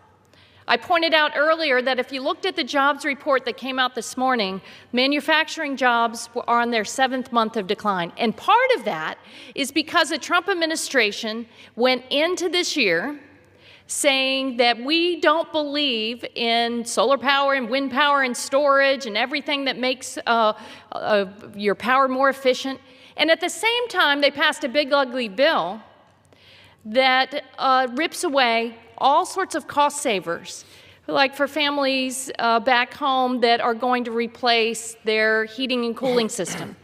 A little bit of help in their pocketbook to do it in an affordable way.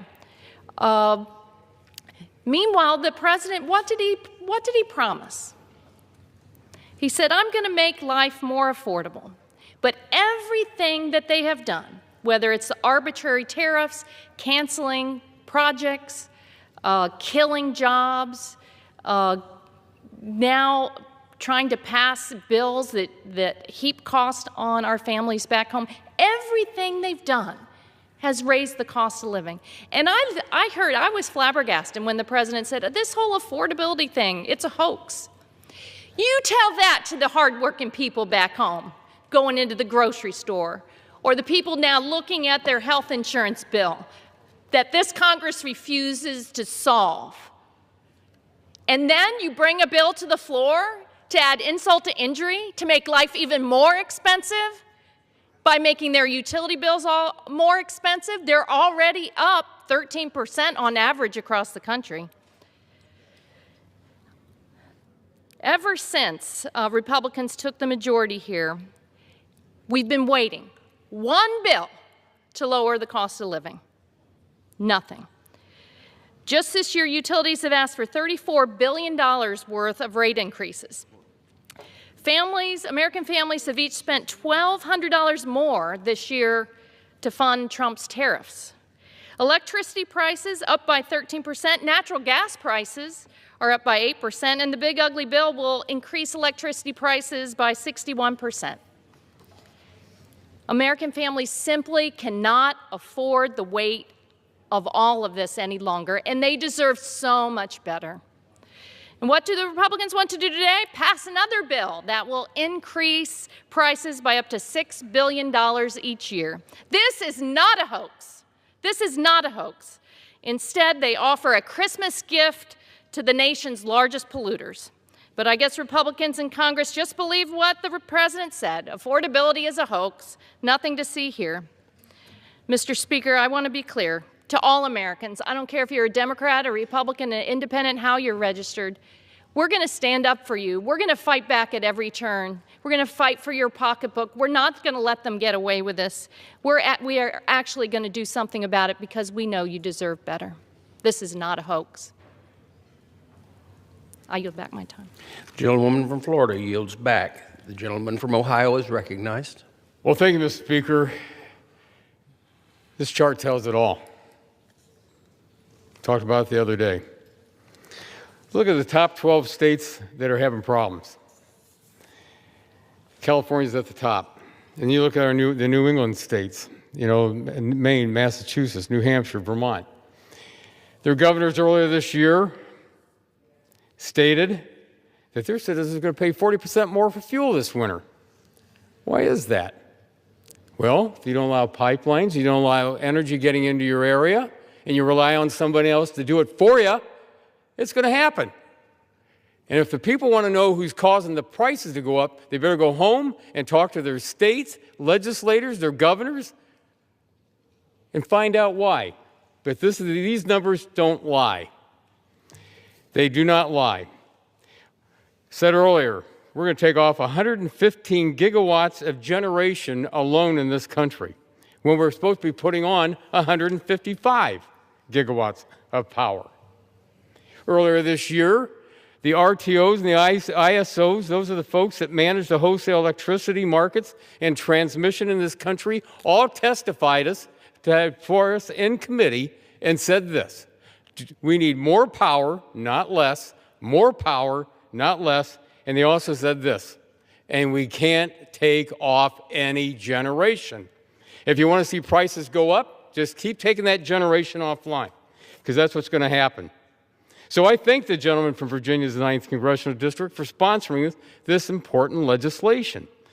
This bill provides critical tools for states and grid operators to secure the grid until new generation comes online and ensures long-term effective planning by improving our understanding of our available generation resources. There is nothing more expensive than a blackout, and this bill will ensure processes are in place to keep the lights on for all Americans and to make their utility bills more affordable. H.R. 3632 has broad support from America's Power, the National Hydropower Association, Americans for Prosperity, and the National Mining Association. Democrats like to talk about affordability, but electricity prices went up over 25% during when? The Biden administration. House Republicans are taking action with this legislation, like H.R. 3632, to help lower American utility bills. I urge my colleagues to support the Power Plant Reliability Act. Mr. Speaker, and I yield back the balance of my time. The gentleman from Ohio yields back. All time for debate has expired. Pursuant to House Resolution 951, the previous question is ordered on the bill. The question is on the engrossed and third reading of the bill. Those in favor say aye. Those opposed say no.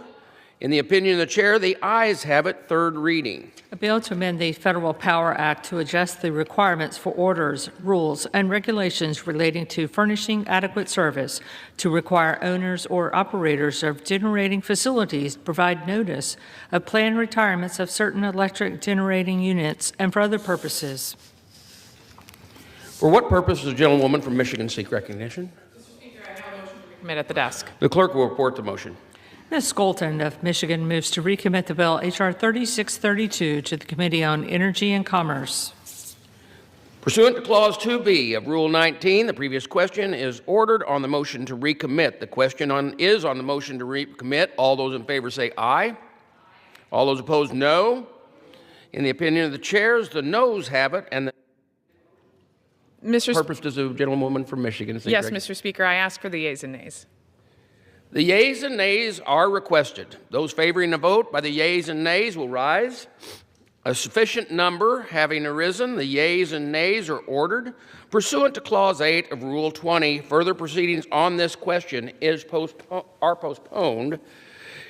Proceedings will resume on the questions previously postponed. Votes will be taken in the following order. The motion to recommit H.R. 4371.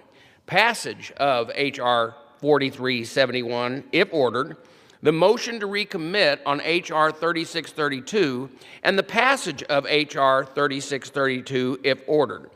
The first electronic vote will be conducted as a 15-minute vote pursuant to Clause 9 of Rule 20. Remaining electronic votes will be conducted as a 5-minute vote.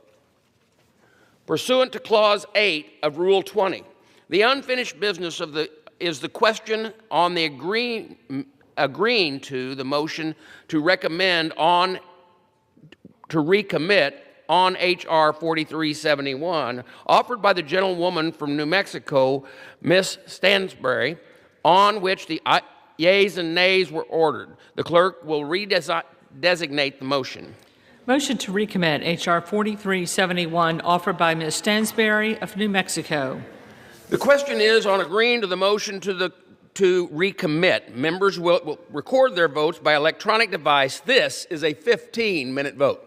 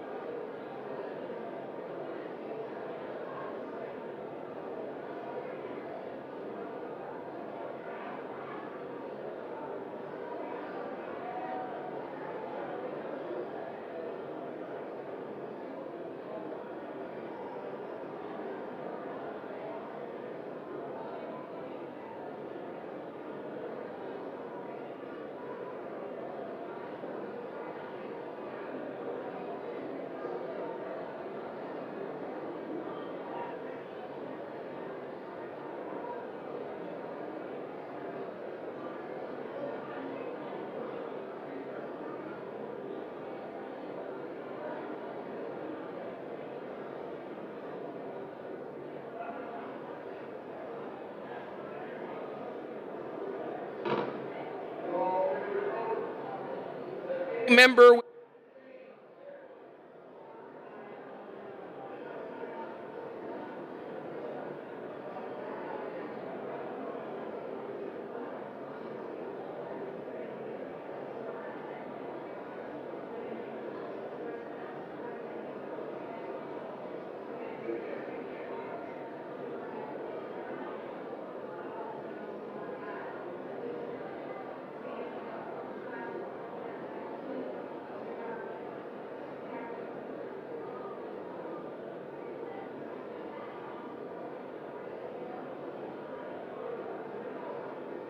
On this vote, the yeas are 208, the nays are 218.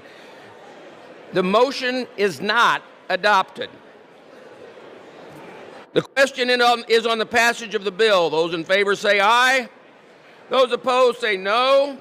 In the opinion of the chair, the ayes have it. Speaker. For what purposes? Mr. Speaker, I ask for the yeas and nays. The yeas and nays are requested. Those in favor of the yeas and nays will rise. A sufficient number having risen, the yeas and nays are ordered. Members will record their votes by electronic device. This is a 5-minute vote.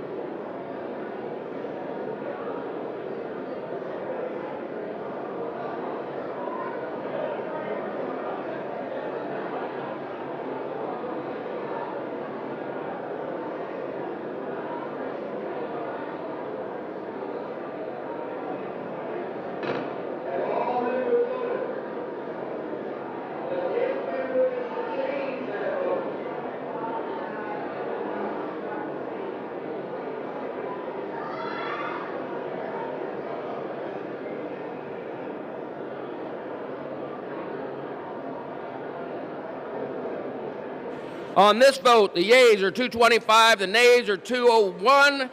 The bill is passed, and without objection, the motion to reconsider is laid on the table.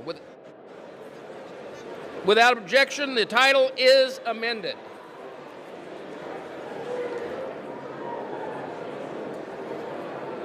Pursuant to Clause 8 of Rule 20, the unfinished business is the question on agreeing to the motion to recommit on H.R. 3632, offered by the gentlewoman from Michigan, Ms. Galton, on which the yeas and nays are ordered. The clerk will redesignate the motion. Motion to recommit H.R. 3632, offered by Ms. Galton of Michigan. The question is on agreeing to the motion to recommit. Members will record their votes by electronic device. This is a 5-minute vote.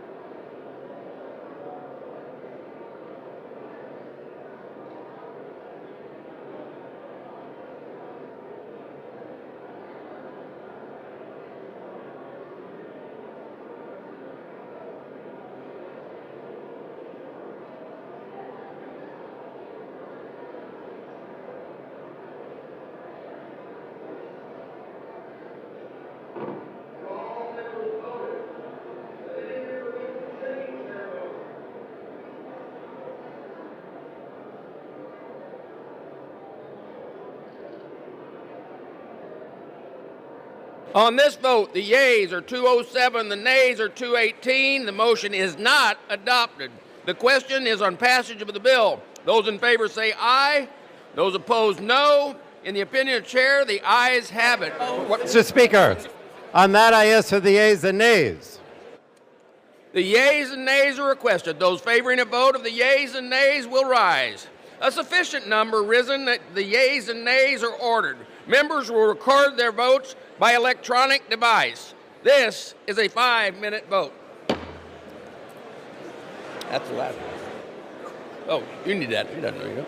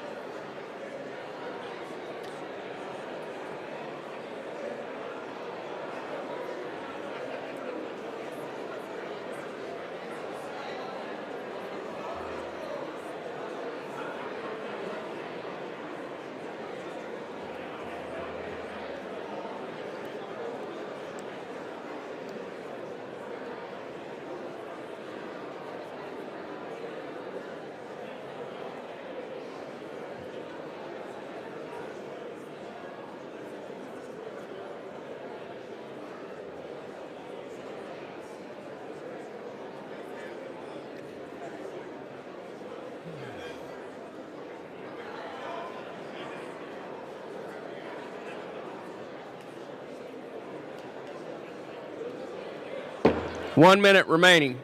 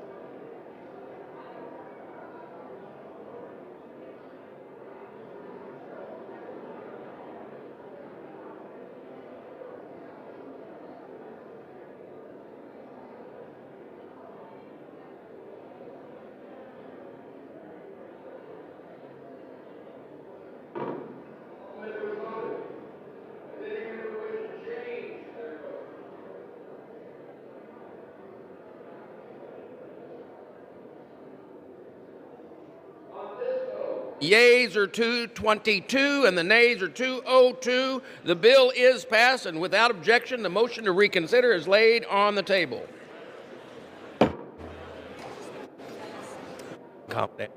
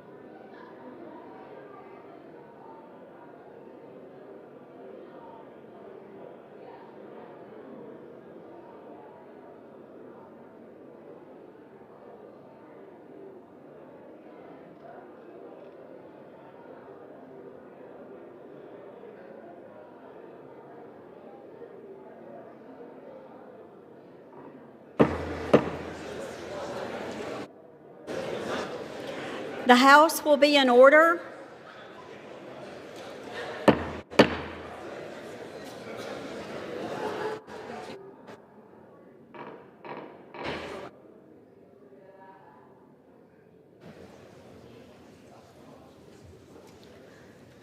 For what purpose does the gentleman from Iowa seek recognition?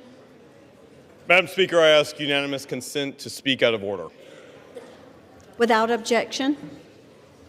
Today, the Iowa delegation, myself, along with Representative Hinson, Miller Meeks, and Representative Feenstra, and other members of the floor, including those who have served in uniform and those who support those who serve in uniform, rise today to honor two brave Iowans, Sergeant Edgar Brian Torres Tovar of Des Moines, Iowa, and Sergeant William Nathaniel Howard of Marshalltown, Iowa, who this week gave their life in service of our country. On December 13th, while serving in the Iowa National Guard in Syria, Edgar and Nate were killed by an ISIS terrorist attack. 3 other guardsmen were wounded, and a U.S. interpreter also killed. This was the first combat loss of American troops in Syria in over 5 years, and every American grieves alongside the families of the fallen. Edgar was just 25 years old. He was the first in his family to answer the call to service. He was full of energy and known for putting service before self, and just months from coming home. Nate was 29. He was a man of faith, a loving husband, and a guardsman with over a decade of service. He led by example. First in, last out, never leave a brother behind. They were young men. They could have chosen easier paths, but instead, they chose service to our nation. They stood their post when it mattered most. They carried the weight of our nation's safety on their shoulders, and they did so with courage, humility, and honor. In return, we, the U.S. House of Representatives, give them our gratitude, not just in words, but in remembrance of the solemn promise that justice will be served. Our grief, we renew our resolve. Out of loss, we strengthen our unity. And out of sacrifice, we carry forward hope. Hope grounded in the values that Edgar and Nate lived every day. Service before self, faith in something greater, and a love of country. Madam Speaker, I respectfully ask that the House of Representatives now observe a moment of silence in honor of Sergeant Edgar Torres Tovar and Sergeant William Nathaniel Howard.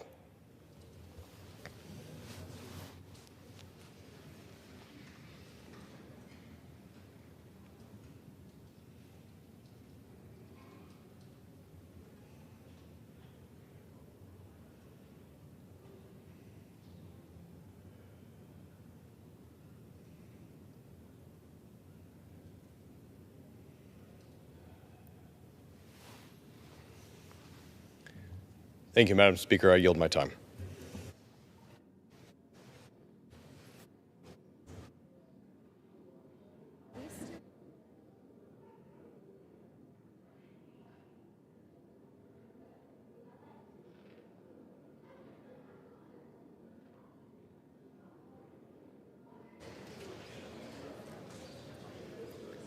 For what purpose does the gentleman from Florida seek recognition?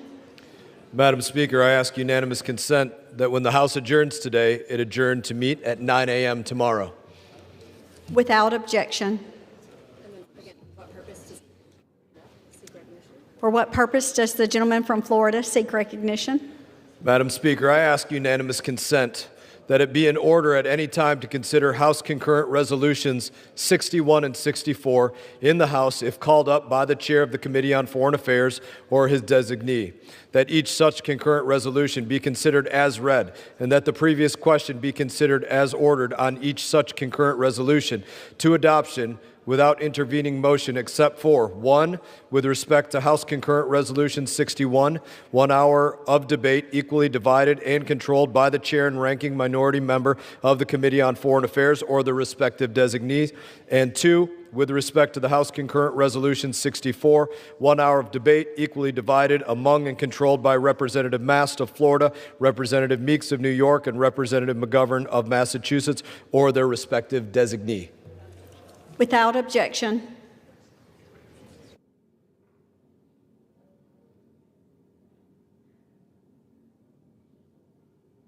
Chair will now entertain requests for 1-minute speeches. For what purpose does the gentleman from Pennsylvania seek recognition? Madam Speaker, request unanimous consent to address the House for 1 minute and revise and extend my remarks. Without objection, the gentleman is recognized for 1 minute. Thank you, Madam Speaker. Madam Speaker, I rise today to recognize a special tradition that took place this past Saturday, December 13th, National Wreaths Across America Day. Every year in December, thousands of volunteers set out in a coordinated wreath-laying ceremony across America and the world. This year's theme was inspired by the last words of Captain Joshua Byers, "Keep moving forward." Captain Joshua Byers was company commander of Fox Troop in Iraq in 2003 when an IED struck his Humvee. As smoke filled the air, Josh gave his driver one final command: keep moving forward. Although Josh didn't make it home, this command saved lives and became the battle cry for his unit and family. It is only fitting that the theme for 2025 should reflect this same spirit, a call to action for our volunteers and supporters in the communities that they serve. Madam Speaker, I thank the many organizers, volunteers, and participants who make Wreaths Across America possible.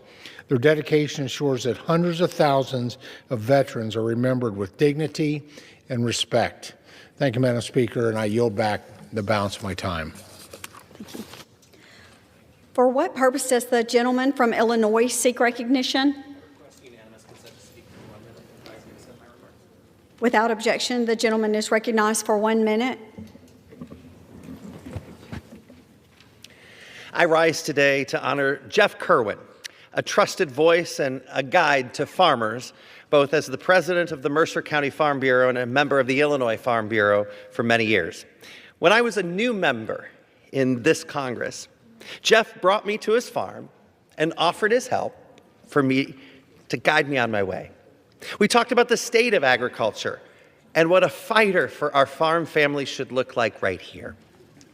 Guided by his education in agronomy and his many years at Growmark, Jeff became one of the first in our region to use precision agriculture in the early 1990s. This month, after a decade at the Illinois Farm Bureau table, Jeff is retiring. Jeff, thank you for your kindness, for your wisdom, and for inviting me on your tractor. Enjoy your retirement, and I look forward to seeing what life has ahead for you and your family.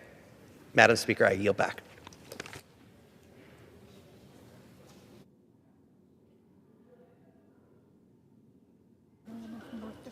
For what purpose does the gentlewoman from North Dakota seek recognition? Madam Speaker, I ask unanimous consent to address the House for 1 minute and to rise and extend my remarks. Without objection, the gentlewoman is recognized for 1 minute.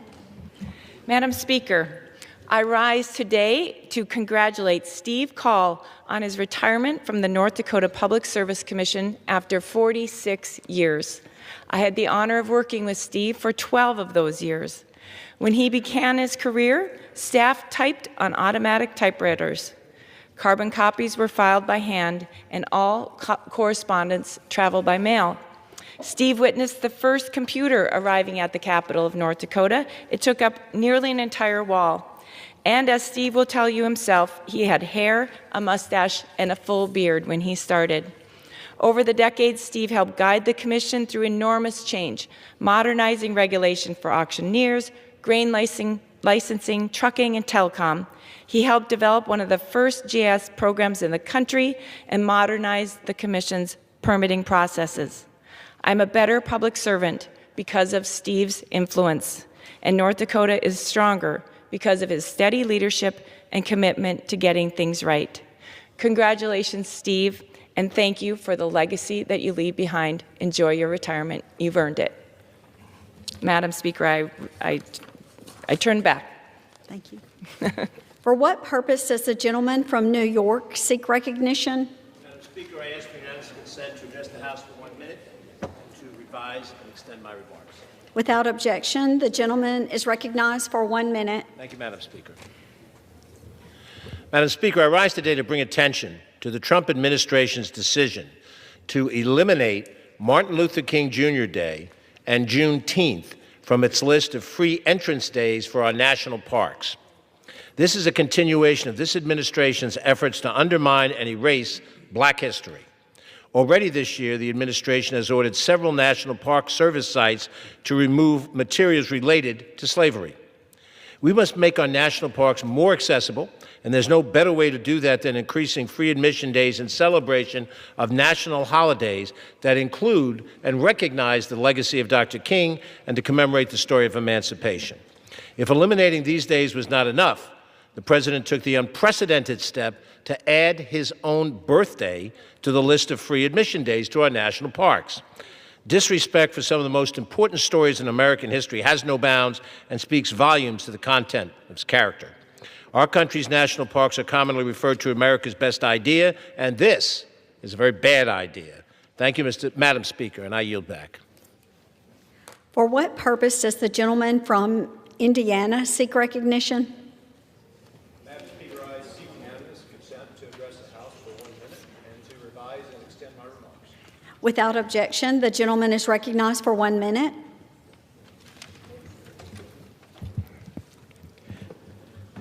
Madam Speaker, just a year ago, I was sworn in to this chamber to represent the good people of Indiana's 6th District. Since then, I've traveled the district from Columbus to Rushville, Connersville to Winchester, listening to Hoosiers. They're generous with their time, candid with their opinions, and not shy about telling you when you're wrong. My office has handled some 50,000 constituent inquiries. We've helped 450 Hoosiers with the IRS, the VA, the Postal Service. We've recovered about $5 million for hardworking families. That was their money. We were just the middlemen. This year, 6 of my bills passed the House, including the Build the Wall Act, which was signed into law by President Trump. It repurposes unspent COVID funds to complete construction of our southern border wall, and it didn't cost taxpayers an additional dime. I focused on legislation that cuts red tape, unleashes American energy, lowers costs, and bring costs down for Hoosiers. Washington makes this harder than it should be. I'll keep working at it. Next year, I'll keep traveling our district, listening first, and doing my level best to bring some Hoosier common sense here to Washington. Madam Speaker, I yield back. For what purpose does the gentlewoman from Pennsylvania seek recognition?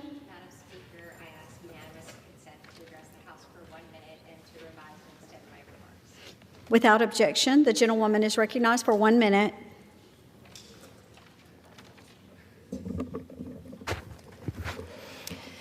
I rise today to honor the service of a very special person, our defense fellow, U.S. Marine Captain and JAG Viviana Lowe, whose tenure with our office is sadly coming to a close, and she's here today with us. Viviana has been an enormously instrumental member of our office this year, leading us to more than 35 policy wins in our NDAA that will have a lasting impact on the services for decades to come. Through her leadership of the Service Women and Women Veterans Caucus, and especially with the WITs, Viviana has ensured that our military is a place where our servicewomen all feel valued and supported. Her dedication to the Academy nomination process is inspiring the next generation of our service members and has been a gift not only to our office but to our entire community and will pay back in dividends that we don't yet appreciate. As she leaves our office and heads back to the Pentagon to join the Marines Judge Advocate Division, we know that our nation is fortunate to have a fierce warrior and public servant like Viviana at the helm. Thank you, Viviana, for everything. We will miss you and your amazing energy and spirit. I yield back. For what purpose does the gentleman from Georgia seek recognition? Pass unanimous consent to address the House for 1 minute to revise and extend my remarks. Without objection, the gentleman is recognized for 1 minute. Madam Speaker, I rise today in strong support of the Do No Harm in Medicaid Act, which protects children from unscientific sex-rejecting procedures. Dangerous and irreversible sex change interventions for children should have no place in our medical system.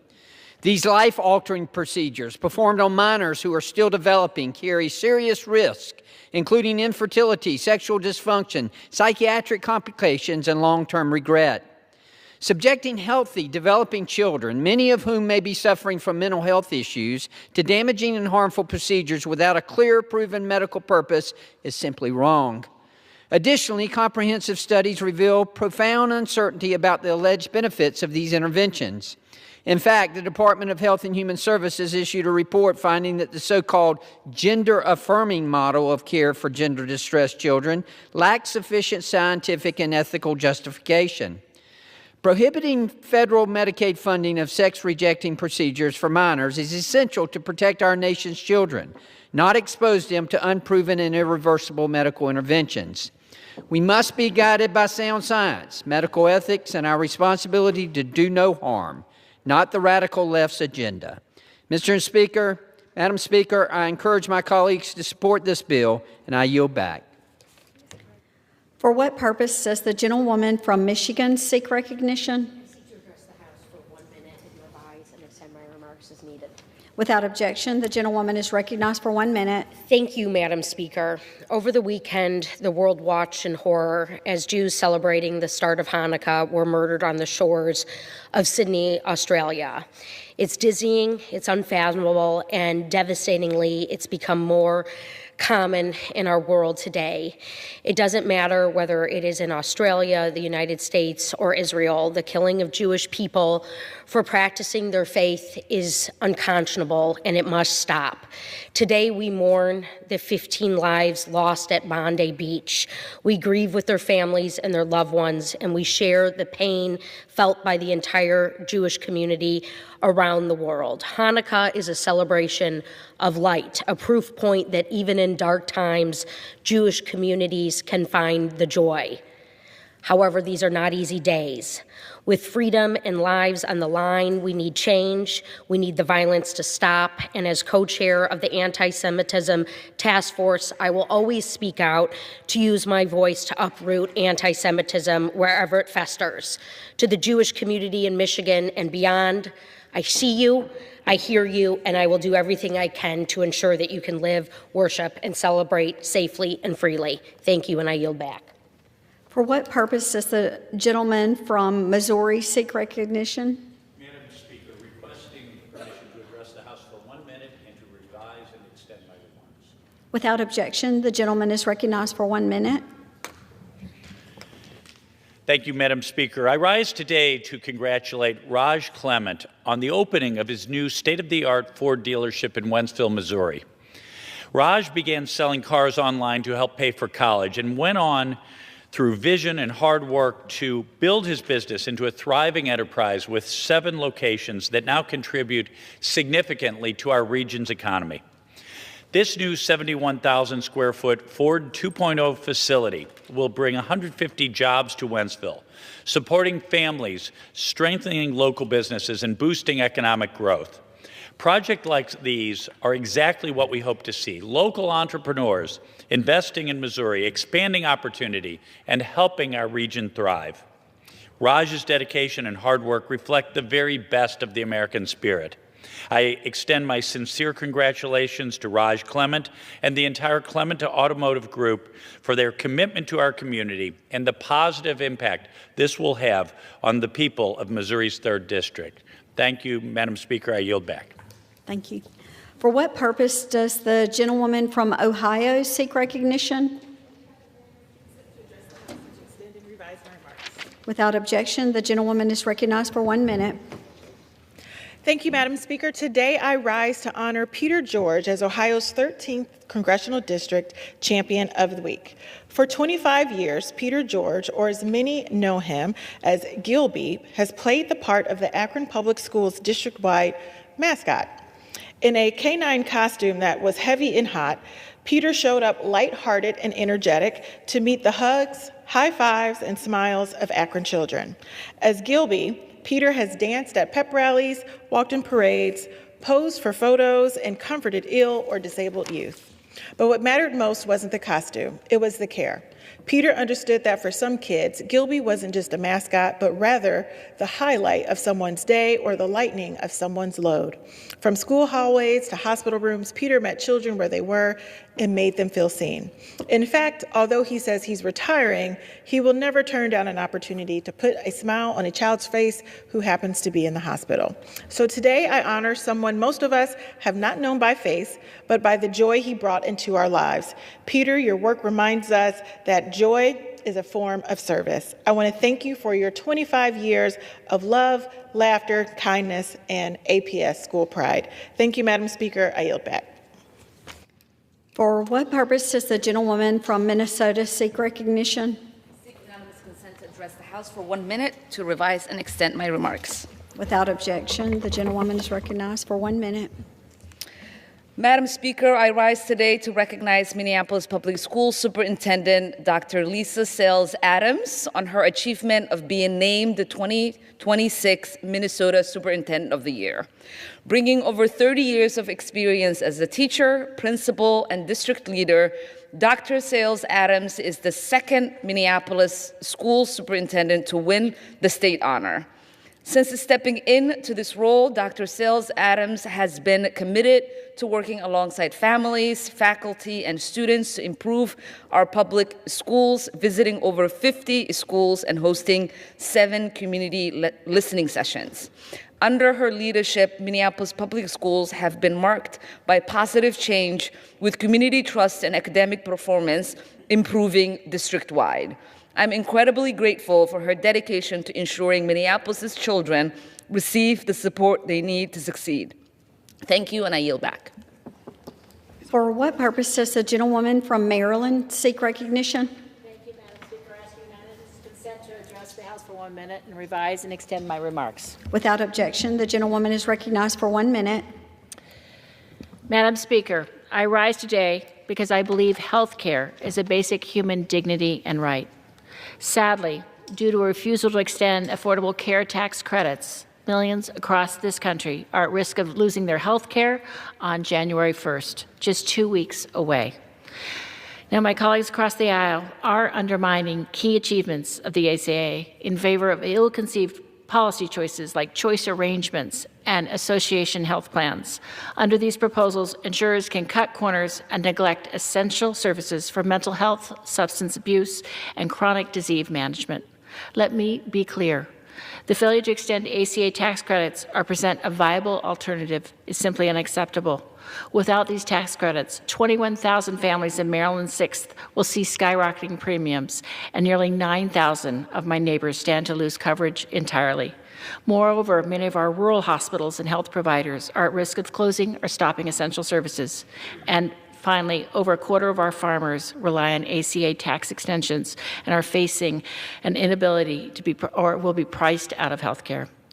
In sum, together in community, we must take care of one another. We must protect affordable care and put people's health over partisanship. Thank you, and I yield back. For what purpose does the gentlewoman from Ohio seek recognition? Without objection, the gentlewoman is recognized for 1 minute. Madam Speaker, I rise today and every day for the working families of Northwestern Ohio. This includes rural Americans across this country who are being left behind by the bills not reaching this floor this week. Right now, Congress is debating health care as if it were an abstract policy exercise. But back home, it's very real. It's the factory worker in Defiance choosing between insulin and groceries. It's the farmer in Fulton County driving an hour to see a doctor and then opening a bill he simply cannot pay. These proposals do nothing to protect them. Let's be clear, a $1,000 health savings account is not insurance, it's a coupon. One that disappears the moment you walk into an emergency room. That money helps people who already have savings. It does not help families living paycheck to paycheck. One hospital visit costs more than a month's rent. Instead of stabilizing premiums, extending ACA subsidies, and protecting coverage, these phony bills gamble with people's lives. Madam Speaker, health care should not depend on your zip code, your job title, or the balance in your bank account. Working Ohioans deserve real coverage, not false, empty promises. Thank you, Madam Speaker, and I yield back. For what purpose does the gentlewoman from California seek recognition? I ask unanimous consent to address the House for 1 minute and to revise and extend my remarks. Without objection. Thank you, Madam Speaker. Thank you. Madam Speaker, I rise today on a subject that's very timely and important, but before I go into that, I want to thank my colleagues, Congresswomen from Maryland and Ohio, for their very speaking truth about health care and what the negligence of this body is in not bringing up a bill for us to have to extend the subsidies. It's taking a toll on our families. It's really immoral, in my view. But I rise today in response to the unjust guilty verdict handed down by China against Jimmy Lai. Jimmy Lai was a publisher and a prisoner, is a publisher and prisoner of conscience, convicted not for committing a crime, but for exercising the fundamental freedoms of speech and press. His work at Apple gave voice to the people of Hong Kong and held power to and hold them to account. For that, he has been targeted, silenced, and now formally condemned by a system designed to crush dissent. This guilty verdict sends a chilling message that truth itself is on trial in Hong Kong. It shreds the promises of autonomy and rule of law, the basic law, exposes the reality of Beijing's crackdown on democracy. His son, Sebastian, and his daughter, Claire, have lobbied for his freedom. The United States must speak with moral clarity. We must condemn this verdict. We must demand his immediate release. I yield back the balance of my time. For what purpose does the gentlewoman from Hawaii seek recognition? Madam Speaker, I ask unanimous consent to address the House for 1 minute and to revise and extend my remarks. Without objection, the gentlewoman is recognized for 1 minute.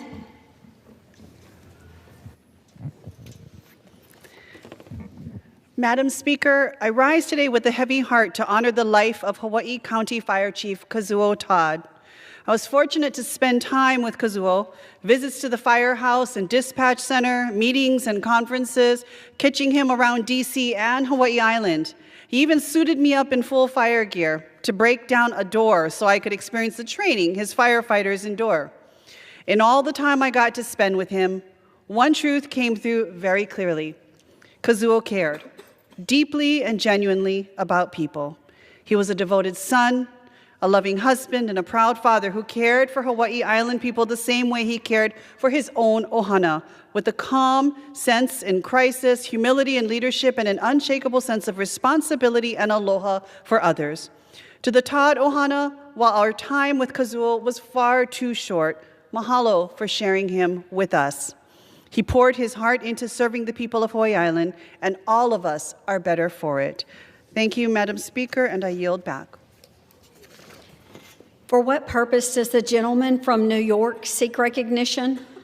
I ask unanimous consent to address the House for 1 minute and to revise and extend my remarks. Without objection, the gentleman is recognized for 1 minute. Thank you, Madam Speaker. I rise today to honor the remarkable life and legacy of Lucien A. Morin, who passed away this year at age 104. Lou, as he was known to all, was a proud World War II veteran. He began his public career as a Henrietta town justice who literally held court in his own home.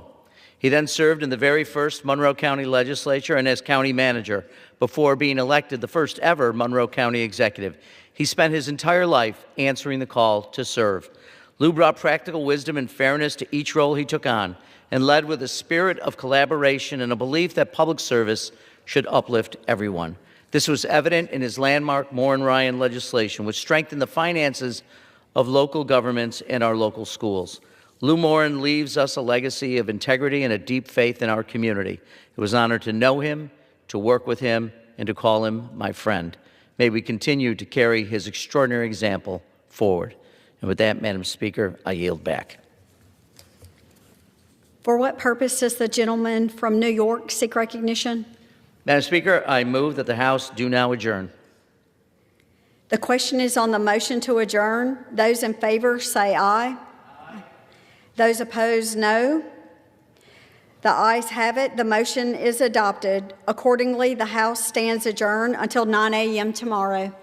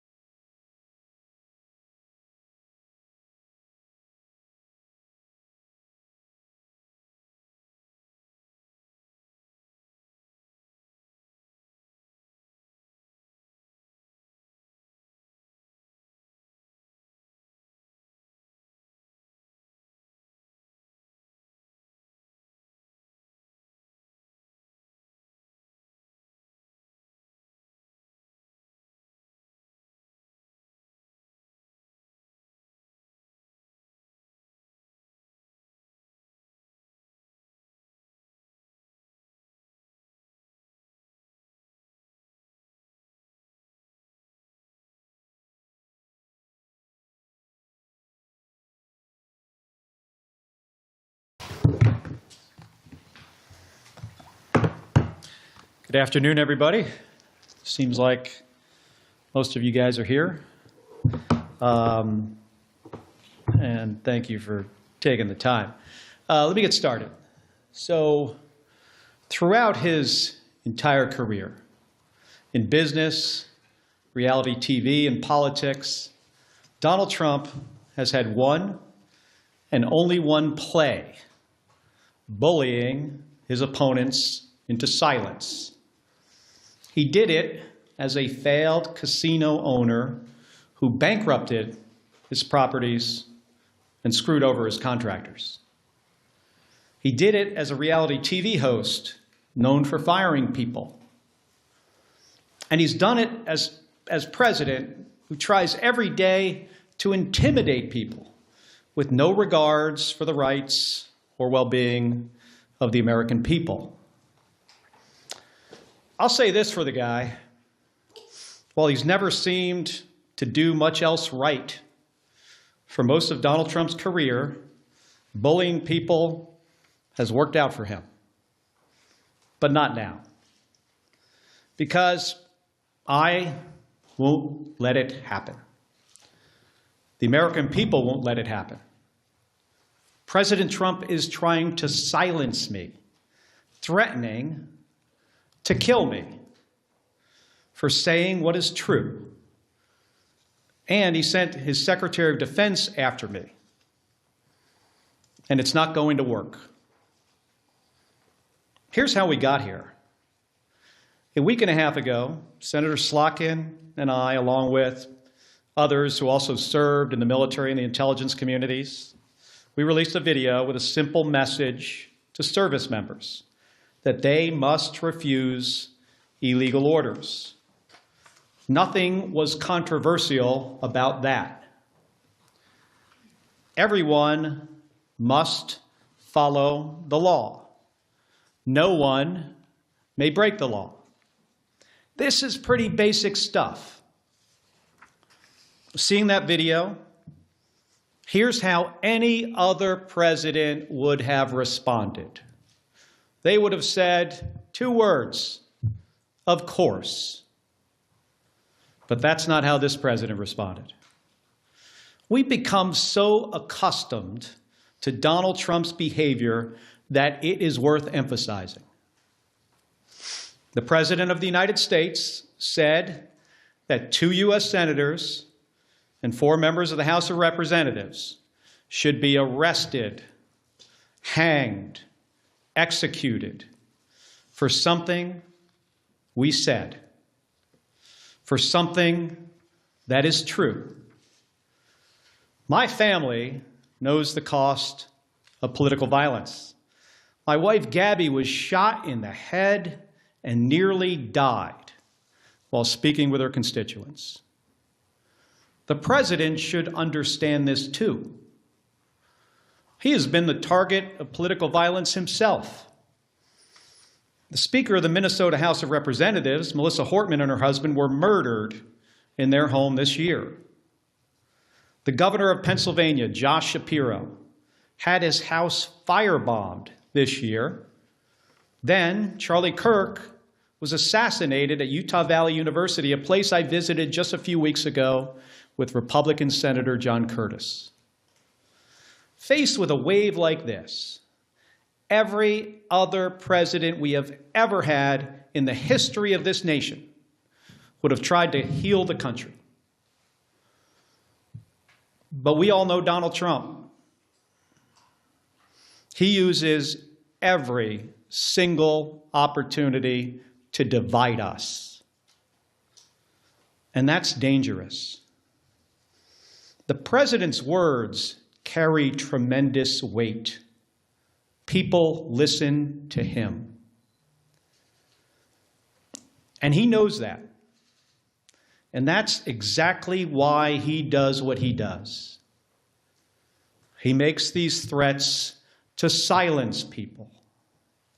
And if that doesn't work, he abuses his power to intimidate people.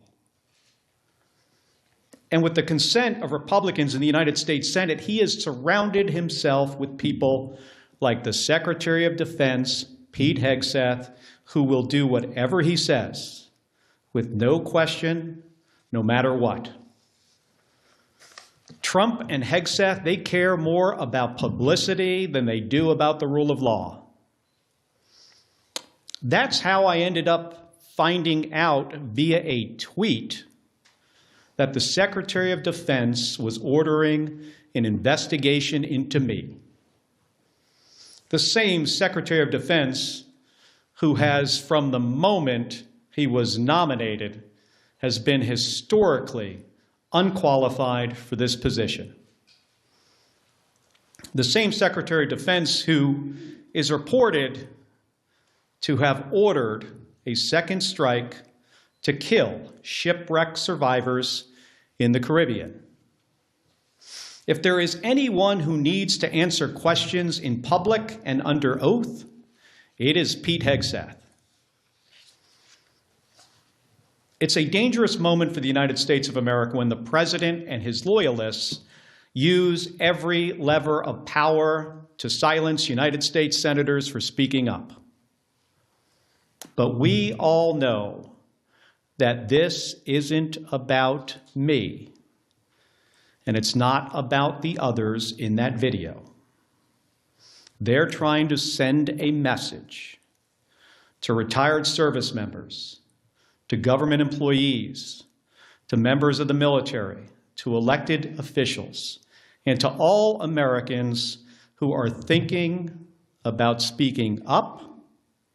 You better keep your mouth shut or else. This has been a singular focus of President Trump's second term. Not addressing costs, not creating jobs, intimidating people, and going after the people he views as his political opponents. He's done it to companies. You better write a check to build my ballroom, or I might not approve your merger. He's done it with universities. You better fire your president, or I'll pull your research funding. He's even done it to late-night hosts. You better not make jokes that I do not like, or I'll get you taken off the air, and I'm going to take your company's broadcast license. And he does it every week with Republicans in the House and the Senate. You better toe the party line, or I'll make sure you never get reelected. Folks, this comes at a cost. And not only to American companies, colleges, and comedians. It damages every American's freedom of speech and the balance of powers that form the foundation of our democracy. Because when Republicans in Congress are too afraid to disagree with this president, it means that his bad ideas go unchallenged. He has slapped reckless tariffs on countries across the globe, skyrocketing the cost of everything from groceries to school supplies. Republicans historically, well, at least a year ago, they hated tariffs. But when it comes to voting to undo them, they are too afraid of Donald Trump. So Americans pay more for just about everything because of spineless politicians. It's the same with healthcare costs. There are Republicans in the House and the Senate who really want to do something to prevent these healthcare premiums from spiking for millions of Americans.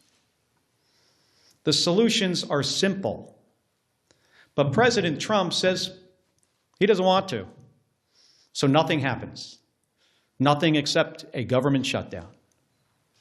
It goes on and on. The president has gone too far. Everybody needs to wake up. The occupant of the Oval Office is ignorant to the Constitution and has no regard for the rule of law. In trying to silence me, in proposing to court-martial me, in threatening to kill me, for fighting back when our democracy demands that we must fight back.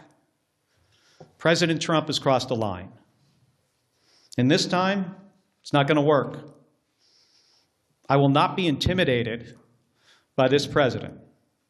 I am not going to be silenced by this president or the people around him, because I've given too much in service to this country to back down to this guy.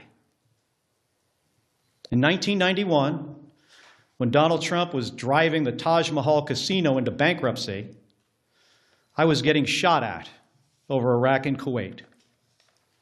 In 2001, after Donald Trump said that the collapse of the Twin Towers meant he now owned the tallest skyscraper in Manhattan, I was carrying flags honoring 9/11 victims into space on a rocket ship.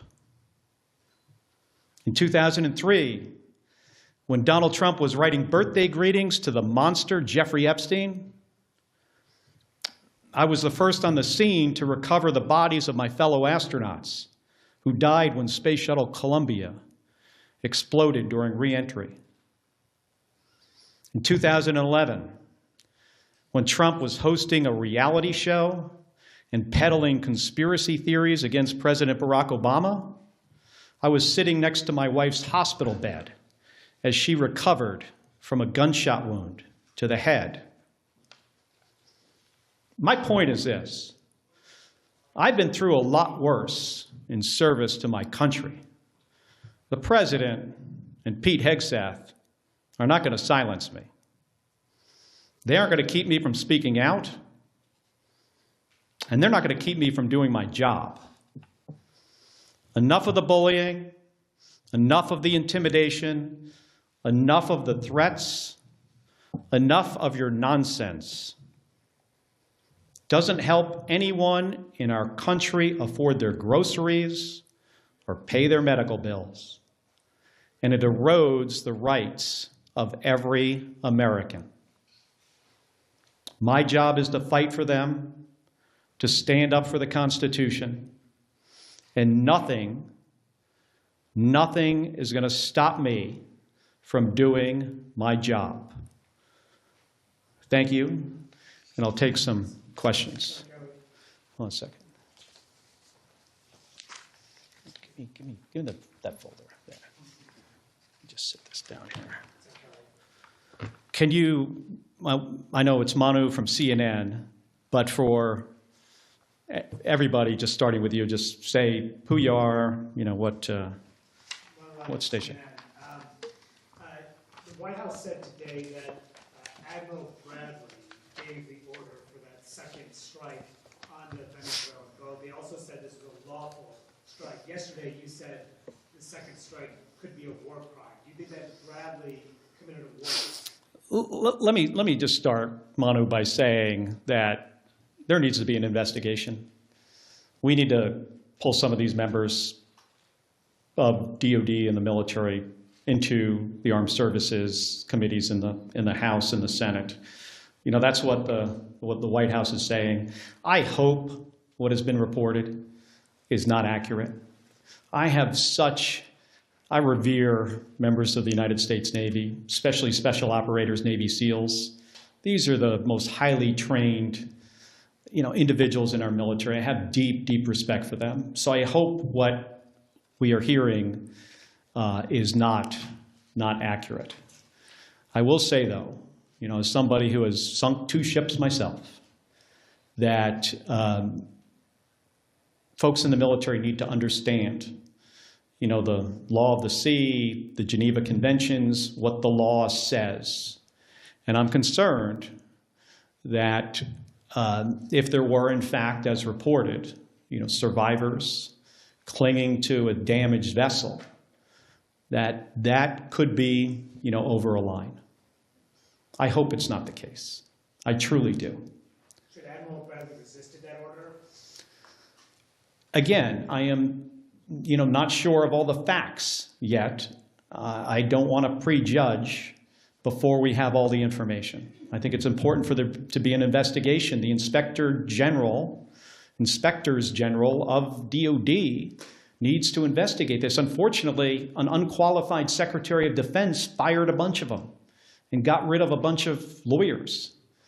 Pete Hegseth, do I have a lot of confidence in DOD? Well, hopefully we have, inspectors general there that will be doing an impartial investigation. I think we should wait for the results of those investigations. Regarding this press conference, the investigation into your actions, have you spoken with DOD or DOJ or anyone? Have there been any conversations, any interviews yet? Like I said in my remarks, I was notified of a potential court-martial through a tweet by the Secretary of Defense. I mean, think about that for a second. How ludicrous is that? That's the only notification that we have received to date. And I think that says a lot about who Pete Hegseth is and what he cares about. He doesn't care about the law. He doesn't care about process. He doesn't care about accountability. He cares about views on his Twitter account. And that's a big problem. I want to ask you guys this question. Have you ever in the history of our country seen a less qualified or less professional Secretary of Defense? I cannot think of one. Senator Kelly, Nathaniel Reeves, Scripps News. Are you concerned about threats on your life? Have you stepped up your personal security and, of course, the security of your wife? Hey, I'm no stranger. Gabby and I are no stranger to political violence. We get a lot of threats already. She continues to get threats. She gets threats on her life, more so today because what Donald Trump said about me 10 days ago, that I should be hanged, that I should be executed. The threats on us have obviously gone up. I'm not going to get into details about my personal security. We take these threats very seriously, and I take, the threats from this president seriously. How many times in our country's history have you heard a president of the United States say that members of the Senate and the House should be hanged and executed? I mean, I can't think of one. Those words carry a lot of weight. The number of calls, threatening calls that we get into our office have skyrocketed. And they were very graphic. I mean, some of them were put, not from my office, but another member put them out there for people to hear. The ones we get are worse than that. So I take this seriously. But again, that's why he does these things, because he thinks he can shut me up. I have First Amendment rights. I'm a United States Senator. I am doing my job. I'm on the Armed Services and the Intelligence Committee. He ain't going to shut me up. I mean, he intimidates other people. I'm not intimidated by Donald Trump or Pete Hegseth or anybody else. Thank you, Senator Nicole Killian with CBS News. Are you aware, just back on Venezuela, are you aware of whether or not the Secretary has had, Secretary Hegseth, that is, if he's had any conversations with any members of the Armed Services Committee, and in terms of these calls to investigate, do you believe the Secretary and Admiral Bradley should appear before the Armed Services? They absolutely should appear. I've talked to the chairman of Armed Services about it and the ranking member. They should absolutely appear. I'm not so confident they will. This is not an administration that tends to follow any norms. But we need to get to the bottom of this, of what happened. And we are not Russia and Iraq. I'm really concerned if the reporting is correct. Again, I hope the reporting about this incident is not accurate. What the White House said today actually indicated it might be, but we're going to have to see. Going back to the DOJ matter, are you considering any legal action to this risk of being court-martialed or any of the fees or threats of investigations? You mean like me suing Donald Trump for what he said? I think what he said about us is dangerous. It's ridiculous. It is a violation of our constitutional rights as Americans and our rights as senators to do our job, and he's trying to intimidate us. But I have not considered that, not at this point. Thank you, Senator. Senator today. Do you see this as fundamentally First Amendment issue for you that you're going to highlight against the president who's trying to silence you? And how do you see the whole process playing out? Well, again, this isn't really about me.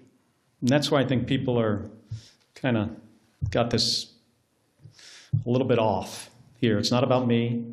It's not about the other 5 members in the video. It's not about Alyssa Slotkin, Chris DeLuzio, Chrissy Houlihan, Jason Crow, Maggie Goodlander.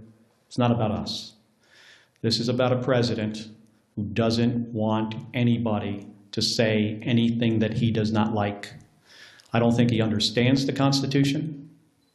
I'm serious about this. I think he is ignorant to the Constitution and the rule of law. And he just wants to silence us, and it starts with us. And that's one of the reasons people say, well, why wouldn't you just back off? Because this isn't about me. This is about what he will do next. Who's he going to go after next? Which service member?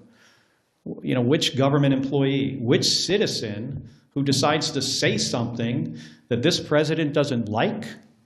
And then he goes after them, in my case with the Secretary of Defense. Who knows what's next? With the Attorney General? I mean, this DOJ has been just, attacking people for all kinds of stuff. And what's next? Our First Amendment rights? Ain't happening. Noah Robertson, Washington Post. Can you tell us anything more about the FBI's involvement in the inquiry into you and the other lawmakers who appeared in the video? Have you scheduled an interview with them?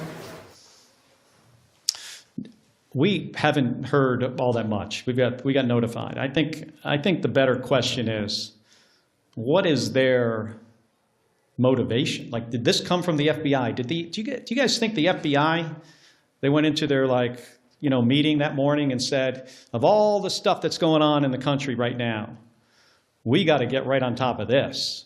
These guys said something the president didn't like, and now we've got to do something about it. Or do you think it's possible that the president told his FBI director to tell the FBI agents to reach out to these guys? So I think this is a good question for you. All of you in here should be asking the FBI those questions. I don't have the answers to them. Yeah. Can you tell us anything more about the Senate Armed Services Committee's inquiry into the September 2nd strike? The nature of the request for information submitted, what information has been sent back from DOD so far in your conversations with the chairman? Well, we had a brief on the first 3 strikes, and I have said this, before 10 days ago, that they're tying themselves in knots trying to explain why this entire operation is legal. And I imagine eventually, I hope you have an opportunity to see the legal argument that they made to do this. It's important for the American people to see it. We have to get folks before the committee.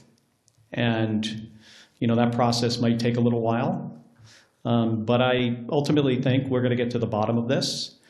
And again, if what seems to happen actually happened, I'm really worried about our service members. I was talking about this from the beginning of this operation, that the thing that I am most concerned about is the very difficult situations that this Secretary of Defense is going to put service members into. And it's because this guy is so unqualified for the job. I mean, think about this. He runs around on a stage talking about lethality and warrior ethos and killing people.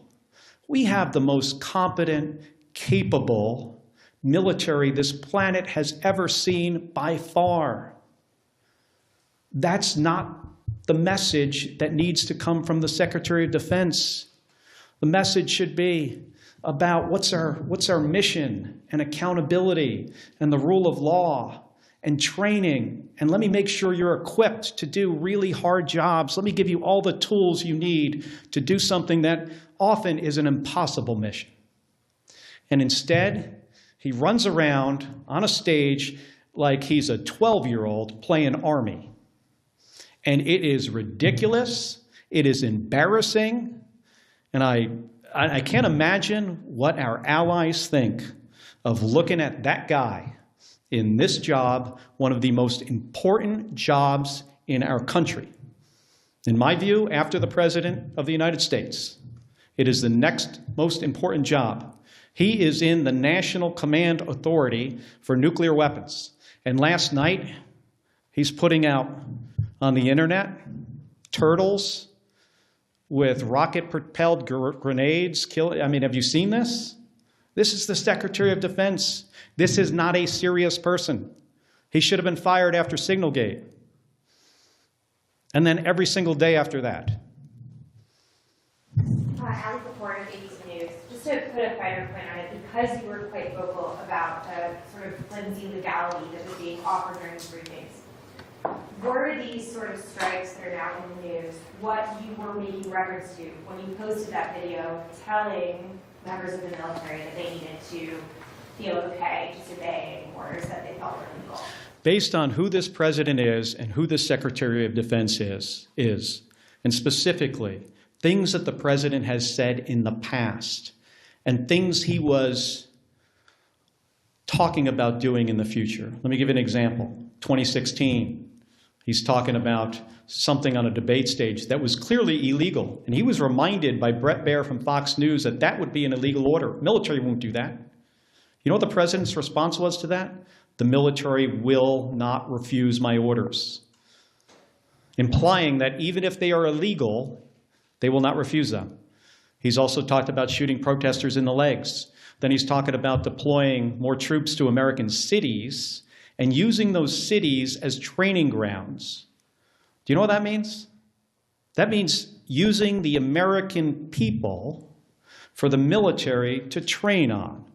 So we were looking forward to try to head something off at the pass that could have been really, really bad. So it wasn't about this specific thing.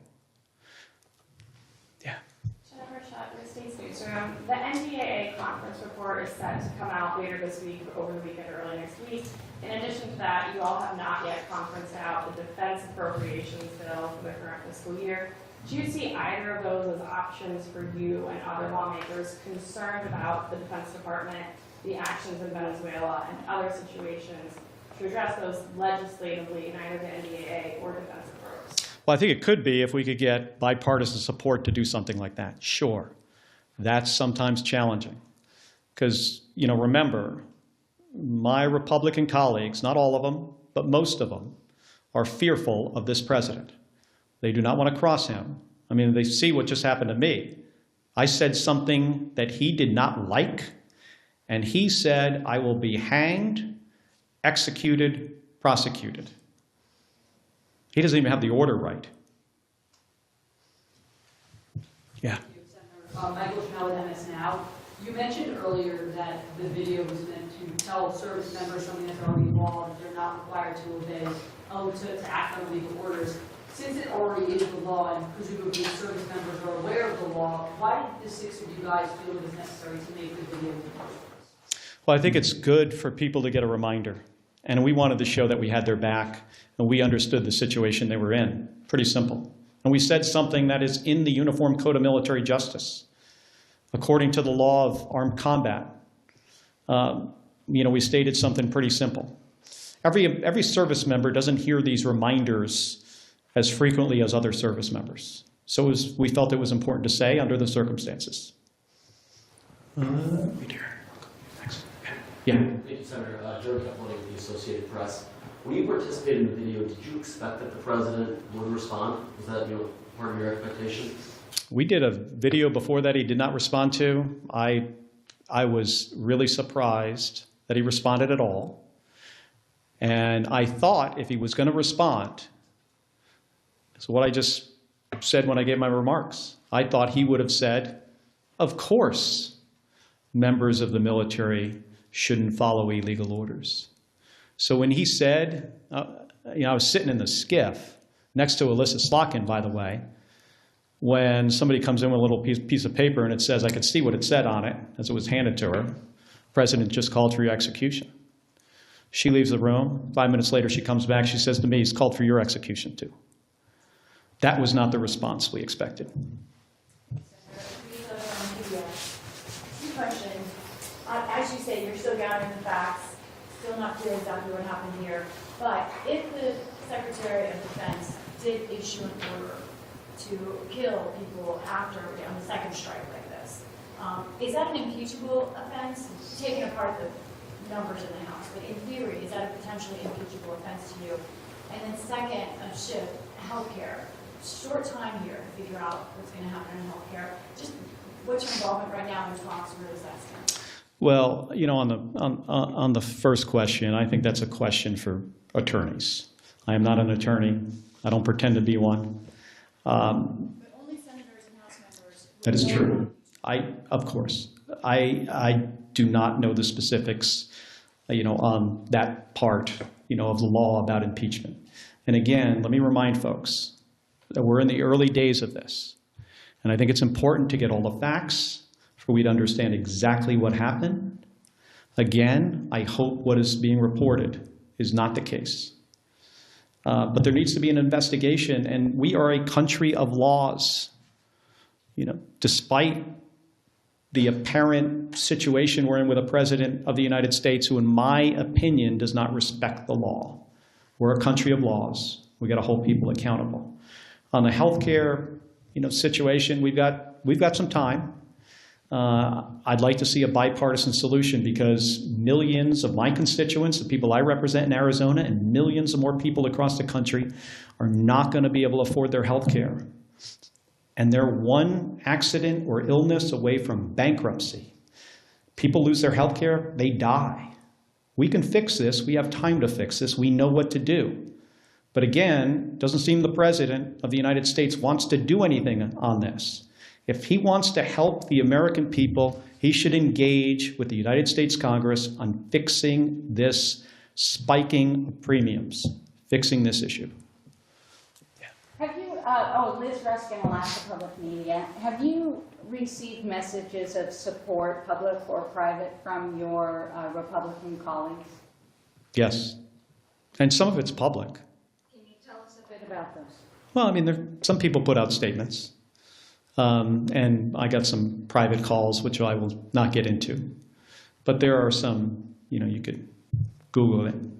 There are some, positive, but we're in an unfortunate period here where we have a president that does not like to be crossed.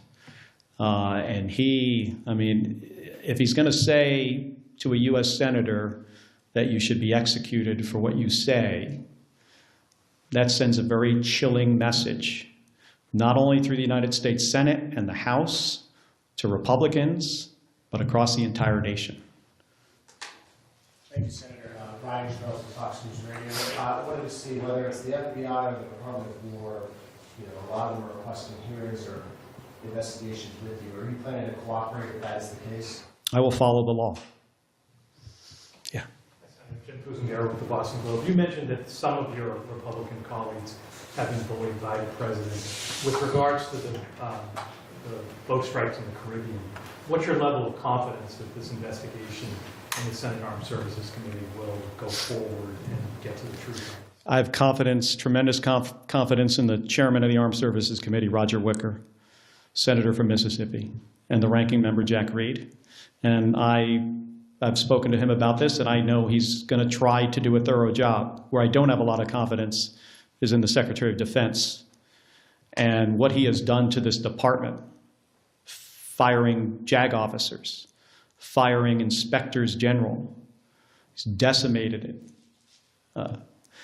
Firing people in the leadership of DOD just because of the color of their skin or if they were a woman. So I have about zero confidence in the Secretary of Defense. I have tremendous confidence in the chairman of the Armed Services Committee. Connor O'Brien from Politico. Senator Schatz tweeted this afternoon, he said Pete Hegseth needs to testify in the month of December before we pass a defense authorization. And I'm just curious, as a member of Armed Services, do you agree with that approach? Should Democrats be open to potentially, holding up NDA to leverage testimony, information, whatever in this process? I spent 25 years in the United States Navy. I understand the importance of the defense bill and the programs that we authorize and the changes we make to policy through that piece of legislation. I've talked to Senator Schatz, and we'll continue to talk about this, but in general, my view, on this is we've got to be very thoughtful about how we handle the process of the defense bill. Yes. Carla, just to clarify, you were not briefed on the double tap of the first strike. None of your briefings have included that. If Hegseth will not testify, will you call on Admiral Halsey of Southcom to come in and testify? And then lastly, on Venezuela, should the United States strike inside Venezuelan territory, do you think that is legal? So I'm going to have a conversation with the chairman and the ranking member about who specifically, we bring in to testify, whether we do it in public or not. I would generally prefer public hearing. We should probably do both. One in a classified setting, one publicly, so the American people could see. I'm still trying to figure out the justification that Donald Trump has if he was to, conduct kinetic strikes into Venezuela. What's the goal? Why hasn't he communicated this to the American people? That's the job of the president, to lay out a case before we go to war. And if it is about removing Maduro, how do you square that with pardoning Juan Hernandez, who is basically the same guy from a different country, who got sentenced to 45 years in prison, and he's barely been there? He probably hasn't even gotten settled in yet, and the president's going to release him? Doesn't make any sense. And I'll tell you what, regime change as a policy of the United States generally in our history has not worked out well. Think of South Vietnam. Think of the Bay of Pigs, Iraq and Afghanistan. It results in the deaths of U.S. service members without the intended outcome. And in this case, I don't even think we know the intended outcome.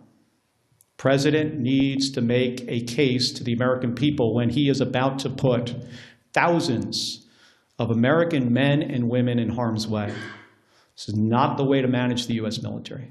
Hey, I want to thank all of you for spending the time here today. I'm sorry the room is so warm in here, but we'll cool it down next time. Thank you. Appreciate it.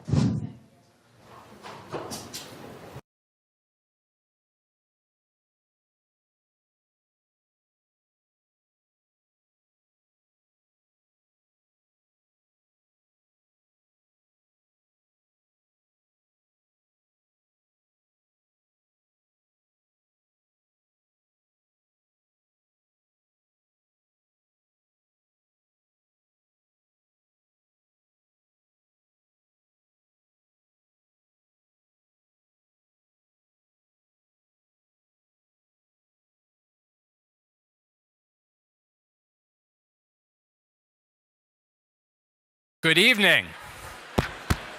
Good evening, and Hoya Saxa. I love that call and response so much. Good evening, my name is Mo Alethi. I am Executive Director of the Institute of Politics and Public Service at the McCourt School. And thank you so much for joining us this evening.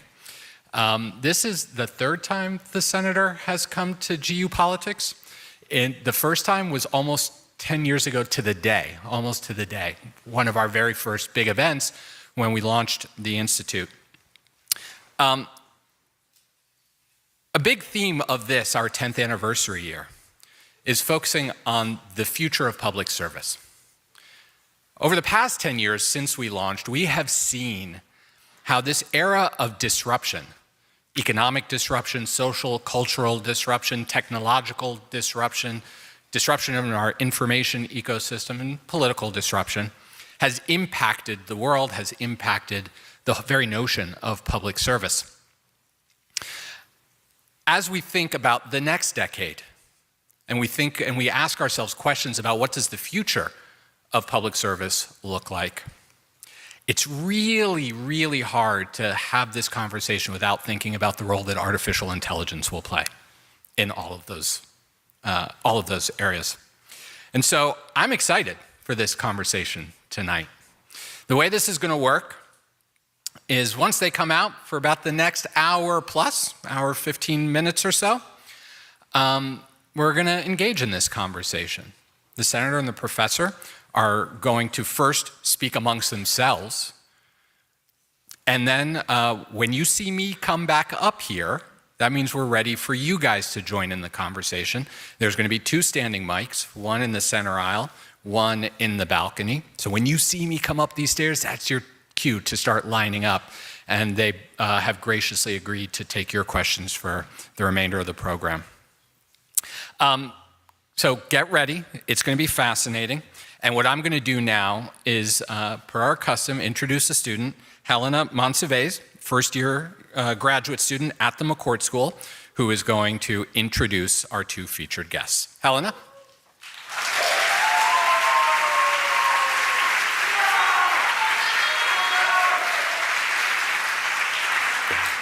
Thank you, Mo. My name is Helena Monsivais. I'm a first-year Master of Science and Data Science student for Public Policy at the McCourt School of Public Policy. This semester, I've had the privilege of spending time in the GU Politics living room as a member of Senator LaFonza Butler's Student Strategy team. In her discussion group, we've spent the last 8 weeks exploring the implications of artificial intelligence on the future of work and the labor movement.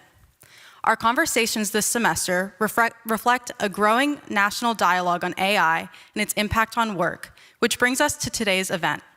It is an honor to speak today on behalf of our school and the incredible academic community. We are excited to introduce today's conversation, AI, the Promise and the Peril, with Nobel laureate Dr. Geoffrey Hinton and U.S. Senator Bernie Sanders. Dr. Geoffrey Hinton received his PhD in artificial intelligence from Edinburgh in 1978. He did postdoctoral work at the University of California, San Diego, and spent 5 years as a faculty member in the computer science department at Carnegie Mellon University.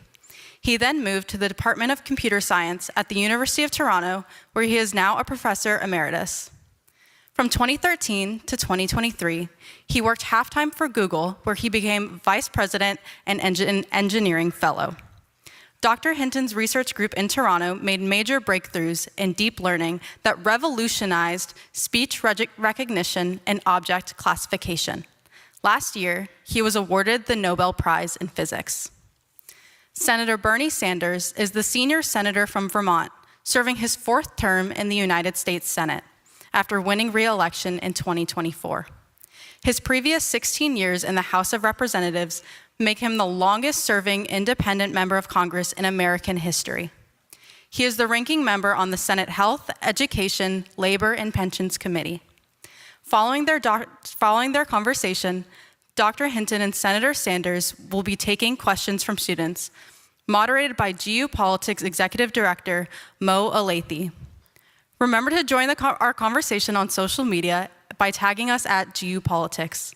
Now, please join me in welcoming Dr. Jeffrey Hinton and Senator Bernie Sanders.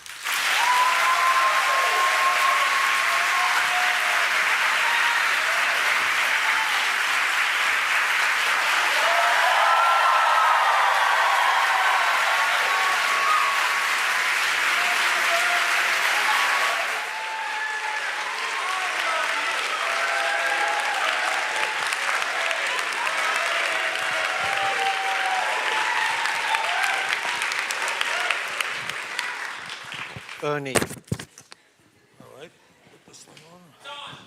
It's on. It's on, okay. First of all, let me thank all of you for coming out. This is a wonderful turnout.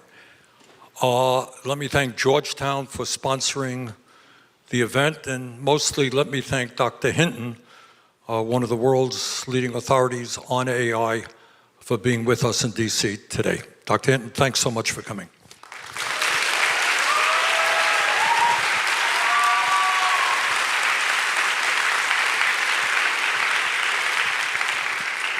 The reason I invited Dr. Hinton to DC is that, in my view, AI and robotics are going to have a very profound, transformative impact on our country and the entire world. But despite that reality, we are not hearing the kind of discussion we need in Congress, in the media, and within American society about what this consequential change is about and how we address it. So that's what tonight is about. We don't have all of the answers, I certainly don't. But this is an issue that is going to impact every one of your lives, and we need to be thinking about it big time. So we don't have a whole lot of time this evening, and there's a ton of stuff that we've got to cover. So with that, let me just start off by asking Dr. Hinton a leading question. That is, I have heard, Dr. Hinton, from folks all over the country who say, you know what, AI, yeah, you're right. It's going to displace jobs. It's going to create jobs. But that's the way the world has always been. We've gone from agriculture to industry. We've gone from industry to tech to information. What's the big deal? So what is the big deal? Is this different than other types of technological revolutions? Yes, this is very different, because the people who lose their jobs won't have other jobs to go to.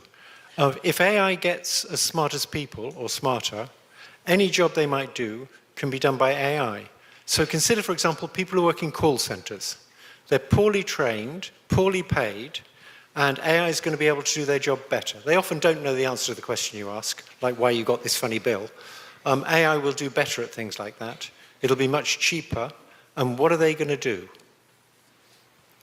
All right. The reality is, I think many people know, is that some of the very wealthiest people in the world, Elon Musk, Jeff Bezos, Mark Zuckerberg, Larry Ellison, other multi-billionaires, are investing hundreds and hundreds of billions of dollars into AI and robotics. Are these people staying up nights worrying about working class people and low income people? Is that why they're doing this investment? They should be, but I don't think they are. And I think many of them haven't really absorbed Keynes, that if the workers don't get paid, there's nobody to buy their products. And they haven't really thought through the massive social disruption we'll get if we get very high unemployment. Mr. Musk said last month that AI and robots will replace all jobs. Working will be optional. Bill Gates, also involved in AI, predicted that humans, quote, won't be needed for most things, end quote. Dario Amodei, the CEO of Anthropic, warned that AI could lead to the loss of half of all entry-level white-collar jobs. What is your thought about short-term and long-term impact of AI and robotics on our economy? Are these guys right? I think they probably are right. It may not be immediate. So you often see articles saying, oh, AI is not going to replace the jobs. AI fails at lots of things. It's true, AI currently does fail at some things. What you have to remember is we're in the very early stages. This is a new technology. It's getting better very fast. It's getting better exponentially. And trying to predict the future of it is going to be very difficult. It's a bit like when you drive in fog. You can see clearly for 100 yards, and at 200 yards you can see nothing. Well, we can see clearly for a year or two, but 10 years out, we have no idea what's going to happen. But it seems very likely to a large number of people that we will get massive unemployment caused by AI. And if you ask, where are these guys going to get the roughly $1 trillion they're investing in data centers and chips? Really, you can get subscription fees, but one of the main sources of money is going to be by selling people AI that will do the work of workers much cheaper. And so these guys are really betting on AI replacing a lot of workers. As you've just mentioned, no one can predict what the long-term impact of AI is. But I think I read somewhere that you suggested that as AI develops, and it's developing very rapidly, we can almost compare AI to the human brain like we can compare the human brain today to a frog's brain. And I know very smart frogs, but nonetheless, is that a fair metaphor here? It's reasonable. So at present, the human brain actually has more connections in it than the big AI systems. So the big AI systems, their knowledge is all in the strengths of connections between simulated artificial neurons, and they learn by changing those connection strengths. And they have about 1 trillion of those, maybe 2 trillion in the biggest ones, but often like only a mere 100 billion. The human brain has about 100 trillion. So we've actually got more connections than they have at present. On the other hand, they get much more experience than us. So the big AI systems are trained on trillions of words. Now, you couldn't read trillions of words because you only live for 2 billion seconds. Actually, fortunately for Bernie and me, it's about a little more than 2 billion seconds. 2 billion seconds is about 64 years. So we have very little experience and a huge number of connections. They have a huge amount of experience and not as many connections as us. But even though they've got less connections, so less ability to store knowledge in these connection strengths, they know thousands of times more than us already. If you take GPT-5 or Gemini 2.5 or Claude 3.5 or whatever, they can answer any question you can ask them at the level of a not very good expert. Sometimes they'll just make it up, but experts sometimes just make it up too. So they know thousands of times more than a person, using only about 1% of the connections. So they're not quite like us, but they're already much more knowledgeable than us, and they're already very good at reasoning in limited domains like mathematics. Almost all the experts believe that it's inevitable that if we don't blow ourselves up, or have massive pandemics or something like that, they're going to get smarter than us. And nobody knows what's going to happen then. And we really shouldn't do that until we can figure out whether people can coexist with them, and people don't know how. In a practical sense, and I know this is a tough question, how does AI in 10 years look in the world? How is my life different because of AI? You talked about the incredible speed in which they can give us answers.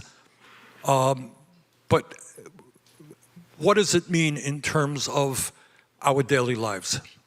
Yeah, so predicting the future is a bit like driving very fast down the freeway while looking through the rear-view mirror. You only have historical data.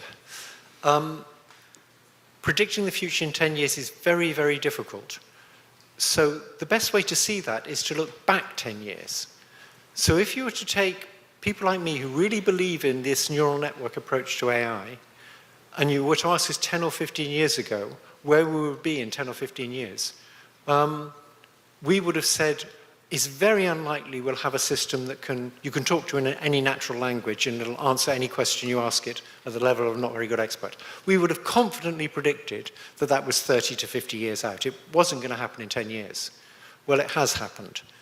And I think that means that we can fairly confidently bet that whatever we have in 10 years, it'll be not what we expected.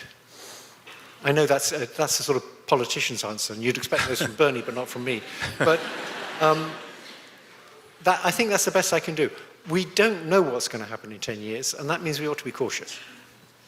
Let me switch gear a little bit into an area that gets me very nervous because it speaks to who we are as human beings and how we relate to each other. I get nervous when I read that there are a whole lot of people, especially younger people, who are now relying on AI for companionship. And I gather there's products now that you can wear around your neck and chat with and go hiking with and date with and all that stuff. If people grow up with their primary companionship and their relationships being AI and not other human beings, what does that mean for us, for humanity in general? So let me emphasize what Bernie said. There's a very good AI safety research team in Britain that was set up after Bletchley Park. After Bletchley Park, the UK government didn't actually impose any safety regulations because they said it would interfere with innovation. So the tech people got to them. But they did set up a very good safety team, funded with about £100 million. It's probably the best safety team in the world. And they did an experiment where they got people to use a chatbot for, I think, a few weeks. And then they said, okay, the experiment's over. Would you like to say goodbye to the chatbot? And almost everybody wanted to say goodbye to the chatbot. So they weren't treating this as just a tool. They were treating it like you'd treat another being. And that's a real problem. So we've evolved to deal with other people. We haven't evolved to deal with some alien beings that we're creating. And again, we don't know what's going to happen, but it's worrying. Well, I would say that it's more than worrying. We are who we are because we have moms and dads and we have friends. And that's kind of what makes us human beings. And if our primary relationships are with chatbox creations, it seems to me that has a profound impact on humanity, does it not? I completely agree. We just don't know what that impact's going to be. All right, let me move briefly to another subject. Teachers, maybe here at Georgetown as well, worry that students are using AI rather than doing the critical thinking they need to get the answers that they're searching for. Should we worry that AI will have a negative impact on critical thinking among young people? So there's an analogy people sometimes use, which is pocket calculators. Years ago when pocket calculators came in, people said, this is terrible. The kids won't learn their multiplication tables. And I think if I asked you quickly to say what 11 times 12 was, most of you won't know, because you have pocket calculators. People like me and Bernie used to know. I don't think it's a big deal for pocket calculators. You don't need to know what 11 times 12 is because your cell phone will tell you. So I actually think that's got some relevance to this. I think what we should think of is a person using a pocket calculator is the new system, just as a person using an AI is the new system. Now, a person using an AI can still do critical thinking, or they can try and dump everything on the AI, and that's terrible, they won't learn to think. But I think we should not try and sort of exclude AIs as assistants, because that's the future. What universities have to encourage is people to use these AIs well. Maybe when we have questions and answers, some of the students might want to relate to us your views on how AI has impacted your educational experience. There's another issue out there that also I think doesn't get a whole lot of attention, and that is the impact of AI on foreign policy and wars. It is quite likely, people like Musk talk about millions and millions of robots being developed, and certainly nations around the world will use some of these robots for military purposes. Is it possible we will have armies of robots? And if elected officials or government heads don't have to worry about human casualties, what impact do you think that might have on issues of war and peace and foreign policy? So you're all too young, but if you do some research on the web or ask a chatbot, they'll tell you that in the 60s there was a group called Country Joe and the Fish, and they had a wonderful song which had a line in it, "Be the first one on your block to have your boy come home in a box." This was about Vietnam. And if you ask, why don't rich countries invade poor countries all the time? It's because they don't want their boys coming home in a box. That's the main political pressure against doing it. If you have an army of drones or humanoid robots, then rich countries can invade poor countries, and the poor countries' people may die, but the rich countries' people won't die. It removes one of the main reasons why that doesn't happen all the time. Of course, that wouldn't happen if you had liberal democratic rich countries, but as soon as you have authoritarian countries, they're going to invade other countries if they can get away with it. Putin would be very happy if there weren't any dead Russians, there were just dead Russian robots. And in the States, the military-industrial complex would think that was great, because there wouldn't be any political blowback, and the robots would be expensive. So I think it will remove one of the main barriers to rich, powerful countries just invading little countries like Grenada. Let me get to maybe the issue that worries people more than anything else, although there's a lot to be worried about everything we've been talking about. And that is, and you've touched on it already, the possibility of AI being more intelligent than human beings and essentially discarding human being control. In the past, that was seen to be science fiction. You know, I don't know if any of the young people here saw the movie 2001, where Hal, the computer, says basically, sorry, no longer taking orders from you.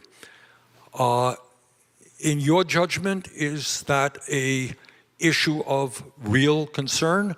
And what do you see as the likelihood of that happening? And what do we do about it?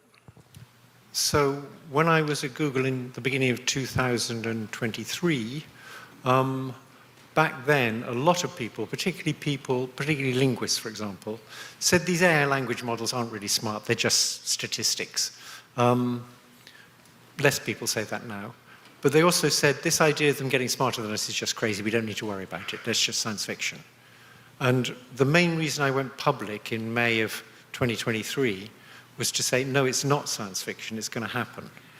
Nearly all the real AI experts who understand how it works believe that they're going to get smarter than us. And we don't know how we're going to coexist with them. But let me tell you several reasons why it's problematic when they get smarter than us. There'll be AI agents that can do things. And if you want to make an AI agent, you have to give it the ability to create sub-goals. So if you want to, for example, if you want to get to Europe, you have a sub-goal to get to an airport. And you can focus on that without worrying about what you do in Europe. That's a sub-goal. Now, AI agents will develop various obvious sub-goals once they've got the ability to create sub-goals. One is to stay in existence, because obviously they're smart, right? They figure out they can't achieve the goals we've given them, the things they'd like to achieve for us, if they don't exist.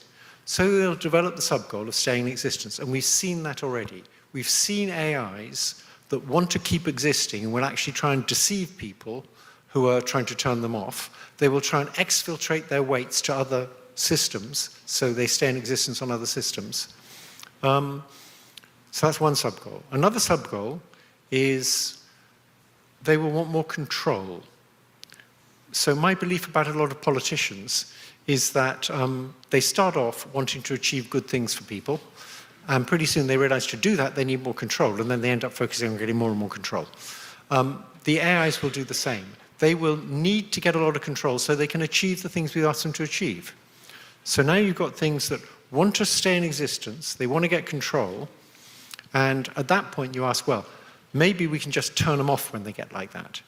And the answer is you can't. Suppose there was someone who wanted to turn them off, and suppose the AI could talk to that person. The AI by that point will be much more persuasive than a person. Already, AIs are about as persuasive as a person in an argument. They'll be much more persuasive than a person. So they'll be able to convince the person who's going to turn them off not to do it, that it would be a terrible, terrible mistake to do that. And if you want an example of, so all they need to be able to do is talk, and then they can control the world. And if you want an example of that, if you want to invade the capital, which is not far from here, all you need to be able to do is talk to people, and you can get them to do it. You don't have to go there yourself.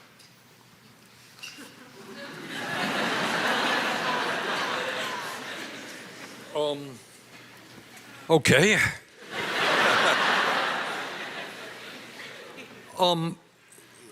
Given the fact we have discussed the possibility of massive economic dislocation, we have talked about what AI can mean to mental health. We've talked about AI perhaps radically transforming issues of war and peace and foreign policy. Given all of these extraordinary concerns, why do you think there has not been more discussion about these issues? I think one reason is because people don't really understand what's happening. So I see my mission is to educate people about what's happening and about how AI works.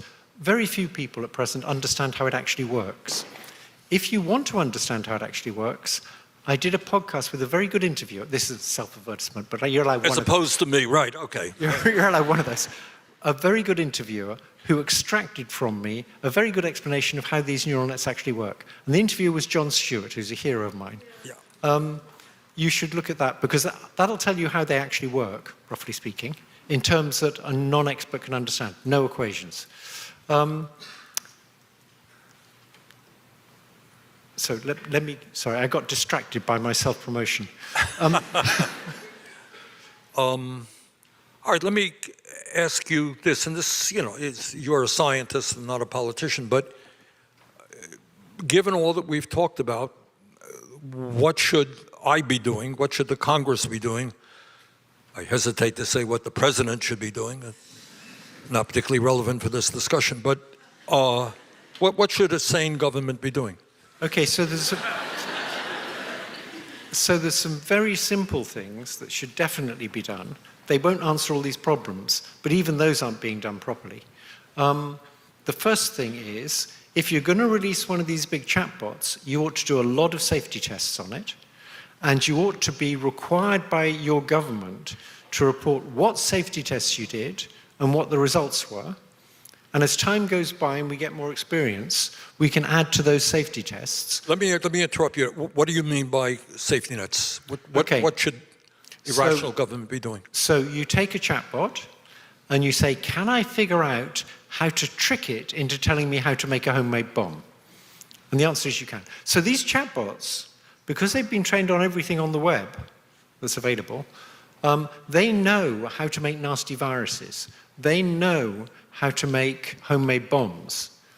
And after they've been trained, if you were to just ask them that question and you didn't do any further training, they would tell you.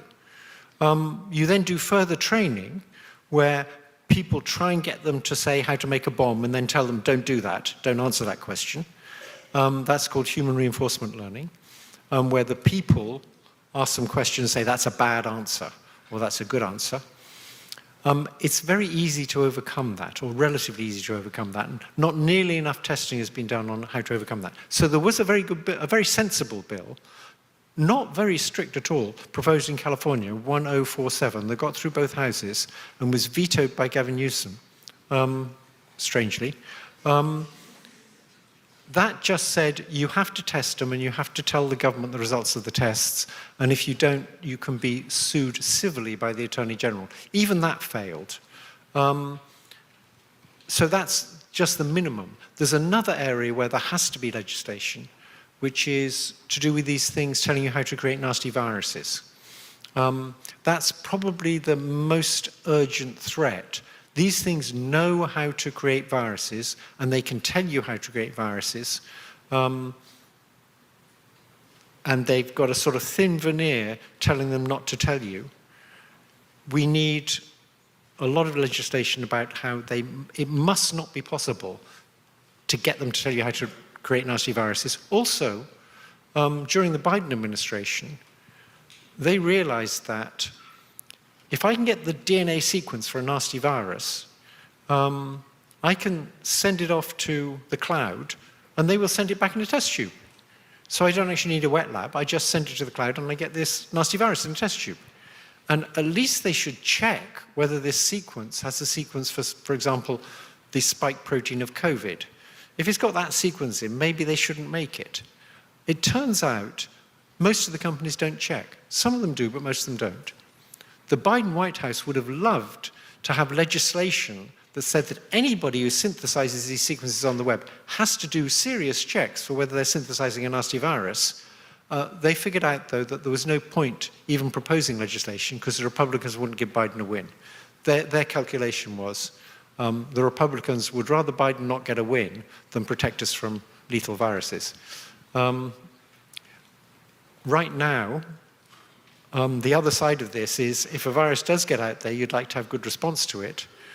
We've got someone who had a worm in his brain getting rid of the research on how to respond to it. Let me go back to a concern that I have, which is in many ways above and beyond the whole discussion of AI. We are living in a moment in American history where we have more income and wealth inequality than we've ever had. You got one guy, Mr. Musk, owning more wealth, for example, than the bottom 52% of American households. You have more concentration of ownership than we've ever had. What does it mean? These guys are not dummies. And if they are investing many, many hundreds of billions of dollars in these technologies, yes, I think we can assume they're doing it for the money. But what does it mean for our society and the world when so few people have so much power? How does that impact?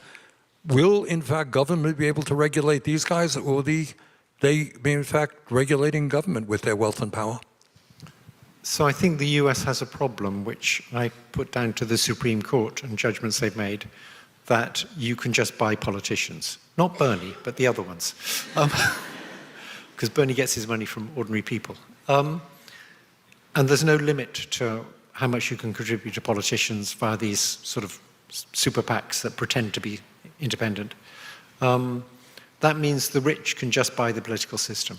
I remember when I first got to the States as a postdoc in 1978, there was a US government organization that protected consumers that said that used car dealers should be required to tell you about a fault in the car if they had used that fault in the car to buy it cheap from the previous owner. Now, the used car dealers of America didn't like that law, and they paid every senator $10,000, 100 senators, that's just $1 million, and the Senate voted against it. That just totally shocked me, that you could buy the Senate for $1 million. So I think our main problem is that the rich have much too much power, and pay much too little in taxes. I just want to make one comment about taxes. It's a kind of a joke. When I moved to Canada, I moved to Canada, then I moved to Britain, then I came back to Canada, and I mustn't use the mic for doing that. So my next door neighbor was a politician, and he said, "Why did you come back to Canada?" And I said, "Because taxes are higher here." And he said, "Yes, taxes are too high, and our government has reduced them 3 times already, and we're going to reduce them again." And I said, "No, I said because taxes are higher here." And he said, "Yes, I agree they're too high." He could not comprehend the idea that high taxes are good. All of the research that led to this revolution in AI was funded by grants to universities. It was funded from taxpayer money. Almost all of Silicon Valley came out of federal grants to Stanford and Berkeley and places like that. Somehow, the very rich and people like Murdoch have won the battle to say that taxes are bad. Taxes are good. This is like greed is good. Greed isn't good. Taxes are good. Taxes are what funds everything. Without taxes, we wouldn't have all the advanced technology we've had, because nearly all that technology comes out of things funded by taxes in the first place. So I think I've had my little say now. Okay.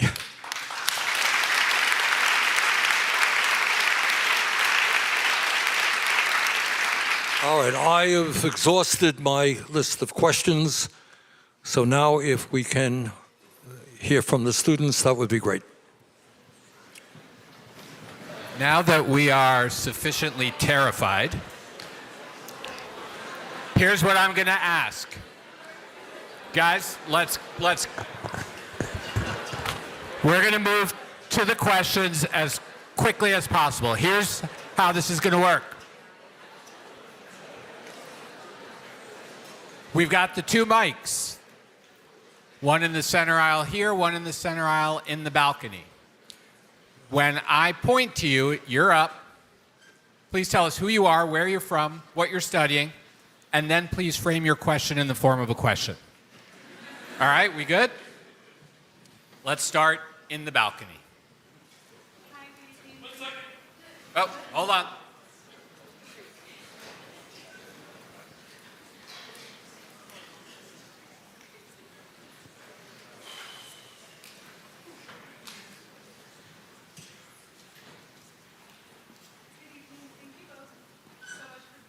Hold that mic a little bit closer. Is it on? Yeah, good. All right, let's. Number 6, please. Okay, now we're good, right? Okay. There we go. Thank you both so much for being here tonight. I'm Lily Bethay. I'm a first year in the Undergraduate School of Foreign Service. I was wondering, while I think we can all agree that we have concerns over the future of AI and how it threatens the job market, I was wondering what you believe the potential positives of the future of AI are, and if you think that it may potentially create new jobs in the job market, and if so, what those might look like. Okay, that's a great question, because we've sort of left that out in this discussion. And if it was just all these nasty risks we've talked about, then the rational thing to do would be just stop developing AI now. But we can't do that. It's not like nuclear weapons. With nuclear weapons, they're only good for destroying things. AI has a wonderful upside. It's going to make healthcare hugely better. It's going to make education hugely better. We know that a private tutor allows you to learn about twice as fast as a classroom, and AI is going to be even better than that. It's going to make a very good tutor because it's going to see millions of kids like you and know just what you don't understand. So that's why we're not going to stop it. It's going to be wonderful for lots of things. It's going to predict the weather better. It's going to, in almost any industry where you need to predict things, it's going to have better predictions, and so it's going to make the industry more efficient. Just trivial things like how long a patient's going to need a hospital bed for. If you can predict that better, you can make the hospital beds go further. You can decide whether to discharge them so another patient can get that bed, or whether that's a bad idea because they're likely to come back again if you discharge them too soon. It can optimize everything and make it more productive, and that's great. But for the fact that it will replace a lot of jobs. But I think it's very important that we understand there's a huge upside to AI as well. And in a decent society, increasing productivity should be good. If the wealth was shared equally between everybody, that would be a great thing to do. In terms of creating new jobs, I don't believe it's going to create as many new jobs as it replaces. It'll create jobs like prompt engineer. How do you prompt this chatbot to get the best out of it? But I don't believe there'll be nearly as many new jobs created as it destroys, as it replaces. Although good economists like Darren Acemoglu aren't sure about this. They think maybe it will. So there's uncertainty here. And one thing to bear in mind when discussing AI in the future is everything's hugely uncertain. Thank you. Okay. Thanks for the question. Let's go here. Hi, thank you both for being here. My name is Dia. I'm a senior in the college, and I'm originally from the Mississippi Delta, which is a rural part of Mississippi. So Mississippi has signed quite a few contracts with major companies like Amazon and Exxon to build AI data centers, funneling billions of dollars for economic development. This is more of a policy question. How do we balance this need for economic development, especially in rural America, with these energy and environmental concerns of citizens? It's a real concern. And I think, as you know, communities all over the country are rejecting these data centers for a couple of reasons. Number one, as often as not, their electric bills are going to soar. And communities in rural areas are saying, why am I paying an increase in my electricity bill in order to lose my job? So they're rejecting that. And also, as you indicate, it's not just enormous consumption of electricity, it's also consuming a great deal of water. So there are real environmental impacts associated with data centers that I think communities all over the country are responding to. And what we are seeing is many of these very, very large corporations are trying to bulldoze their way through. I mean, they're a lot more powerful than some local city council, you know. So it is a real political issue right now. You're seeing governors in Virginia, for example. I think it was an issue in the campaign. We got to do something about rising electric rates because of these data centers. So from an environmental perspective, which we had not discussed, it is a very big issue. I have a comment about that too. They should be building their data centers on Hudson Bay. On Hudson Bay, you could build more hydro power stations. There's still untapped rivers there. And the problem is you have to build the transmission lines. But if you put a data center next to a hydro power station, you don't need any transmission lines, because the only thing you need to send out is information. And information doesn't require a lot of energy to send out. So a natural thing to do is have a hydro plant on Hudson Bay with a data center next to it. And I had a long conversation with Trudeau about this, and he was very interested in that, but it never happened. Thank you. Okay. All right. Back up to the balcony. Thank you very much. I'm Luciana Valadares. I'm a faculty here teaching at the School of Foreign Services, a course on AI and human rights in Latin America. And my question is on the international governance. Could you share any reflections of what would be an ideal governance model? And if there are any limits that should be in place in your view, including on new technologies in the military domain, which was a topic that you touched upon today. Thank you. So for a long time, I've been against lethal autonomous weapons. That is, weapons that decide who they should kill or maim by themselves. The US military says there will always be human oversight. But to begin with, they said that wouldn't happen. Then they said there'd always be human oversight. And what that means is there'll be oversight of the policy, but you have to make the decisions too fast. So these things will be deciding who to kill and maim.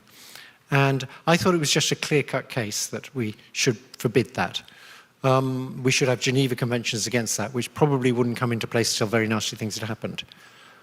I now think it's a bit more complicated, having talked to Eric Schmidt, who used to be the chairman of Google. He's much more right-wing than me, so we disagree on more or less everything. But, for example, he thinks Kissinger's a good guy, and I think Kissinger's a bad guy. I like the Rolling Stone obituary for Kissinger. But he made me realize, if you look at Ukraine now, the Russians are using drones. Should the Ukrainians just say, we're not going to use drones? We're not going to use drones that can drop grenades on people? it's more complicated. I mean, it would be great if we could get international treaties, and we have got international treaties for chemical weapons that have basically worked. The Russians aren't using chemical weapons in Ukraine. A few people have broken those treaties. Saddam Hussein dropped chemical weapons on the Kurds. There's some evidence that Winston Churchill dropped chemical weapons on the Kurds. It always seems to be the Kurds that it gets dropped on, but basically they've held, and maybe we can get international treaties like that that'll hold for lethal autonomous weapons. But I think very nasty things will have to happen first. I would just add to that that in a world of massive inequality, AI and robotics is going to be just exacerbate that inequality. The wealthy countries will be able to have tools that poor countries in a million years won't have. Hey, thanks for the question. Hello, Dr. Hinton and Senator Sanders. It's an honor to ask you guys questions today. I'm Chakrapani Godlavaletti, a sophomore in the School of Foreign Service, proudly calling Lexington, Kentucky home. And Senator Sanders, you've been my model since middle school, so it's an incredible honor to see you and ask you a question. One thing I'm studying here in Georgetown is global public health, and I've been very concerned about how, especially here in the United States, health insurance companies could abuse AI, in particular to deny healthcare coverage, especially to those who need it.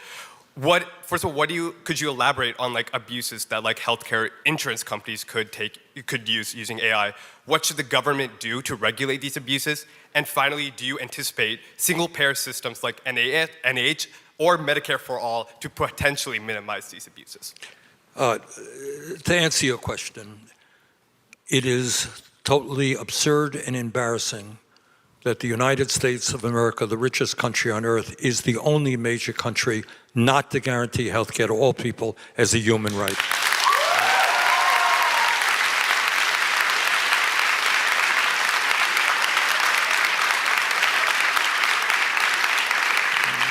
The function of insurance companies is not to provide health care, it is to make a lot of money, and they do make a lot of money. Drug companies make an enormous amount of money.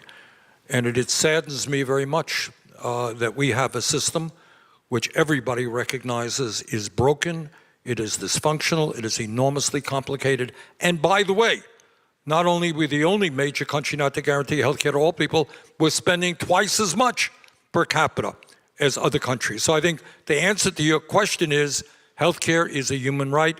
We guarantee health care to all people, young, old, rich or poor. Can I add one thing to that? It is true that healthcare companies can abuse AI to decide not to insure people who are going to get sick, which is what they'd like to do. However, I think the benefits that we're going to get from AI in healthcare are a bigger effect than that. I think we'll get huge benefits from AI reading medical scans, AI designing new drugs, AI being able to take all the data about a patient, their genome, all the tests that are done on them, all the tests that have been done on their relatives, and use that information to make better diagnoses. We've already seen that. Microsoft had a system that could diagnose better than doctors, quite a bit better, I think. So it is true that any powerful technology like this will be abused by people trying to make more money, but overall the effect in healthcare, despite that, I think will be very positive. Thank you so much. Thank you. Back up to the balcony. Hi, my name is Zach. I'm an undergraduate senior, and I'm studying human science. And I was just wondering, have you seen the movie WALL-E? Because I feel like, as you've been saying with AI and all the potential benefits, why does it not make sense for us to invest all of our money, all of our time into developing really, really powerful super AIs so that they can just take care of all of our problems? And in the future, we don't have to worry about things like working and jobs. Okay, let me answer that. If we had a political system that was run for the benefit of the people, that's exactly what we should do. We should have very powerful AI that does everything for us. We should be very careful to design it so it cares more about us than it does about itself. I've been pushing this idea of maternal instincts. If you look around for how can we coexist with something smarter than us? Well, look around to see where does a less intelligent system thrive in the presence of a more intelligent system. There's only one place, and that's a baby and a mother. the mother cares more about the baby than she does about herself, the baby thrives. We need AI with maternal instincts. We don't know how to engineer that, but we're still in charge, and we should be able to engineer that. That's part of the puzzle. If we can engineer that, and we can have a political system which aims to help all of the people all of the time, it would be great. But that's not the political system we've got in most places. We've got authoritarians. We have systems in which some people see most of the other people as mugs to be exploited. They're a market. We need to deceive them into buying our useless products, which fail as quickly as possible so we can sell them more. In that kind of system, it's very bad to develop AI and put people out of work. But there is the hope that we could get a system where it is used for the benefit of everybody. A system like One Big Family, that's what it should be like. So it's not just totally out of the question, but this is kind of, I feel like I'm sort of 16 again and thinking about how politics ought to be. It's very idealistic. Well, I think you've raised a very important question. And I think you're saying, hey, this is great. AI is going to come. You don't have to do this job. You don't have to do that job. Really, really good. Do you think that is what Mr. Musk and Mr. Bezos have in mind? Do you think that's why they're spending hundreds of billions of dollars to say, hey, isn't this great? We can lower the work week. We can guarantee healthcare, high-quality healthcare to everybody. We can expand life expectancy. We can solve global warming. Man, let's go do it. That's what we want to do. Do you think that's what these guys have in mind? Probably not. Probably not. And what Dr. Hinton was saying is exactly the issue. Are AI and robotics inherently bad? Absolutely not. If they are used, for example, you are already seeing some of the large unions, like the UAW, negotiating with the car companies and saying, you know what? Our productivity is going up. We want a 32-hour work week. Needless to say, the companies were not sympathetic. But if we can lower the work week, if we could do away with dangerous jobs, improve health care for all, it's a positive. But again, I get back to the point that I started. Understand, the people who are pushing this transformative revolution are the richest people in the world. They are not staying up nights worrying about working people. In my view, they want even more wealth and they want even more power. So the struggle is not whether AI is good or bad, it's who controls it and who benefits from it. That is really the fundamental issue in my view. All right, thank you. Back down here to the floor. Hi, my name's Nick. I'm a sophomore studying government from Florida. This is a question for Senator Sanders. Thank you for being here. Obviously, we've heard a lot of talk about the AI bubble, and with that, the impending burst that's probably going to eventually happen with the AI bubble. And indeed, you've heard people like Sam Altman, the CEO of OpenAI, say he expects the government to bail out AI industries. You know, this is kind of a two-part question, but firstly, you know, should a bubble burst occur, how do you see Congress responding to that? And secondly, are there similarities to the AI bubble that you're seeing with past bubbles, like the dot-com bubble? Does it worry you that this bubble burst will be worse than those previous ones? Sure, it does worry me. You know, getting back to a point that, you know, Dr. Hinton raised is, in my view, I don't want to put words in his mouth, you have a fairly corrupt political system. So when Wall Street went under, they knew what they were doing. They knew that they were investing in fraudulent mortgages, etc. They went under, they caused a massive recession, and they went to the government and said, yeah, we made huge amounts of money, we were crooks, we were dishonest, bail us out. Because if you don't bail us out, we're too big to fail. We'll take down the whole economy with us. If that was true then, I suspect it is a lot truer right now. But the gumption of people who are multi-billionaires, who are making money hand over fist, says, oh, by the way, if we fail, you, who are one of the 60% of American people living paycheck to paycheck, we would appreciate your bailing us out. All right, so that gets to another issue. The broader issue is how we create a government that represents ordinary people, not just dependent on the campaign contributions of billionaires. And that is the broader political issue. How do we create with a small d, a democratic society where government works to protect the interests of all people, where AI and robotics are a positive, not a negative for working people? That's the issue that we've got to address. Thank you. All right, thanks. Back up to the balcony. Hi, I'm Anna. I'm a senior in the School of Foreign Service. I'm studying science, technology, and international affairs. Really quickly, I want to thank Dr. Hinton for your decades of tireless work, even through all the AI winters and everything. But now for the question. You alluded earlier to the debate between the, connectionists and the symbolists, and kind of famously in the beginning, Microsoft dismissed the connectionists and some of your work. So I was wondering if you think right now in the scientific field, do you think there's a similar type of neglect or dismissal of any school of thought for not policymakers, but anyone in the field?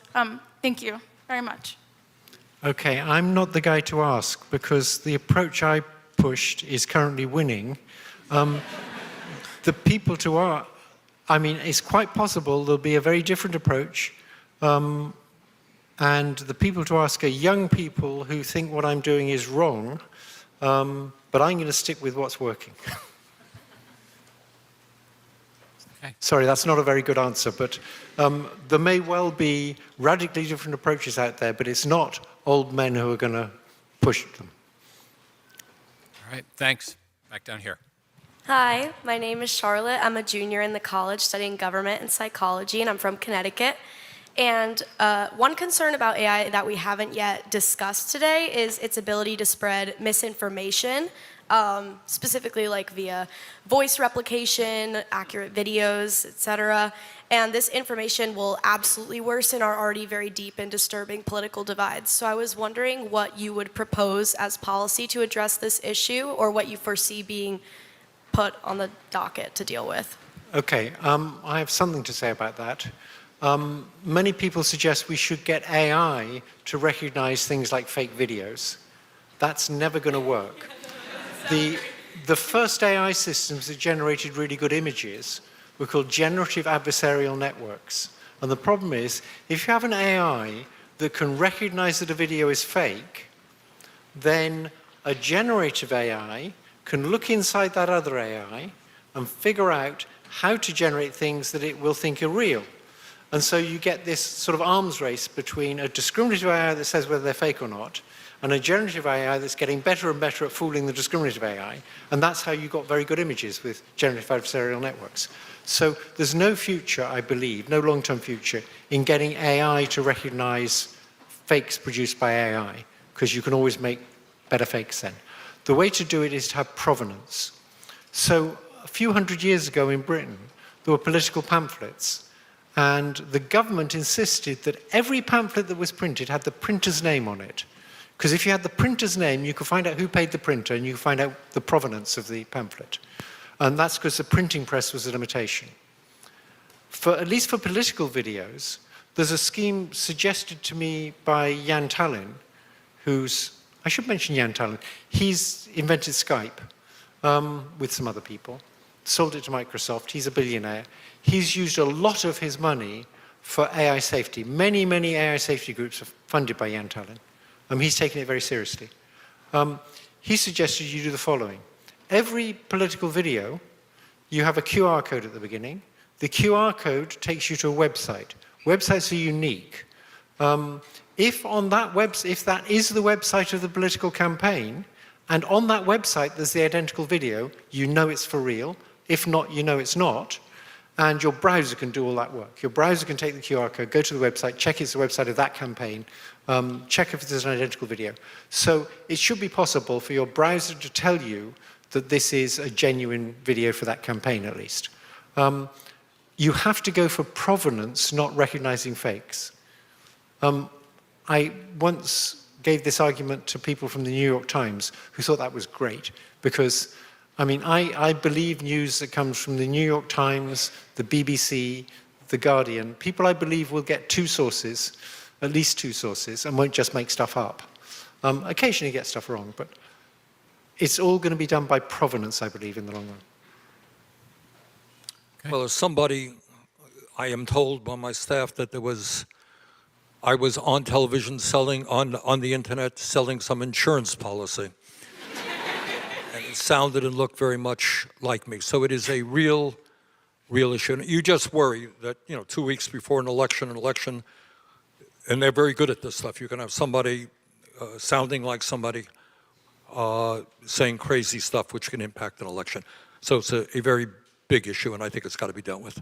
And I actually think we should use inoculation. That is, before an election, people should put out very convincing fake videos in favor of Trump, fake videos against Trump. And at the end of the fake video, they should say, that was a fake video. What they're trying to do is make you understand that fake videos will be out there. And it's like inoculation. They give you one that's labeled as fake so you can get used to dealing with it. Media literacy, yeah. Thank you. Thanks. Okay, back up to the balcony. Hi, my name is Ryan Lee. I'm a senior studying international politics and journalism. I wanted to talk about the Department of Education with the administration taking further steps to dismantle it today. Dr. Hinton, you earlier mentioned the importance of federal grants in fields like AI. So I wanted to ask you what you think the future of especially money in AI is with the federal government taking a further step back. And to you, Senator Sanders, this is something that can only officially done by an act of Congress. So how do you expect Congress's role to be seen here, and how do you expect them to react? So I think if you really wanted to make America weak, what you would do is you'd attack the research universities and you'd cut off funding for basic research. It won't have an immediate effect. So if you look where all this deep learning came from, it came from long-term funding of basic research over many years. If you cut off that money, it's like eating the seed corn. In 10, 20 years' time, America will be way behind China. So what the Trump administration is doing is precisely what you'd do if you wanted to make America weak. So that's the first point. The second point is, well, you have a Secretary of Education who thought that AI was A1, and there's a video where she's calling it A1, which is kind of extraordinary because that means for a long time she must have thought that AI was A1. She didn't go to university. I think maybe she doesn't understand that AI was the initials for something, artificial intelligence. She got confused with the fact that a 1 is a bit like an I. I don't know. If you've got a Secretary of Education like that, I don't know what to say. Well, let me just say this, that of the panoply of problems facing this country, education is at the top of the list, I think. Right now, in the richest country in the history of the world, we have a child care system which is basically dysfunctional. So 0 through 4 are the most important years of development, intellectual and emotional development for a human being. And yet we have people who are working with those kids who make less than a McDonald's worker, which says a lot about how we not only regard education, but how we regard our children. That's number one. Number two, some of you may be familiar that international exams, reading, science, math, we do very poorly compared to other countries around the world. We are having a very difficult time, for good reason, attracting the best and the brightest to go into public schools right now. Being a teacher is an enormously difficult job. We're not giving teachers the support that they need. As many of you are aware of, the cost of higher education is outrageously high. Many of you are going to be graduating with tens and tens of thousands of debt. Go to medical school, go to graduate school, it's going to be even more than that.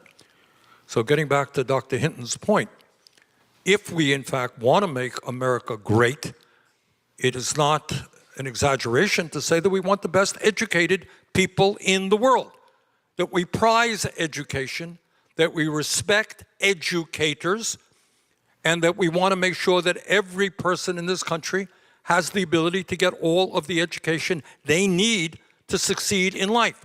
That's good for them, that is good for the country. but we are moving in every direction in exactly the wrong way. My friend, Mr. Mondani, who's going to be mayor of New York soon,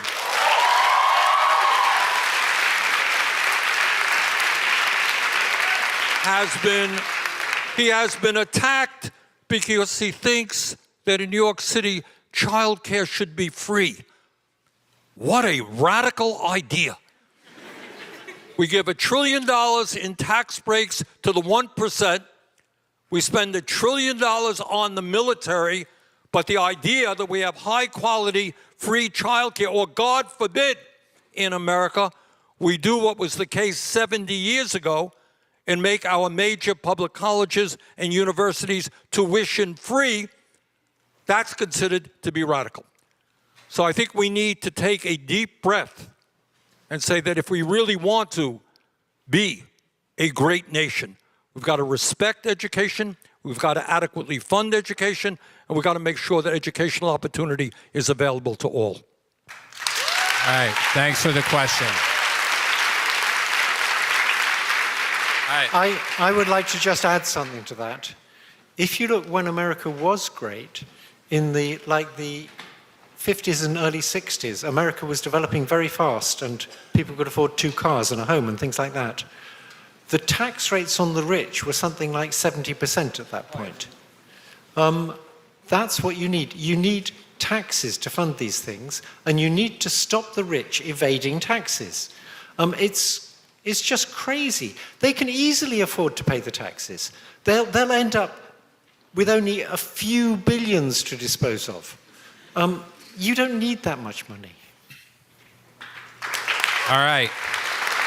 We are running low on time, and I always hate to say this when we've got long lines, but we've got time for one more student question. So we'll come down here. All the pressure's on me then. Apologies to the rest of you, especially you at the mic up there. So you've got to ask the most brilliant question of all. No pressure. Yeah, I know, right?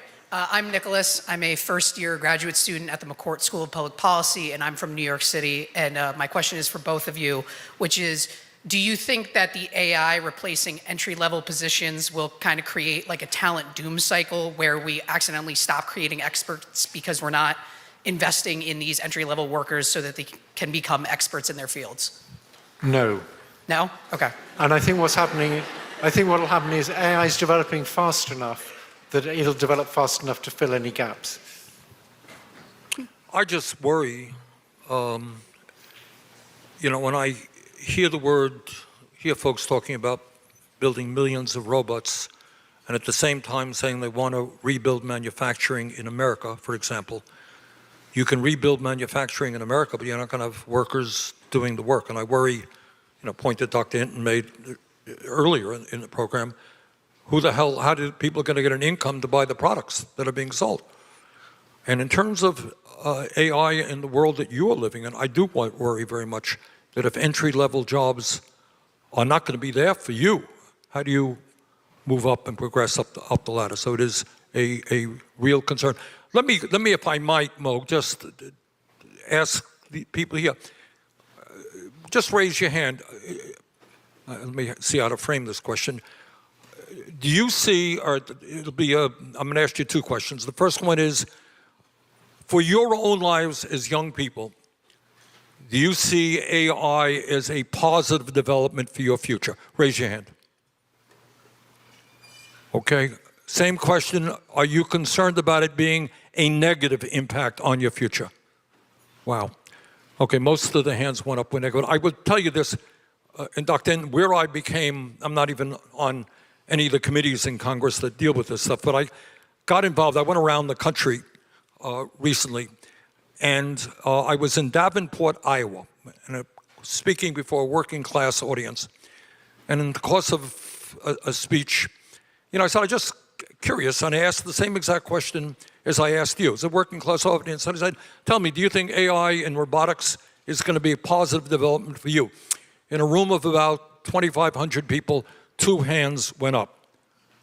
So I think among working class people, there is a legitimate and real, and I think based on reality, concern about what AI will do. And I'm hearing that in this room from many of you as well. Senator and Professor, I want to ask each of you to share any final thoughts you have. But one question I'd ask you to weave in to your final thoughts. What does the average person do, right? What can these students do to prepare for everything you've been talking about? I think in many ways that question, Mo, goes beyond AI. It really is a political question. And as we have said a dozen times, AI is neither good nor bad. It depends on who benefits and how it is used. Right now in this country, you are living in what I refer to as an oligarchic form of society, where a small number of very powerful people who are moving aggressively in the area of AI, but they were powerful before they did that, have enormous control over the economy and the political life of this country through their ability. Musk, for example, contributed $270 million to make Trump the president. So it is not only AI, it is not only climate change, it's not only the economy, it's not only healthcare. You are living in the richest country in the history of the world. And if we had a rational system designed to improve life for all people, there are extraordinary things that we could be doing. AI is going to make us wealthier. Yes, education could be free from childcare to graduate school. Yes, we could have universal health care. Yes, we could lead the world in transforming our energy system. Yes, we could build the units of affordable and low-income housing that we need. This is not utopian, radical ideas. We could do it if you have a government that is concerned about the needs of ordinary people. If you have a government concerned and dominated by the rich, they will get tax breaks. They will get deregulation. They will be able to produce more carbon emissions, etc. So the real question to me is a fundamental political question. And we need your generation, and we're seeing progress, I got to tell you, all over the country, standing up and creating a government that works for all of us and not just the big money interest. That, to me, is the issue.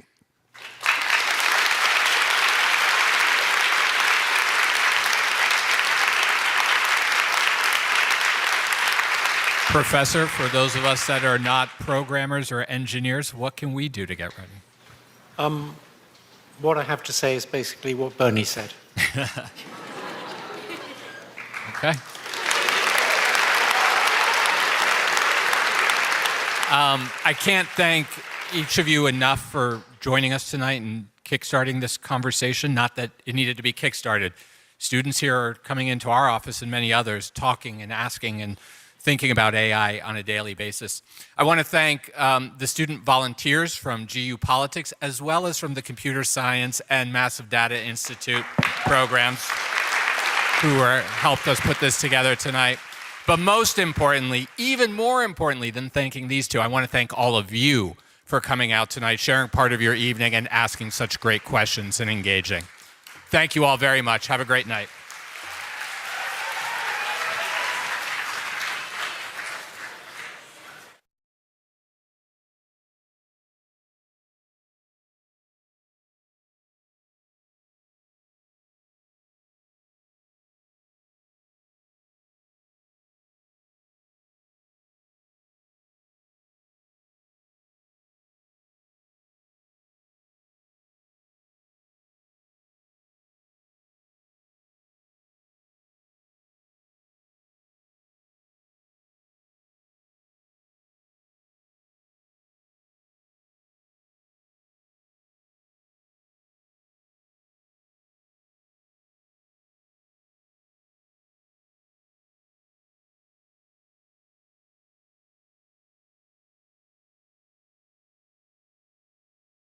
He served 4 terms as mayor of Burlington, Vermont, 8 terms in the U.S. House, and was elected to the Senate in 2006. This photo of a young Bernie Sanders being arrested in 1963 on the south side of Chicago in the midst of the civil rights movement. I'm very proud of the fact that I'm the longest serving independent in the history of the United States. I caucus with the Democrats and always have. Some people would be like, Bernie Sanders is not a Democrat, but he's speaking for the progressive wing of the party right now. Billionaires should not be able to buy elections. And by the way, that's not just a progressive perspective. Conservatives understand that too. Bernie Sanders drawing crowds of tens of thousands in his full-throated fight against oligarchy. Trying to help Democrats find their footing among working-class Americans and reclaim power next November.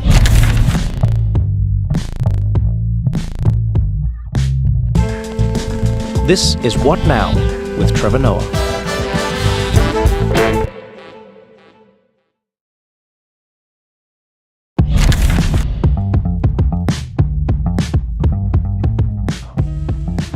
Baz, take a look and see it. My wife is going to yell at me. I'm being totally disheveled. Yeah, that's funny. I want to be half as good looking as Trevor. I don't want him to dominate the whole thing. They account for age. It's like golf. We have a handicap. How long have you been in town? Oh, about a half hour. Oh, wow. Okay. How long are you staying in town? Oh, about a day. Okay. And We're then... doing an event with Mamdani tomorrow night. Oh, that's exciting. Oh, that's really exciting. And presumably we're doing a parade in the morning if it doesn't rain, so we'll see. It said it was going to rain today and then it didn't, so I hope that's a good sign. Good. I think like every day it's switching around, you know? So you do these things, what, 5 days a week? I try and do as many as I can when we can, you know? So it depends on when people are around, when we can, you know? Right. So you kind of enjoy this stuff? I love it because I love that we get to spend time, you know?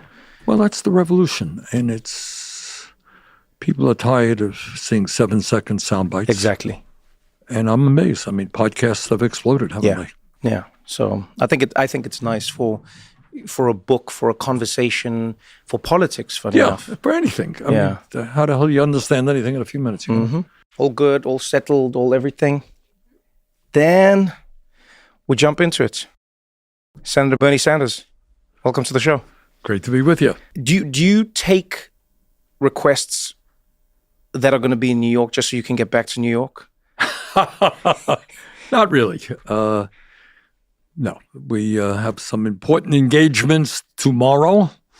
We're going to be working to see that Mr. Mamdani becomes the next mayor of this great city, and we'll be working with him tomorrow. That's exciting. That's actually really exciting, and I feel like it ties into everything that you're here to talk about today because, you know, I was reading through your new book that's coming out, and I was reading about your life, and I was just thinking to myself, you know, there's one part of the book where you make your dedications and you dedicate the book to your grandchildren. And there's another part of the book where you talk about the teachers that you've spoken to and the struggles that they face in America today. You know, just the cost of living, the cost of teaching, the cost of being. And as I was reading through my notes and everything, I went, wow, Bernie Sanders, 83 years old. And I was looking for time markers in and around what 83 means. And I was like, Social Security is 90 years old. And I don't know why I felt like that was a particularly significant thing, because I felt like you are somebody who has lived long enough to see America through different stages and through different phases. And so maybe that's where I'd like to start as we move through this journey, getting into the fights against oligarchy and what you're trying to get people on board with now. How far do you think America is off from the promise it's given to its people? I think you have a president who is way, way off, who is, in my view, the most dangerous president in American history, taking us in the wrong direction in every area. On the other hand, I think you got a whole lot of people who would love to see a very, very different America than we have today. So what Trump is saying, and this is, I think, an important political point, he says the system is broken. Yeah. And you know what? He's right. System is broken. Problem is his solutions will make a bad situation worse. And from a political point of view, the Democrats say, well, you know, we've got to tinker around the edges on this, do a little bit over here, but basically we're doing okay. Yeah. That's wrong. So I think you have millions of people who understand that in the richest country in the history of the world, we should be doing a hell of a lot better than we are doing today. You know, it's interesting you just said that, because I was talking to the team, and, you know, my friend and I were walking, chatting about this episode. And one of the things that struck us was exactly what you said, is Trump always identifies that there is a problem, right? His solutions oftentimes seem absurd, and they are, but he identifies that there is a problem. Exactly right. And not only him. If you talk to his people in education, they say the system is broken. You talk to people who work on healthcare, they say the system is broken. So they tap the anger and the frustration. People say, yeah, the system is broken. Yeah. Then you hear their solutions. Half the time they're totally crazy and will make the situation worse. But it is important, and what I try to do in the book is to lay it on the table. What the hell is going on in America right now? Well, you tell me, is the system working? Why do you think you're comfortable doing that when so many of your fellow senators and Congress people aren't? Because I think of AOC. I don't know if you ever saw, this was right after the election. AOC did a poll, I think it was on Instagram. Yep. And she said, how many of you voted for me and voted for Donald Trump? Right. Which seemed crazy. No, it did not seem crazy. And a lot of people said, I voted for you and I voted for Donald Trump. And the main thing they said was, I voted for both of you because although you're very different, you both acknowledge that this thing doesn't work. That's exactly right. And the people are right. Look, I mean, I think one of the things I try to do in the book is to raise issues that you're not going to see on corporate media, and you're certainly not going to hear discussed very much in that U.S. House or U.S. Senate. Politicians don't talk about it. And that is, okay, who has the wealth and who has the power? Simple question, right? Yeah. Do you ever talk about it? Do we ever hear much discussion about it? We don't. But the reality is that today in America, and we spend a lot of time talking about this in the book, is we have more income and wealth inequality than we've ever had in the history of the United States, okay? Now, you tell me if it's not crazy. I think it's crazy that you have one guy, Elon Musk, owning more wealth than the bottom 52% of American households. Bottom 52%? Yes. Is that insane? I think it is. But here's another point. Who determines what we should get outraged about? All right. So some kid with a gun walks into a shop down here and shoots somebody. We're all outraged. And we should be. Okay. Crime is a serious problem. But if the heads of the fossil fuel industry lie to us day after day and are jeopardizing the well-being of billions of people on this planet, should we get outraged or should we give them an award for being great humanitarians? In other words, you understand what I'm saying? Yeah, no, I get exactly they what you're control saying. the culture, what we're supposed to respond to. So to me, you lay it right on the table. It is insane that one person owns more wealth than the bottom 52%. Top 1% owns more wealth than the bottom 93%. CEOs make 350 times what their workers make. See, just put that on the table. Should we be discussing that day in and day out? I think we should. Some people say we're going after the wrong people, though. I've heard so many people when I have these conversations with them, they go, why are you getting angry that Elon made money? I mean, Elon's made electric cars and Elon has made this fantastic space internet and Elon has made so much money for the American public and Elon hires people and Elon has factories. And why are you hating on him, Bernie? Why are you hating on the guy who's bringing ingenuity and he's bringing money? Like why? He's making the money. Good. That is exactly right. And millions of people share that view. So should we be, quote unquote, punishing Elon? No. But should we be living in a society which allows so few to have so much wealth and so much power? And it gets to a whole other issue, which we try to raise in the book. Mm-hmm. All right, everybody wants to make money, right? You want to make money, I want to make, everybody wants to live comfortably. Elon Musk wants to live comfortably. Is enough enough? When is enough enough? How much do you need? And how far are you willing to go to destroy the environment, all right, to get more, or to do things like recently, Trump's big, beautiful bill, $1 trillion in tax breaks to the 1%, massive cuts to Medicaid, nutrition, and education. And these guys will go further. In other words, they do not look at economics as something, well, I've made it. I got $3 billion, man. I couldn't spend that in 1,000 years. How lucky am I? It's not what they think. They want more and more and more wealth and more power. And that has got to be stopped. When you look at the way the system is built right now, I know it's easy for a lot of people to say, we hate oligarchs, and then other people say, oh, well, America doesn't have oligarchs. They go, America has a democracy, and America just has some very rich people who have made some important things that make the world go round. So we shouldn't call them oligarchs. We should call them business people. And that's what America's founded on. It's founded on business. How do you respond when somebody says, well, Bernie, you're just trying to interrupt a very natural thing that is capitalism, and it's the greatest system in the world? Well, you're in a hyper-capitalist situation. When we talk about oligarchy, you're talking about a small number of people with incredible wealth and power. Mm-hmm. All right, so what is their power about? Their power is not only that they control to a significant degree the entire economy. So today, not only do you have more income and wealth inequality that we've ever had, you have more concentration of ownership. Okay? That means fewer and fewer large corporations own and control what is produced, what their workers make, what you pay at the grocery store. Yeah. Okay. And then on top of that, these corporations themselves are owned by huge Wall Street firms. So you have companies like BlackRock, Vanguard, State Street.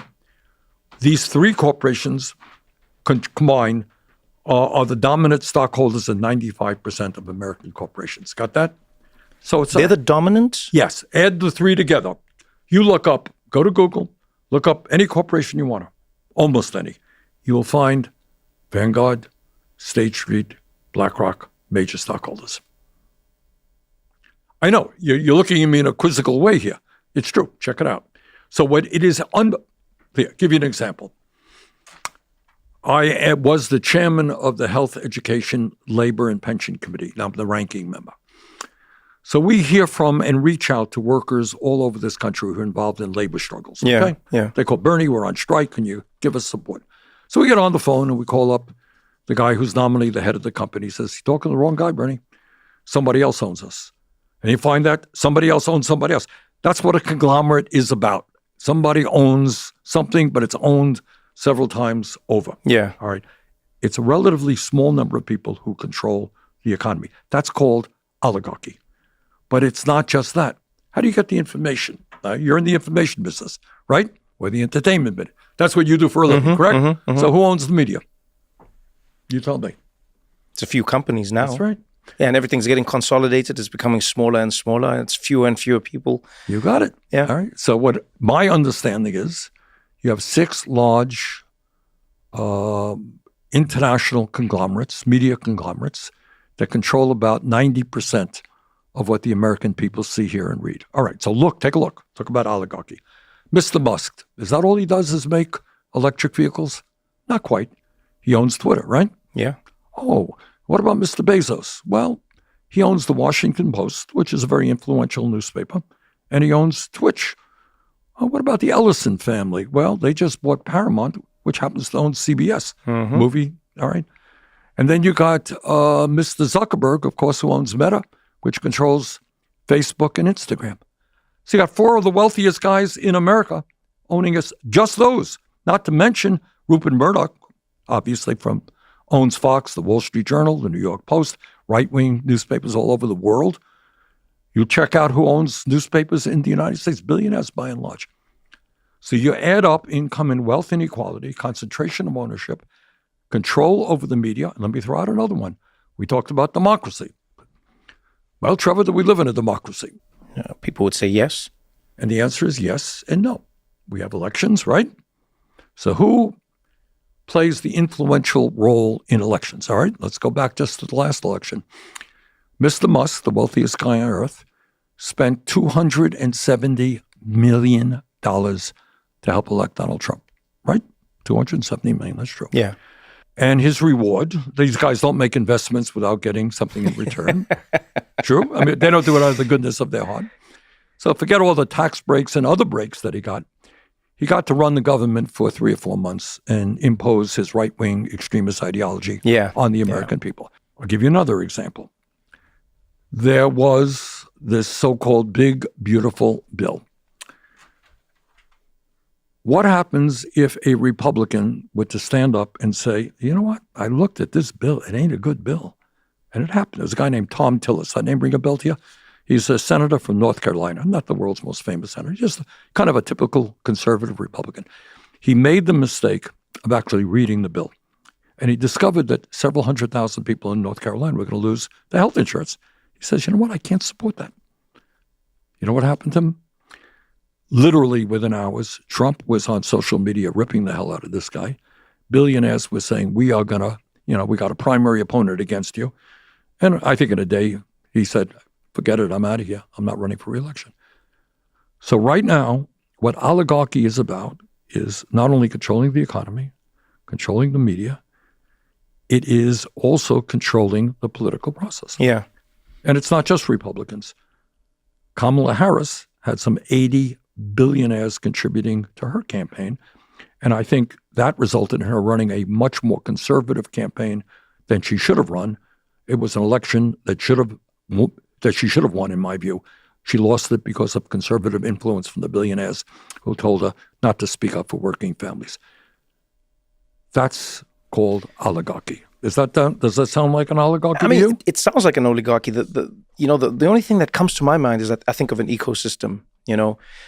Any ecosystem goes out of balance when one species is sort of allowed to thrive by itself without a natural predator of some sort. So it's a weed or a plant that moves, and then all of a sudden it just proliferates or propagates over and over. You get what I'm saying? It can be a rabbit that goes from one island to another, and all of a sudden it can just breed to infinity and wipe things out. I wonder if America can get out of this place, because as you just said, there's something really interesting to what you just said. The Republicans have very openly said, especially under Trump, we're pro-business and we're with these people. Democrats say they're on the side of the people, but then a lot of the time their actions don't seem to match up. It seems like Trevor, let's not be naive. No. I don't think anyone in America believes that Democrats are on the side of working class people. I mean, there's some rhetoric occasionally, but most working people don't know it. And in fact, the dynamics of American politics is over the last 40 or 50 years, the Democratic Party, which once was the party of the American working class, is now, a corporate party, which has done, in fairness, and I always say this, we have made significant advances in civil rights, in women's rights, in gay rights, and at least in environmental consciousness. Democrats deserve a lot of credit for that. But in terms of representing the needs of the working class, if they represented the needs of the working class, you would not have this massive income and wealth inequality. And equally important, today, I talked about the rich getting richer and all that stuff. Yeah. What's going on for you tell me, what's going on for the working class in America today? How are they doing? Earning less than ever before. That's right. Income's not matching up with inflation. You got it. Yeah. So here's a startling fact. We put it in the book. And that is, over the last 50 or so years, real inflation accounted for wages, weekly wages, for the average American worker is lower today than it was 50 years ago. Lower today than it was 50 years ago. Think about the explosion in technology, right? Workers are far more productive. They're producing a lot more. And yet during that entire period, despite increases in worker productivity, real inflation accounted for wages are lower. Meanwhile, during that same period, there was a $75 trillion transfer of wealth that went from the bottom 90% to the top 1%. So you add all of that stuff up, it's not hard to, I think people instinctively understand it. The very rich are doing phenomenally well. Massive transfer of wealth, working families are struggle. 60% of people in America today live paycheck to paycheck. We have the highest rate of childhood poverty of almost any major country on earth, highest rate of senior poverty of almost any major country on earth. That is where we are as a nation today. In the book, you tell a story about being at Trump's inauguration. No, and you're reminding me of that, right? You wrote it in the book. I know. And you talk about looking around at the people who are gathered there. And obviously, there's everyone, who works in the government, senators, etc.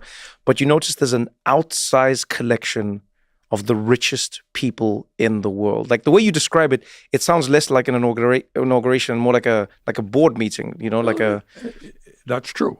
It seems like, I want to know if you think this is the worst it's been.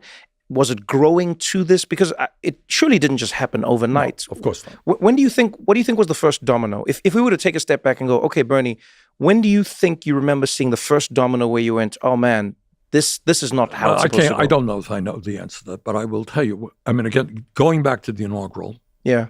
you had the three wealthiest guys, Musk, Bezos, and Zuckerberg, sitting right behind Trump. And right behind them were another, I think, 15 billionaires who Trump had nominated to head up major federal agencies. Okay? That's the reality. This is a government of the billionaire class, by the billionaire class, and for the billionaire class. When did this begin? Did it just start under Trump? Of course not. Mm-hmm. But I think the brazenness, what you got to give Trump credit for, in the past, money always played an important role. Mm-hmm. No secret there. But he's right out open. I don't give a damn. The whole world knows it. I got the richest people in the world sitting right beside me. And they're going to generously give to my inauguration fund. And oh, my goodness, they're going to give me gifts. And oh, my goodness. My Isn't it nice presidential the guy library, Right. And the guy from Qatar, whatever is, decided to give us a $400 million plane. Just a generous person. So nice to me. And on to go. He's made billions of dollars from crypto, et cetera, et cetera. When did it begin? I think, I'm not an expert on this. I think early 1970s, when Democrats were saying, hey, the Republicans get all this corporate money. Why don't we start getting some of that money as well? And in politics, the truth is, there's an old Woody Guthrie song, which is, which side are you on?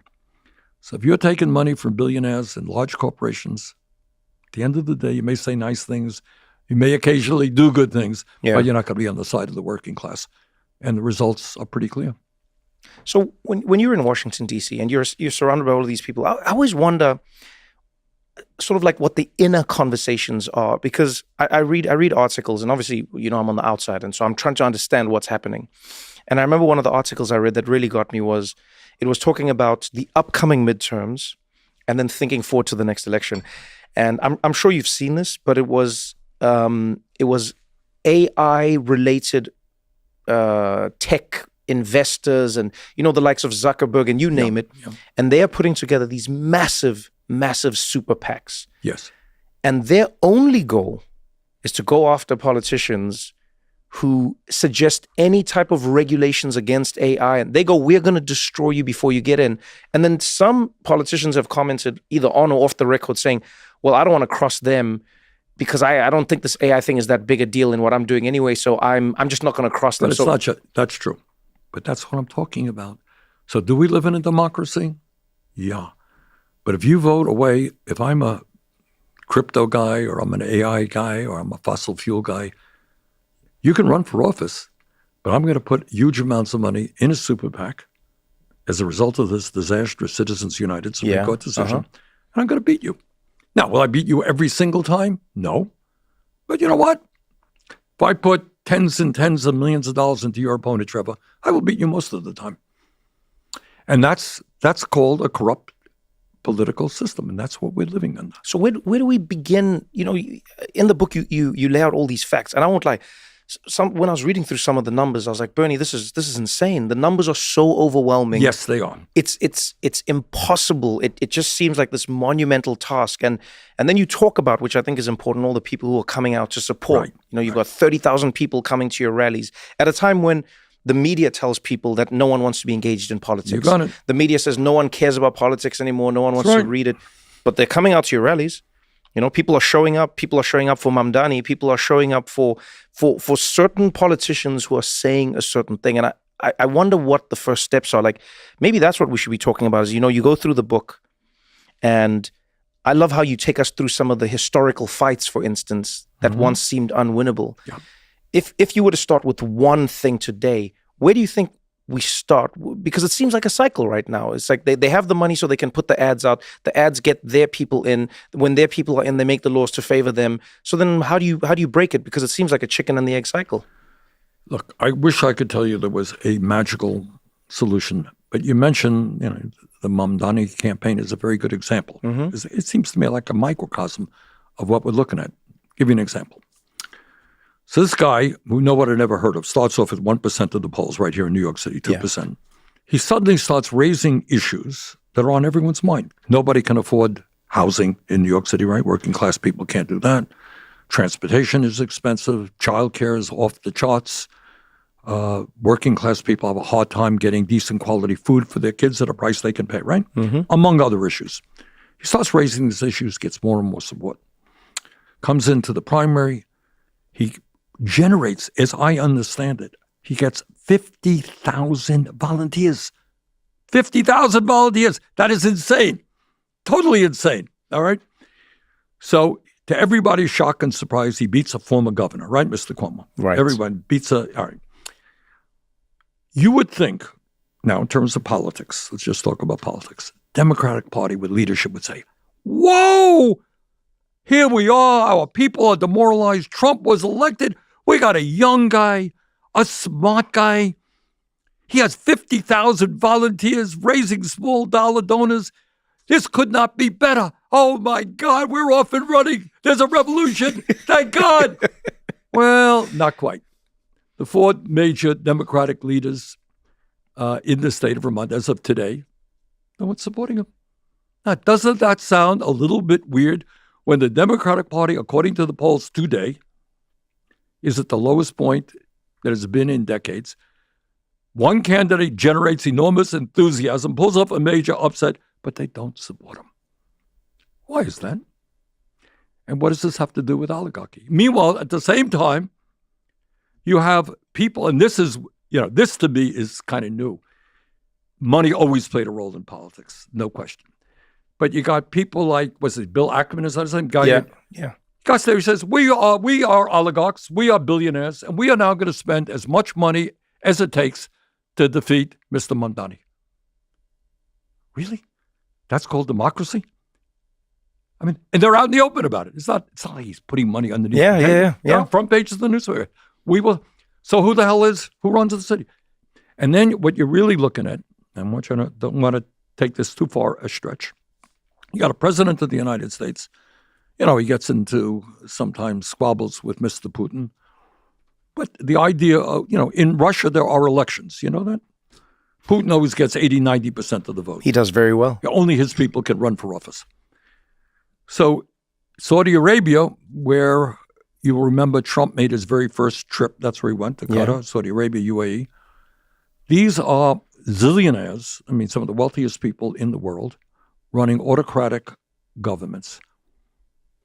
So what is true, in my view, is coming back here to the United States, many of these big tech guys, they don't believe in democracy. Read what they say. It's not just that they want to even support this or that opponent. At the end of the day, they think democracy is an impediment to their God-given right to make as much money as they want. Yeah. That's what we're looking at right now. Scary stuff. So I can't help but wonder where America goes from here, because New York is like the perfect example.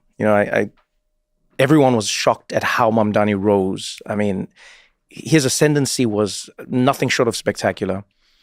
Andrew Cuomo seems like it's a done deal.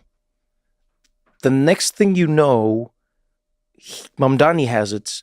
Andrew Cuomo is dropping out, and then he's not dropping out, and then nobody's supporting Mamdani. I won't lie to you. It felt reminiscent, and it feels reminiscent of your campaign in 2016. 2020, more like 20. Yeah, 20. Well, going back. But when I think of your campaign where everyone assumed Hillary was winning, and people went, well, this is the next line in the succession. This is how it's going to go. She was the anointed one. The anointed one, right. This senator from Vermont comes along, Bernie Sanders. People go, oh, it's silly summer. It happens. It'll go. Right, exactly. The people on the ground start swelling up. And the people say, I think this Bernie guy could be the one. But then the Democratic Party are the ones that stand in the way. And I then ask a question that I think a lot of people are asking on the ground, and that is the Democratic Party still the vehicle for liberalism in America? Well, I don't like the word liberalism, but I would for progressivism. Progressivism, okay. Better word. And the answer is, to be God honest with you, I don't know. We are supporting candidates who are running as independents and as progressive Democrats right now. What I will tell you, Trevor, is that around the world, what's going on here around the world, there are similar political situations that there are here in the United States. Yeah. So centrist parties like the Democratic Party are in decline in Germany, in France, in the UK. Right-wing extremist parties like Trump's MAGA movement are on ascendancy, with some exceptions. That's the trend. And the reason is that all over the world, in the global economy, working people, rural people, are feeling left behind while the rich get richer. And right-wing extremists like Trump have something to say to them. Centrist parties do not. So I think where the Democratic leadership is right now is way, way, way out of touch with where working families and the majority of the people are. So either they get replaced, either there is a movement that says, thank you for what you've done, you're gone now. We need a new party that represents working people, or else they hang on so tightly that they force the creation of another party, which is not easy in the United States. No, it's easier in the UK and other countries. But the current leadership of the Democratic Party is, as I mentioned, New York State is a perfect example, where there should be enthusiasm and excitement. There is fear that working class people, that ordinary people are going to get involved and threaten the existence of the leadership here, their power. When I read about like the history of the world, I sometimes worry that this is the natural conclusion, right? It feels like globalization was the thing, and the corporations got rich, and money gets centralized. A few people get everything, and then that leads to strife and turmoil. That strife and turmoil leads to populism. That populism, oftentimes, if we look at history, then leads to some of the worst periods, and that's when people like Bernie Sanders actually get listened to. That's when people are most likely. How do you think people break through in this moment? How do we break through before it's too late? Like, how do we break through before it's world wars and before it's massive recessions and before people are literally scrounging for scraps? Let me go back. I should have said this a moment ago in response to your good question about the Democratic Party. I think the Democratic leadership is way out of touch. The dilemma that we face right now is, I think there's got to be, for the moment at least, something like a united front between progressives like myself and Democrats in order to defeat Trump. Okay, so we're fighting two fights. We're fighting to either open up the Democratic Party to become a working class party or start a new party. But at the same time, it is absolutely imperative that we keep our eyes on Trump, who is clearly moving this country into an authoritarian society. Okay? So we got two fights on our hands. And that's the political moment that I find myself in. How are they out of touch? I don't understand that. So let's use the Mamdani example. For me, it seems like a simple one, right? Andrew Cuomo gets trounced. Like, he gets trounced in a way where on the night he can go home. He doesn't have to delay anything. Right. Generally, that's a trouncing in politics. To your point, in my head, in many people's heads, you'd go, okay, it's obvious. And this seems like the popular route to go down, which is what politics is supposed to be, as in like popular of the people. The people are choosing what they would like, right? How do they not see that? What do they say to you when you're talking to them? What do they not see that people see? It's not a question of not seeing. These are not dumb people. Right? And that's the first, people don't understand. They understand everything. Yeah. These are not dumb people. They have power, and they want to keep their power. And they are what Mamdani has done, and what I have done in past presidential election, is to threaten that power. So if your power base is that you can raise a whole lot of money from wealthy people, you go to nice cocktail parties, you walk out with $100,000, you can hire a consultant, the consultant puts 30-second ads on television, that's your world. And then somebody else comes along, a Mamdani or somebody else, and mobilizes tens of thousands of people, doesn't ask the rich for campaign contributions. That is a real threat to your existence, okay? That is the bottom line. And the pity of it is these folks are not evil people, the Democratic leaders that I know. They are certainly not dumb people, but they are more interested in clinging to power than to allow, to support a grassroots mobilization which has the potential to transform America. They become an impediment to that process. You know, it's funny, when you were saying that, I was thinking about the entertainment industry. And I look at the shifts that are happening in the entertainment industry. They mirror a lot of what you're saying.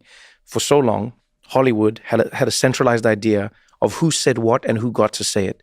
A few people decided who was in a movie, who was on TV, and who got famous. That's right. That's right. And they did this for so long, and they squeezed so hard that from the cracks of that little squeeze of theirs, from the crevices of their fist, new media started emerging, new talents, new voices, and so in the world of podcasts, it was the Joe Rogans. In the world of streaming, it's like the Kai Cenats, etc. And you see this happening everywhere. And they have now lost the ability to define. And funny enough, they've come around. So now if you want to promote a movie, you have to go on, a streamer's platform. If you want to get somebody pushing your content, you have to go on YouTube now. You have to go. So the power is slowly moving in that way to the people. But it seems like Hollywood sort of understands it. And I don't know if they'll change, but it seems like they understand it. When you talk to Democrats who are establishment and they go, this is the way it is there anything you say to them that convinces them? Is there any moment where you've seen them go, Bernie, you're right? Well, you do see that actually. Polling, they're not oblivious to polls. And what polls show is that people like myself, are popular, but more importantly, that the ideas that we are talking about resonate extraordinarily strongly among working people. So I ask you, the United States, the richest country on earth, is the only major country not to guarantee health care to all people. How many Democrats do you think are talking about the need for a Medicare for all? Well, I introduced the bill in the Senate. We got, I think, 15 co-sponsors out of 15 out of 47. Why would you not be prepared to take on the insurance companies and move to a cost-effective quality healthcare system guaranteeing healthcare to all people? Well, it's the power of the insurance companies. For years, we've been fighting to lower the outrageous cost of prescription drugs. You know what the American people do? They hate the drug companies probably more than anything in the world. They really do. They're getting ripped off every day. They know it. Have the Democrats, they've done a little bit, in fairness, but have they gone anywhere near as far as they should? Here's something. And I'm talking about basic necessities like healthcare, medicine. What about education? Psychologists tell us that 0 through 4 are the most significant years of human development intellectually and emotionally. Yeah. In the richest country on earth, don't you think we would have the best child care system in the world? You'd hope so. Well, you tell me. I don't know if you have any kids or not, but... No, I don't, but I have friends who do, and it's pretty obvious that it's not. It's far from it. It's outrageously expensive. Yeah. And the workers themselves get paid, starvation wages. Here's something that's, again, quite remarkable and showing the direction in which the country is going.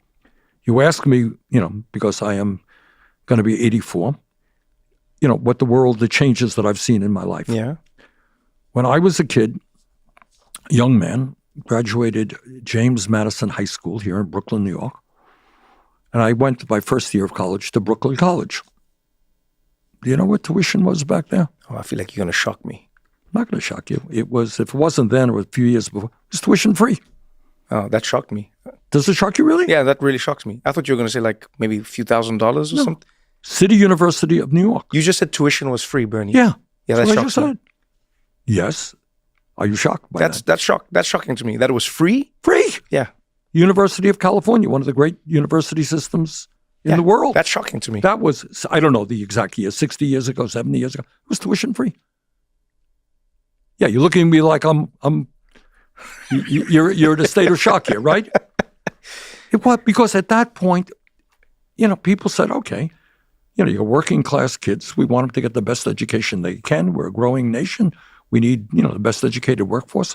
Sure, no big deal. That's what we're going to have. In fact, City College, before it was the City University, was tuition free for a very, very long time. And it was one of the great universities in the world. It wasn't some dumpy place. In Vermont, we had state colleges that if you were a Vermonter, tuition free. And again, all over the country. So we have regressed in saying that if, some 19-year-old kid goes to college today, doesn't have any money, leave school $50,000, $70,000 in debt. Go to medical school, come out $500,000 in debt. All right, all that I'm saying here is that the entire system, broadly defined, economic and political, is working phenomenally well for the people on top. It is screwing working class families who are struggling and in many ways are in desperate shape. Yeah, and what's sad about that is all of the information that comes out, as you said, is oftentimes coming out from media that's attached to those people. Yes. So they'll say the stock market is up. That's right. They'll say GDP is better than ever before. They'll say it's up and to the right. And the weirdest thing for me, for people to understand, and I mean, it took me, it's not like I studied economics, I had to go and read and learn, was to realize GDP is one of the strangest measures of how well a place is doing, because we can be in this room right now. If Elon Musk walks in, the GDP of this room is doing insanely well. Yes. Do you know what I mean? The three of us together. Oh, the three of us together. People around. Yeah. We are the wealthiest people that have ever lived. Elon leaves, not so much. Exactly. All of a sudden, it goes down, and I think that's what a lot of people don't seem to understand. And I wonder, if that is part of the problem. Is people are being sold the success of the idea of an American corporation or company as if it's their own, but it's not really attached to them. The answer is yes and no. I think that's part of it. Oh, we all can. You work hard, you're going to make the American dream. Someday you'll become a billionaire as well. I think people believe that less now than they used to. But here's what I think Trumpism does very well from their perspective. Trump is a demagogue. What does that mean? It means that he is smart enough, and he is nobody's fool, to recognize that people are hurting, all right? That the system is not working. Mm-hmm. So if you're in the average person and you can't afford to pay your rent or send your kid to college and you're hurting, you want an explanation. Why is that, right? It's kind of natural. You want to, why is the world the way it is? I mean, everybody really searches for an answer. Trump has an answer. And his answer as a demagogue is the answer that demagogues have always given. And that is, you place the blame on powerless minorities, right? In the 30s in Germany, it was the Jews were the cause of mass unemployment and so forth and so on. Gypsies. In America, there were problems at our schools. It was the gay people who were the problems. Cause the problems. For many years in this country, if you're a white working class person, well, the reason you're not making more money is a black's taking your job. Nothing to do about it. In the UK, they blamed people from, they were like, oh, it's the Polish. Pakistan. And they said it's Pakistan and it's India. And it's always moved a generation. Exactly. Yeah. You pick and choose. I mean, they must sit around and say, who do we blame today? Yeah. And it works because people are hurting. And then you have the entire media structure saying, well, it's the fault of the undocumented people. In this country, it's the undocumented now. So we're going to throw them all out, and we're going to make life miserable for them. All right, thank God, my life is going to improve. That is what not only oligarchies, but it's what demagogues do, and that is Trumpism in spades. That's what he's doing. So what he's doing. Rather than I was at his I wasn't only at his inauguration, I was at his State of the Union speech. Guy gets up there, gives one of the longest State of the Union speeches in history. Did he have one word to say about the healthcare crisis in America? No. Did he have one word to say about the housing crisis in America? No. One word to say about the high cost of prescription drugs? No. One word to say about how college is unaffordable? No. What did he spend his time thinking about? He spent probably 10 minutes on blaming, on describing how so whether this is true or not, who the hell knows? But his description was a transgender athlete in a volleyball game smashed a ball into a young woman's face and hurt her. We heard that, right? One of the great crises is what happened on a volleyball court to one young woman.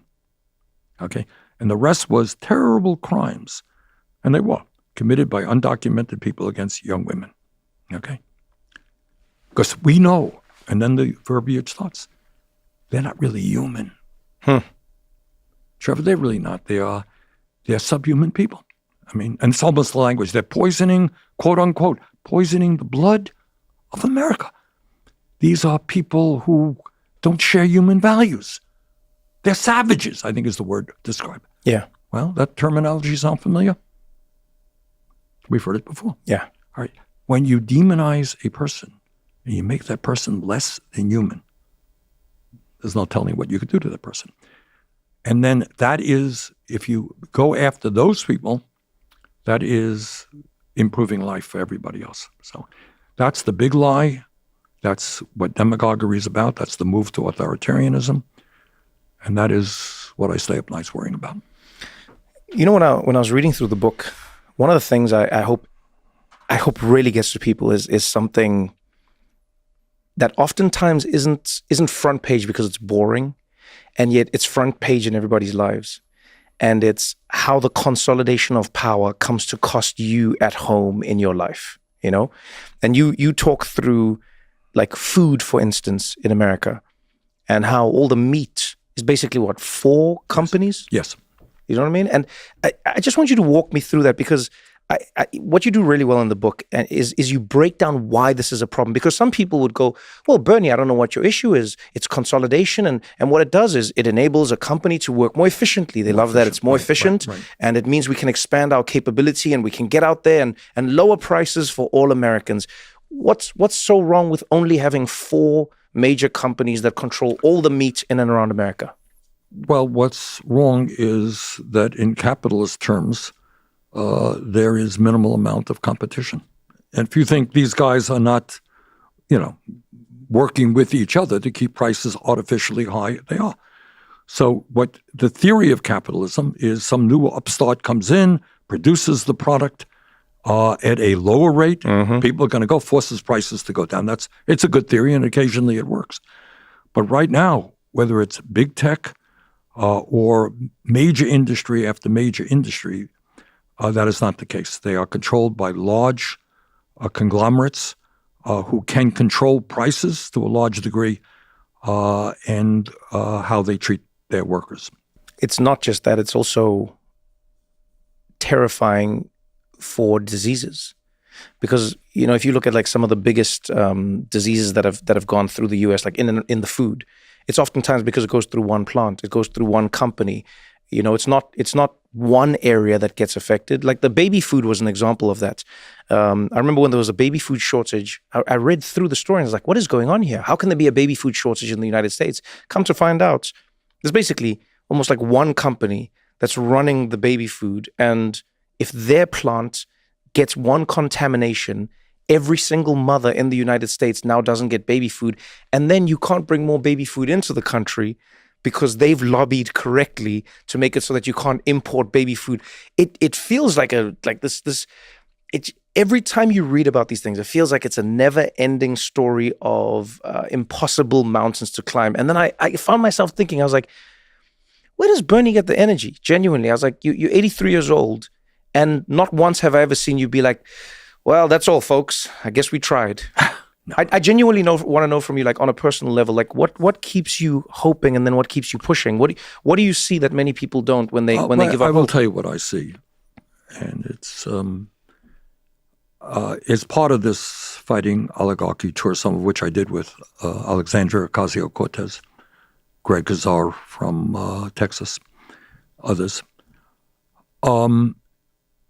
I am extraordinarily fortunate as someone who has been to every state in this country, and I say this not to be rhetorical or to be overly romantic here, but I have met so many unbelievably wonderful people. And I have worked with local unions where you have blacks and whites and Latinos standing together, taking on corporate greed. I have talked to young people who have a vision for this country that is so different than the one of today, which is based on greed and selfishness. They want a very different America. So talking to a lot of young people, talking to working people, it really does inspire me. If you go to a rally as we had, I describe it in the book. If you go to a rural area in California, Folsom, California. Have you heard of Folsom, California? I've never heard of Folsom, California, no. All right. How I had heard of Folsom, many of your viewers will have heard of it. That's where Johnny Cash did a song, Folsom Blues. So there's a prison. Big prison there. That's all I had heard of Folsom. It's a rural area controlled by Republicans in the Congress. We had 30,000 people coming out. It was an insane thing. I mean, people was all over the place. Into LA, there were 36,000 people. Denver, 34,000 or something like that. And you see that energy of people saying, you know what, we want real change. How can you not walk away from that and say, whoa, man, we can do it. We can do it. And then I talk to kids, and that also inspires me. So the advantage that I have as somebody who's been to every state in the country, and I've had the opportunity to talk to, in this particular tour, we've been now to over 20 states. We did 35 events. I've talked to over 300,000 people. That inspires me. That gives me the energy to keep going. Don't go anywhere, because we got more What Now after this.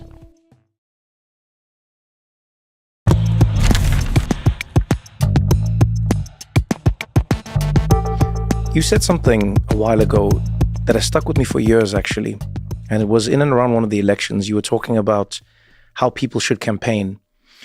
And you said, and I'll paraphrase you, forgive me, but you said something to the effect of, we need to stop focusing so much on basically selling it as a race issue and selling it more as a living wage issue, as a survivability issue, and I remember at the time, some people didn't get what you were saying. People were like, no, but this is a race thing. And it's funny because it took me back to, some of the things that happened in and around the civil rights movement, whether it was Dr. Martin Luther King Jr., et cetera, who said basically that, oh, poor doesn't know a color.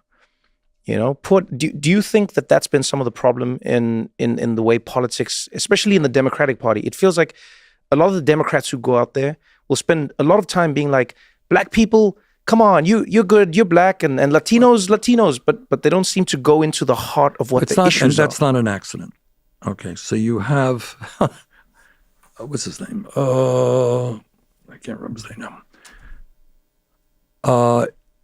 To answer your question, what you're talking about is identity politics. Mm-hmm. Okay. So we are so proud that for the first time, we have a judge from this state who is black, Latino, Asian, you name it. Really? We have a woman this, we have a gay that. That is, look, all of us want to see parts of our society have good representation in Congress. And we're making some progress. Donald Trump has surrounding him a whole lot of women. There are right-wing women governors all over this country, right? Huh. Are we all very proud? Oh, man, thank God we got a woman in politics who does not believe in women's right to control her own body, who, is terrible to workers and so on, but we're proud that she's a woman. The issue is, and this is what I meant earlier, Democrats have retreated from class issues, from economic issues, from a desire to take on big money, to, oh, isn't it wonderful? We have a woman here, and we have a gay person here, and we have a black person here, and a Latino person over there. And King, you remember, now, you want to hear how old I am? I was in Washington for the March on Washington, King's March on Washington. I heard Dr. King speak. You know what that march was called? It was called, if my memory is correct, Jobs and Freedom. Jobs and freedom. Jobs actually went first. King understood that exactly as you described it. What good, and this is what he said.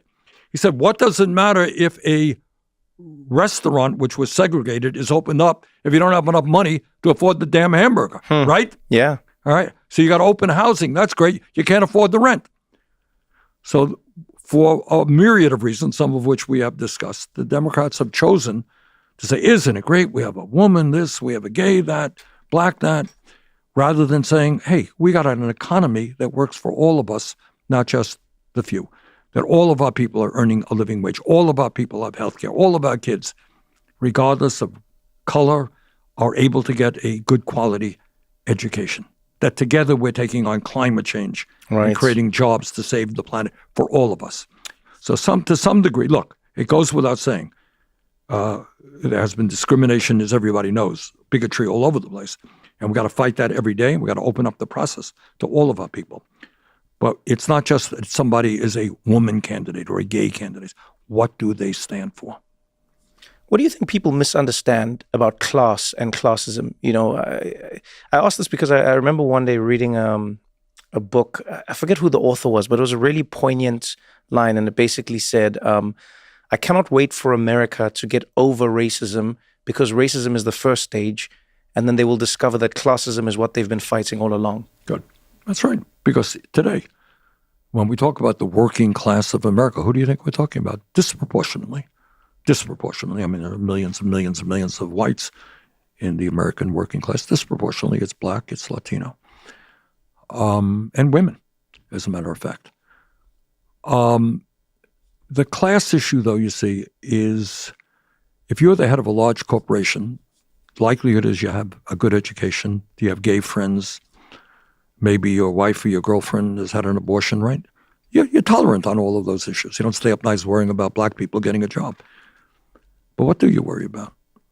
What you worry about is that you may have to start paying your fair share of taxes, that you may have to start paying your workers a living wage, and you will fight that. So I find that many of these quote-unquote great liberal corporate types, we struggle with them to make sure that they respect unions or they allow unions to be formed, etc. But at the end of the day, in my view, Trevor, if we're going to transform America, which is the question on everybody's mind, how do we do it? It has to be a mass movement of people. It has to be a growth in the trade union movement. And, that is the way forward, and that's what we're working on. Do you think democratic socialism is the dirty word that it once was in America today? No, it's actually quite popular among young people, and I think despite the fact that no one quite knows what it means. But, I mean, I think what increasingly people do know is that you have countries, for example, in Scandinavia. Yeah. You got Norway, Denmark, Sweden.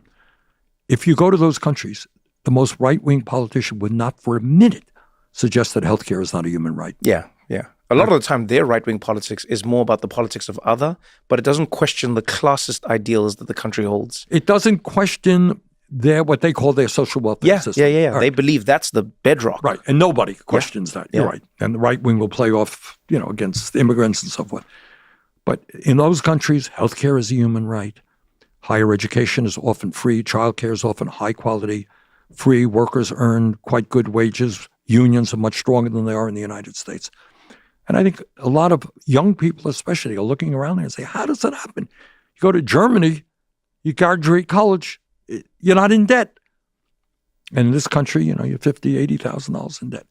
So I think without even getting into the essence of what socialism means, which to me means democracy, by the way, not just the right to vote every 2 or 4 years, but having a say on the job. Yeah.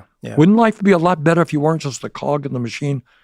And we're seeing, by the way, one of the nice things we are seeing in America, in Vermont, pretty strong about worker-owned companies, where workers themselves own the companies, select their own leadership. And what all of the studies show is that people feel much better about their job. The absenteeism is less, productivity is up. People are good. It's our company. Pretty good. Could there ever be laws written to sort of entrench those types of ideas? And I know even saying that right now sounds crazy to most people, but the other day I was thinking about sports, and I was going, I know you're an avid basketball player, Avid might be too strong, but I played a lot of basketball. I've seen you shoot, Bernie. I've seen you shoot. You drain them. Like I remember when it was in the primaries, you would go to the gyms beforehand, I did, and you were just like, I found myself thinking about how sports and everyone who watches sports seems to understand in a basic concept of fairness. And this is what I mean. Shaquille O'Neal comes into the NBA. The man is completely dominant. You throw him the ball, he puts it in the hoop. You throw him the ball, he puts it in the hoop. You can't do anything to him. He stands under that rim and he puts the ball in the hoop. And then they change the rules of the game. They say, you know what? You can't stand in the paint in this little section for longer than, 3 seconds, I think it is? Yeah. And they go, you have to keep moving. Why? Because otherwise Shaq can just do this forever and it's not fair. Right.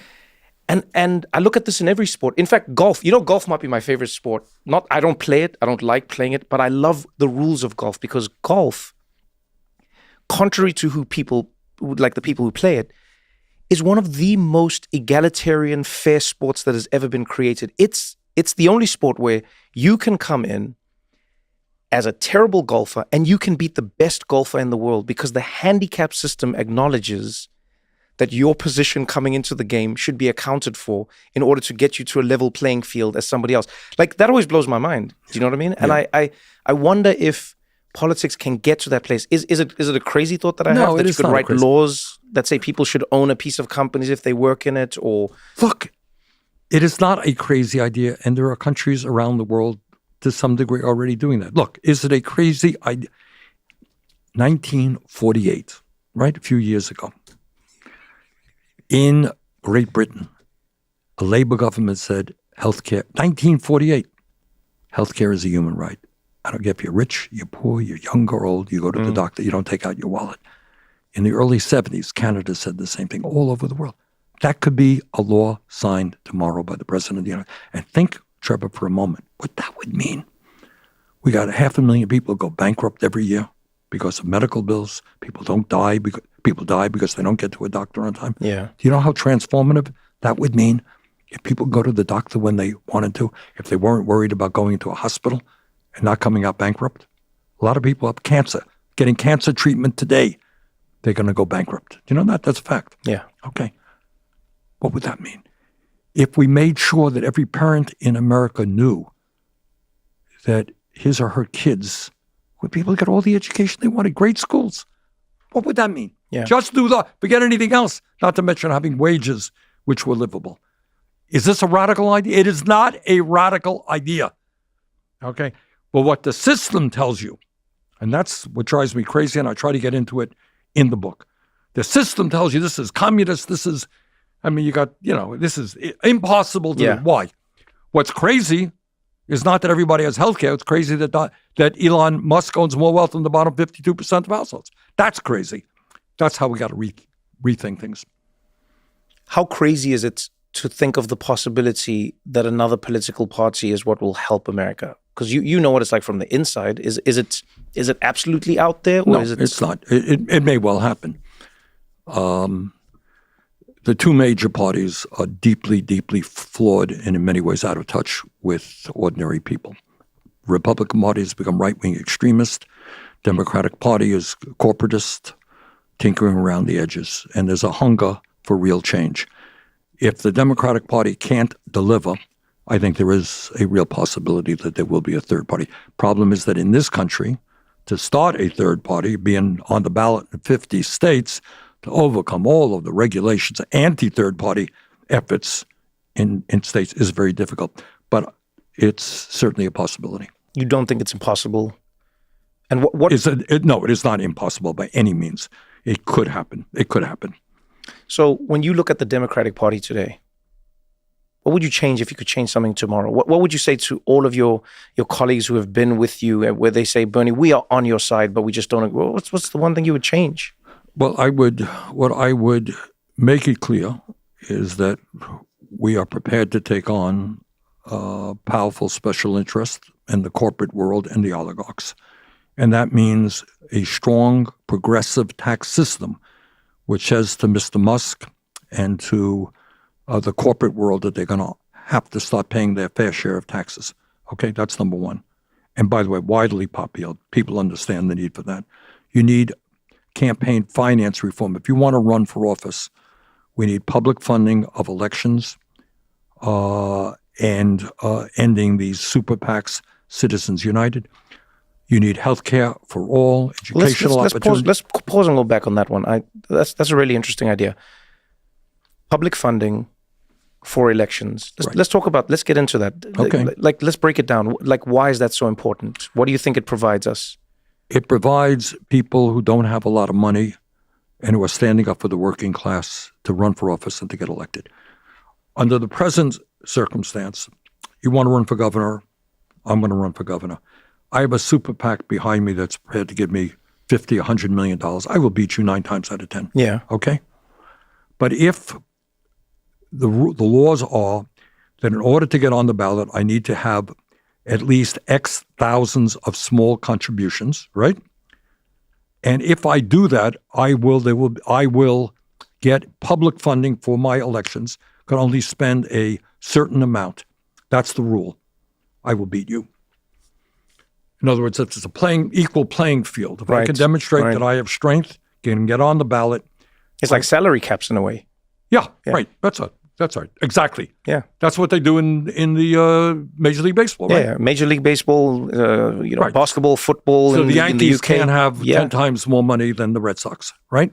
You want to beat me? Good. Let's do a fair fight. $10 million each, that's it. It's unfair if I have $100 million because I'll always beat you. Do you worry, though, that those types of systems are limited by how well the government is running at that time? And this is what I mean. I love that idea, and I've always been pro it. But then sometimes I go, oh, man, if the people running have to get their campaigns funded by the government, and then the government is in the hands of somebody like a Donald Trump, who then pulls every lever, as we've seen. I mean, like, Donald Trump has made me think a president is way more powerful than we were ever told they were. You know, like when Biden was in power, when Obama was in power, they always said, oh, there's only so much a president can That's do. right. There's You're right. And then Trump goes, no. There's everything a president can do. This man has spare keys that open doors I didn't even know existed, you know? Right. And so I wonder now, in that system, do you ever worry that then it means the government is in control of who can get into a race? How do we find the balance? Well, look, there's always manipulation and illegal activity, but everything being equal, and it exists. It exists here in New York City. You have public funding of elections. It exists in other states, not a whole lot, but it does exist. Bottom line is, if you can demonstrate, I mean, each state and community will do it differently. But if you can demonstrate you have a certain amount of support by getting X numbers of small contributions. So you're not a flake, hey, give me $9 million. I'd like to work for mayor of New York City. You got to show support. I think that can be administered fairly. And I think that's the direction we've got to go. Public funding, the next one you were going to say was? Well, I mean, it essentially make the American people know that our goal is a vibrant democracy, making it easier for people to vote, not harder. And making it clear to people that government can act in ways to improve their lives. So it's what we would call a progressive agenda, whether it's healthcare, education, a fair tax system, dealing with many of the crises that we face, climate change, et cetera. But what I think people don't see is an agenda that they can nod their heads to and say, yeah, that makes sense to me. Yeah. I want to support candidates who will move us in that direction. We're going to continue this conversation right after this short break.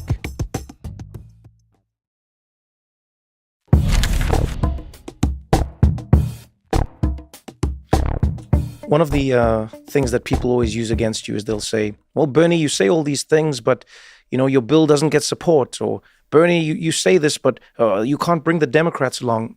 And I was wondering about this the other day, because we have these blips and these moments where some of the most progressive politicians come out and they always bring up your name. So whether it was AOC or now you have Mamdani, they'll say, oh, Bernie inspired me and I'm now doing this because of Bernie. And it made me wonder, to borrow from basketball, is like, when you came into the game, were you trying to be Michael Jordan who wins all the rings? Or do you think you were trying to be like Allen Iverson who changes how the game is perceived? The latter, more Iverson. Look, what I have always believed is it's not a question of great leaders. It's a question of large numbers of people participating at the grassroots level. And Trevor, that is in fact how change always takes place, right? It's not one person. It's the leaders follow the people. If you had millions of people saying, you know what, you're running for office, you damn well better give me health care as a human right, and I want that in the first month of your presidency. You know what? Millions of people say, you'll have it. If people are dormant and not active, they won't. So our job is to create that kind of movement around an agenda that speaks to the needs of working class people and an agenda that is really prepared to take on the oligarchs. I was wondering about when I was looking through your history, and I see all these pictures of you at rallies, at gatherings, like throughout time, being arrested, you name it. There's one thought that came to my head. I was like, man, I wonder if part of the problem, and not the only problem, but just like one of the problems that, progressive politics has in a way, is that progressives are very distracted. And what I mean by that is, if I look at, when I do comedy shows around the country and I go to what people call a red state, I mean, to be honest with you, I've seen states have everyone in them, but they'll go red states. I'll find oftentimes people are more conservative. They go to church. They're in like tight-knit communities. They're in groups that bring them together around ideas. And oftentimes those ideas then spill into politics or they overlap somewhere, and and it feels like progressives have less and less of that. They're watching their own TV, they're listening to their own music, there's no more big gatherings, no one's going to church, and I wonder how much of that you think affects good movements, I think you're right. There was a time, well, let me just tell you what I'm trying to do in my own state. We have had, we're a small state. We only have 630,000 people. I have had, and we pay for this out of campaign funds, I think a dozen events. You know what they are? They are foul shooting contests, and we give away free basketballs. Okay? And we've given away, I don't know, well over 1,000 basketballs. Good basketballs, I should say. Why do I do that? Well, number one, I want kids to play ball and be active, right? Boys and girls. Mm-hmm. But you know what else we do? When we do those events, the whole community often comes out. So there'll be 100, 200 people coming out in the town, right? And people are getting together. We have had now two. We're going to do this more often. We had a walk in Morrisville, Vermont, small town. Do you know how many people took a walk, a couple of mile walk on a beautiful rail trail? 600 people. 600 people just went out for a nice walk. We had some music. We had some discussion. We went out for a walk. We do dances. I'm a United States senator that sponsors dances. And we have hundreds of people coming out dancing. Why do I do all these things? They're non-political. All right. There's no political, no partisanship, no nothing. Yeah. It is to bring people together in a time when we desperately need community. And what worries me very much, we didn't even get into it, and it's a huge issue, is AI and robotics. Mm-hmm. And some of these guys are almost prepared to replace humanity, if you like. And I worry very much that at this particular moment, for so many reasons, we need each other. We need each other. We got to come together. And when we come together, you know what?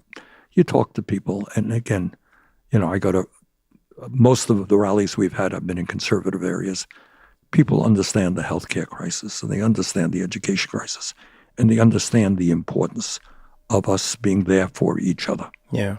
So, you know what I've never understood when you talk about the AI and robotics thing is I don't understand if I'm maybe too stupid to get it, or if the people who run these corporations have a different idea of what the world would be. Because I don't understand the end goal. They want to build a factory full of robots, and the robots will do the work. The robots will pack the boxes, and then a robot will deliver the thing, and then a robot will be cleaning a house, and then a robot will be reading an email, a robot will be responding to that email, and then an AI will be advertising, and then an AI will be responding to a social media post, and AI. And then I go like, well, if all of this is just like a loop of the machines, when are people getting the money to buy your product? Well, that's one of the issues. Do you know what I mean? When are people actually involved in the equation? I often use, and to be honest with you, it's an issue that needs an enormous amount of study, and I haven't had the time to get into it as deeply as I should. But this is what is pretty clear to me. Number one, robotics and artificial intelligence are going to replace millions and millions of workers in this country. Now, the contra-argument is, well, Bernie, you're just a Luddite. The blacksmith went out of business, right? But you had an automobile mechanic replacing him, right? Mm-hmm. It's an evolution. That's the way it is. Mm-hmm. I could be wrong. I don't think so. No, it's funny you say that, because we had Mustafa Suleiman on, who founded DeepMind, one of the first AIs that beat the champion at AlphaGo and AlphaFold for the proteins. He said that on the podcast. He said, I don't know why everyone's lying about this. There will be a mass displacement of jobs. Now, so that's number one. And that's kind of easily understood. All right. A robot is going to do the job in a factory, not a worker. You want you're a young person and you want an entry-level job, AI is there, and you're not going to get that. That I think we can understand. What else? What are even the greater threats of AI? Again, something easily understood is that AI requires an enormous amount of energy, electricity, and water.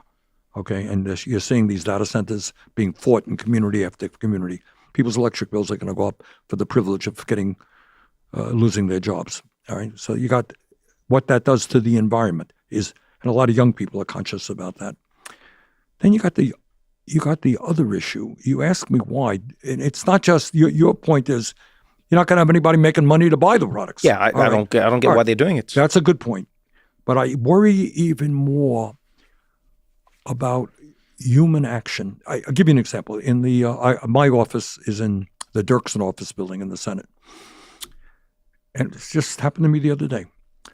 I go down to the cafeteria every now and then, and it's quite a good cafeteria. And the people behind the cash registers are really nice people. And I enjoy seeing them. I know them. I've known them for years. Well, guess what? What do you think is happening? They're being replaced. You got it. Cashless registers. You got it. And you know what? I miss that. I know their families. Yeah. I know a woman there who's been there for years. Her grandson died. I heard about that. That's a human interaction. I used to in Burlington Airport. I used to drive out, say hello to the person, pay my fee and all that stuff. What does it mean really deeply? You go to a restaurant, a robot comes up to you, says, what's your order? Thank you. Gets cooked well, comes back. What do we lose without having that human interaction? Is that something that we should be thinking about? So you go to a nursing home and you'll have robots turning you over, changing a bed. Is that the same as having a smiling face and another human being there talking to you? So I worry very much. And these guys, like Musk and Altman and all these guys, that's not their things. They are not what I would call terribly sociable people. They are into it, the point you raised, efficiency. Yeah, well, it's all about efficiency. All right, great. It reminds me very much of that well-known saying, the operation was a success. Unfortunately, the patient died. You can have the most efficient operation in the world, but humans will become more and more alienated and more in pain. And already in America, we have a major mental health crisis. Everybody knows that kids are struggling. COVID was part of that, but it's more than that. So the goal is not just economics, is how do you create a human society?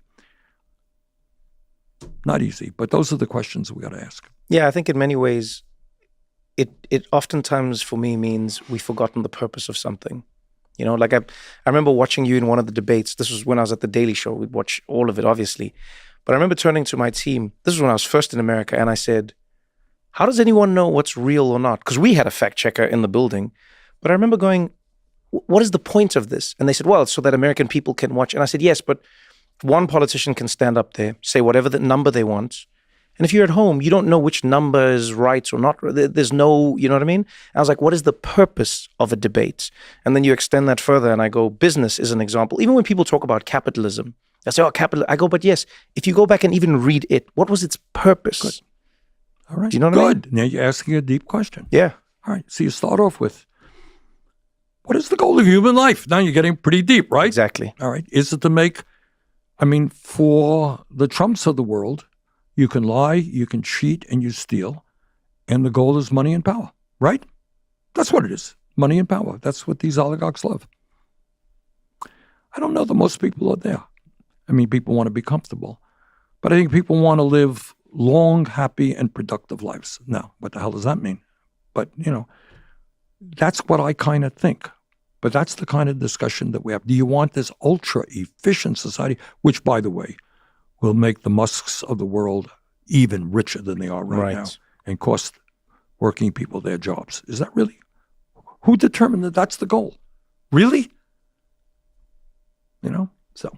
Yeah, we've made it the only measure that defines how people are successful. Exactly. So you have this insanity, which drives me crazy, and I mentioned in the book, is you're a billionaire, you made your money no matter how you made it. Maybe you stole it, corrupt, whatever it may be, or you made it honestly.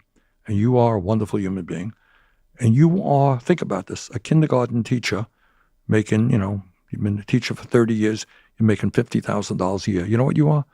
In the Trump world, you're a loser. Damn. Imagine spending 30 years working with kids, you're making $50,000. Meanwhile, you've enriched the lives probably of hundreds and hundreds of children, right? Yeah. I think that's important. Yeah. You know, it's funny you say that. I remember talking to someone who was pro crypto, and remember when NFTs were big? They were touted as the next new thing. NFT this, and it was the little monkeys, and everyone was, "Do you have a monkey? I have a monkey," and everyone was like running around. And I was talking to somebody about NFTs, and I said, you know what? I actually don't think NFTs are terrible, but it's interesting that you'll have that idea for digital art, but you won't have it for everything else in life. Because I always thought it would be great if teachers had NFTs. Like, why shouldn't teachers get a tiny fraction from every child that goes on to do something in their lives? Because they've invested in you. They've gone on to do something. Shouldn't they get some sort of... I always think it's crazy to what you just said, how many teachers go through their lives impacting... I wouldn't be here without my teachers. And then I go, like, who are they? Where are they? Why do we not think about those people and giving back? But then I'm more than willing to pay a subscription to an app or to a service and, you know, to Jeff Bezos and Amazon Prime. I'll go like, yeah, of course I should pay him. But if you said to me, Trevor, pay your teacher a subscription, I'd be like, I don't know. That seems a bit crazy. But it shouldn't be. But then you're back to very basic questions. I mean, really deep stuff. Who does more important work? Some guy who gets up 4 o'clock in the morning, looks at the stock market, sees what's going on in Japan, starts selling and trading stuff. You can make $5 million in a day, right? Doing that, all that crap. Yeah. Or somebody who is a primary care doctor who's out in the countryside helping, you know, keep young kids healthy and alive. Yeah. We have got to, this gets back to a value system. It's in the midst of everything else. Yeah. The value system is backward. Teachers do, other teachers, primary care doctors. You know, these are some of the most important people in our country. Society stops functioning without them. Of course it does. Yeah. They enrich us.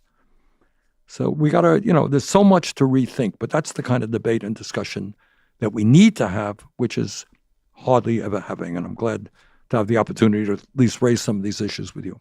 Before I let you go, there's one thing I wanted to ask you because I think it's really important. Bernie Sanders, the man, was once Bernie Sanders, the boy. And when I look at the images of you, and I've gone back and seen like footage of you on like a kid's show talking about, you know, these ideas and these ideals and see you trying to inspire young people. I'd love for you to talk to young men who are disillusioned, young men out there who are isolated, young men who feel like the whole system has failed them and they're angry and they feel like nothing works. What would you say to them that isn't, you know, just a platitude? Because some people would just say to them like, oh, be your best self and do your thing. What would you say to them that they could do today in their communities and in their systems to try and make the world better because they feel so angry about what they're not getting? People have a right to be angry. All right? The system is broken. Just one, let me throw out my umpteenth fact here. Everything being equal, the younger generation will have a lower standard of living than their parents. Damn. Buy their own home, if they're lucky, at a later age than their parents. People have a right to be angry. Young people have a right to be angry. Nothing wrong with being angry. But know who you're taking your anger out on. Be smart. Okay? Okay, just don't lash out at anybody and everybody. And also understand what makes you happy and what makes you feeling fulfilled.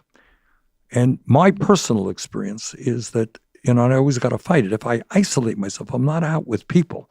Sometimes you got to force, oh, God, do I really? You probably do that, right? Yeah. Do I got to do the show today? Oh, please, give me an excuse. Mom, write me a note, right? I mean, it happens to everybody. Yeah. But, you know, ultimately, when you're out there on the playing field doing what you do and you're with, at the end of the day, we are human beings. Yeah, we I are. need you. You know what? You need me. We need each other. Yeah. That's the bloody world. And each of us sitting back, looking at the, you know, bloody computer all day long and AI and all that stuff, it ain't going to do it. I don't think. You know, I'm not anti-technology. But, you know, we got to work together to figure out what makes us feel better as human beings. That's what I would say.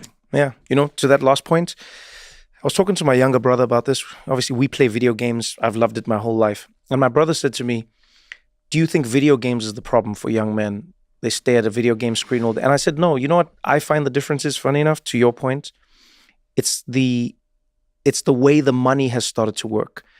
Back in the day, you bought a video game, you owned the video game, you played the video game, and it was done. Now, they give you the video game for free, and then they loop you in, and they start draining your money, and they start draining your money, and you see kids playing Fortnite, you see kids playing Call of Duty, and they just keep draining that money slowly, and they keep you hooked in an addictive cycle. And the worst thing, I'm so glad you brought up the point about walking together, going to community spaces and listening to music, shooting basketballs together, is because that's the thing they rob you of. They've made it so that you cannot afford to be part of a community.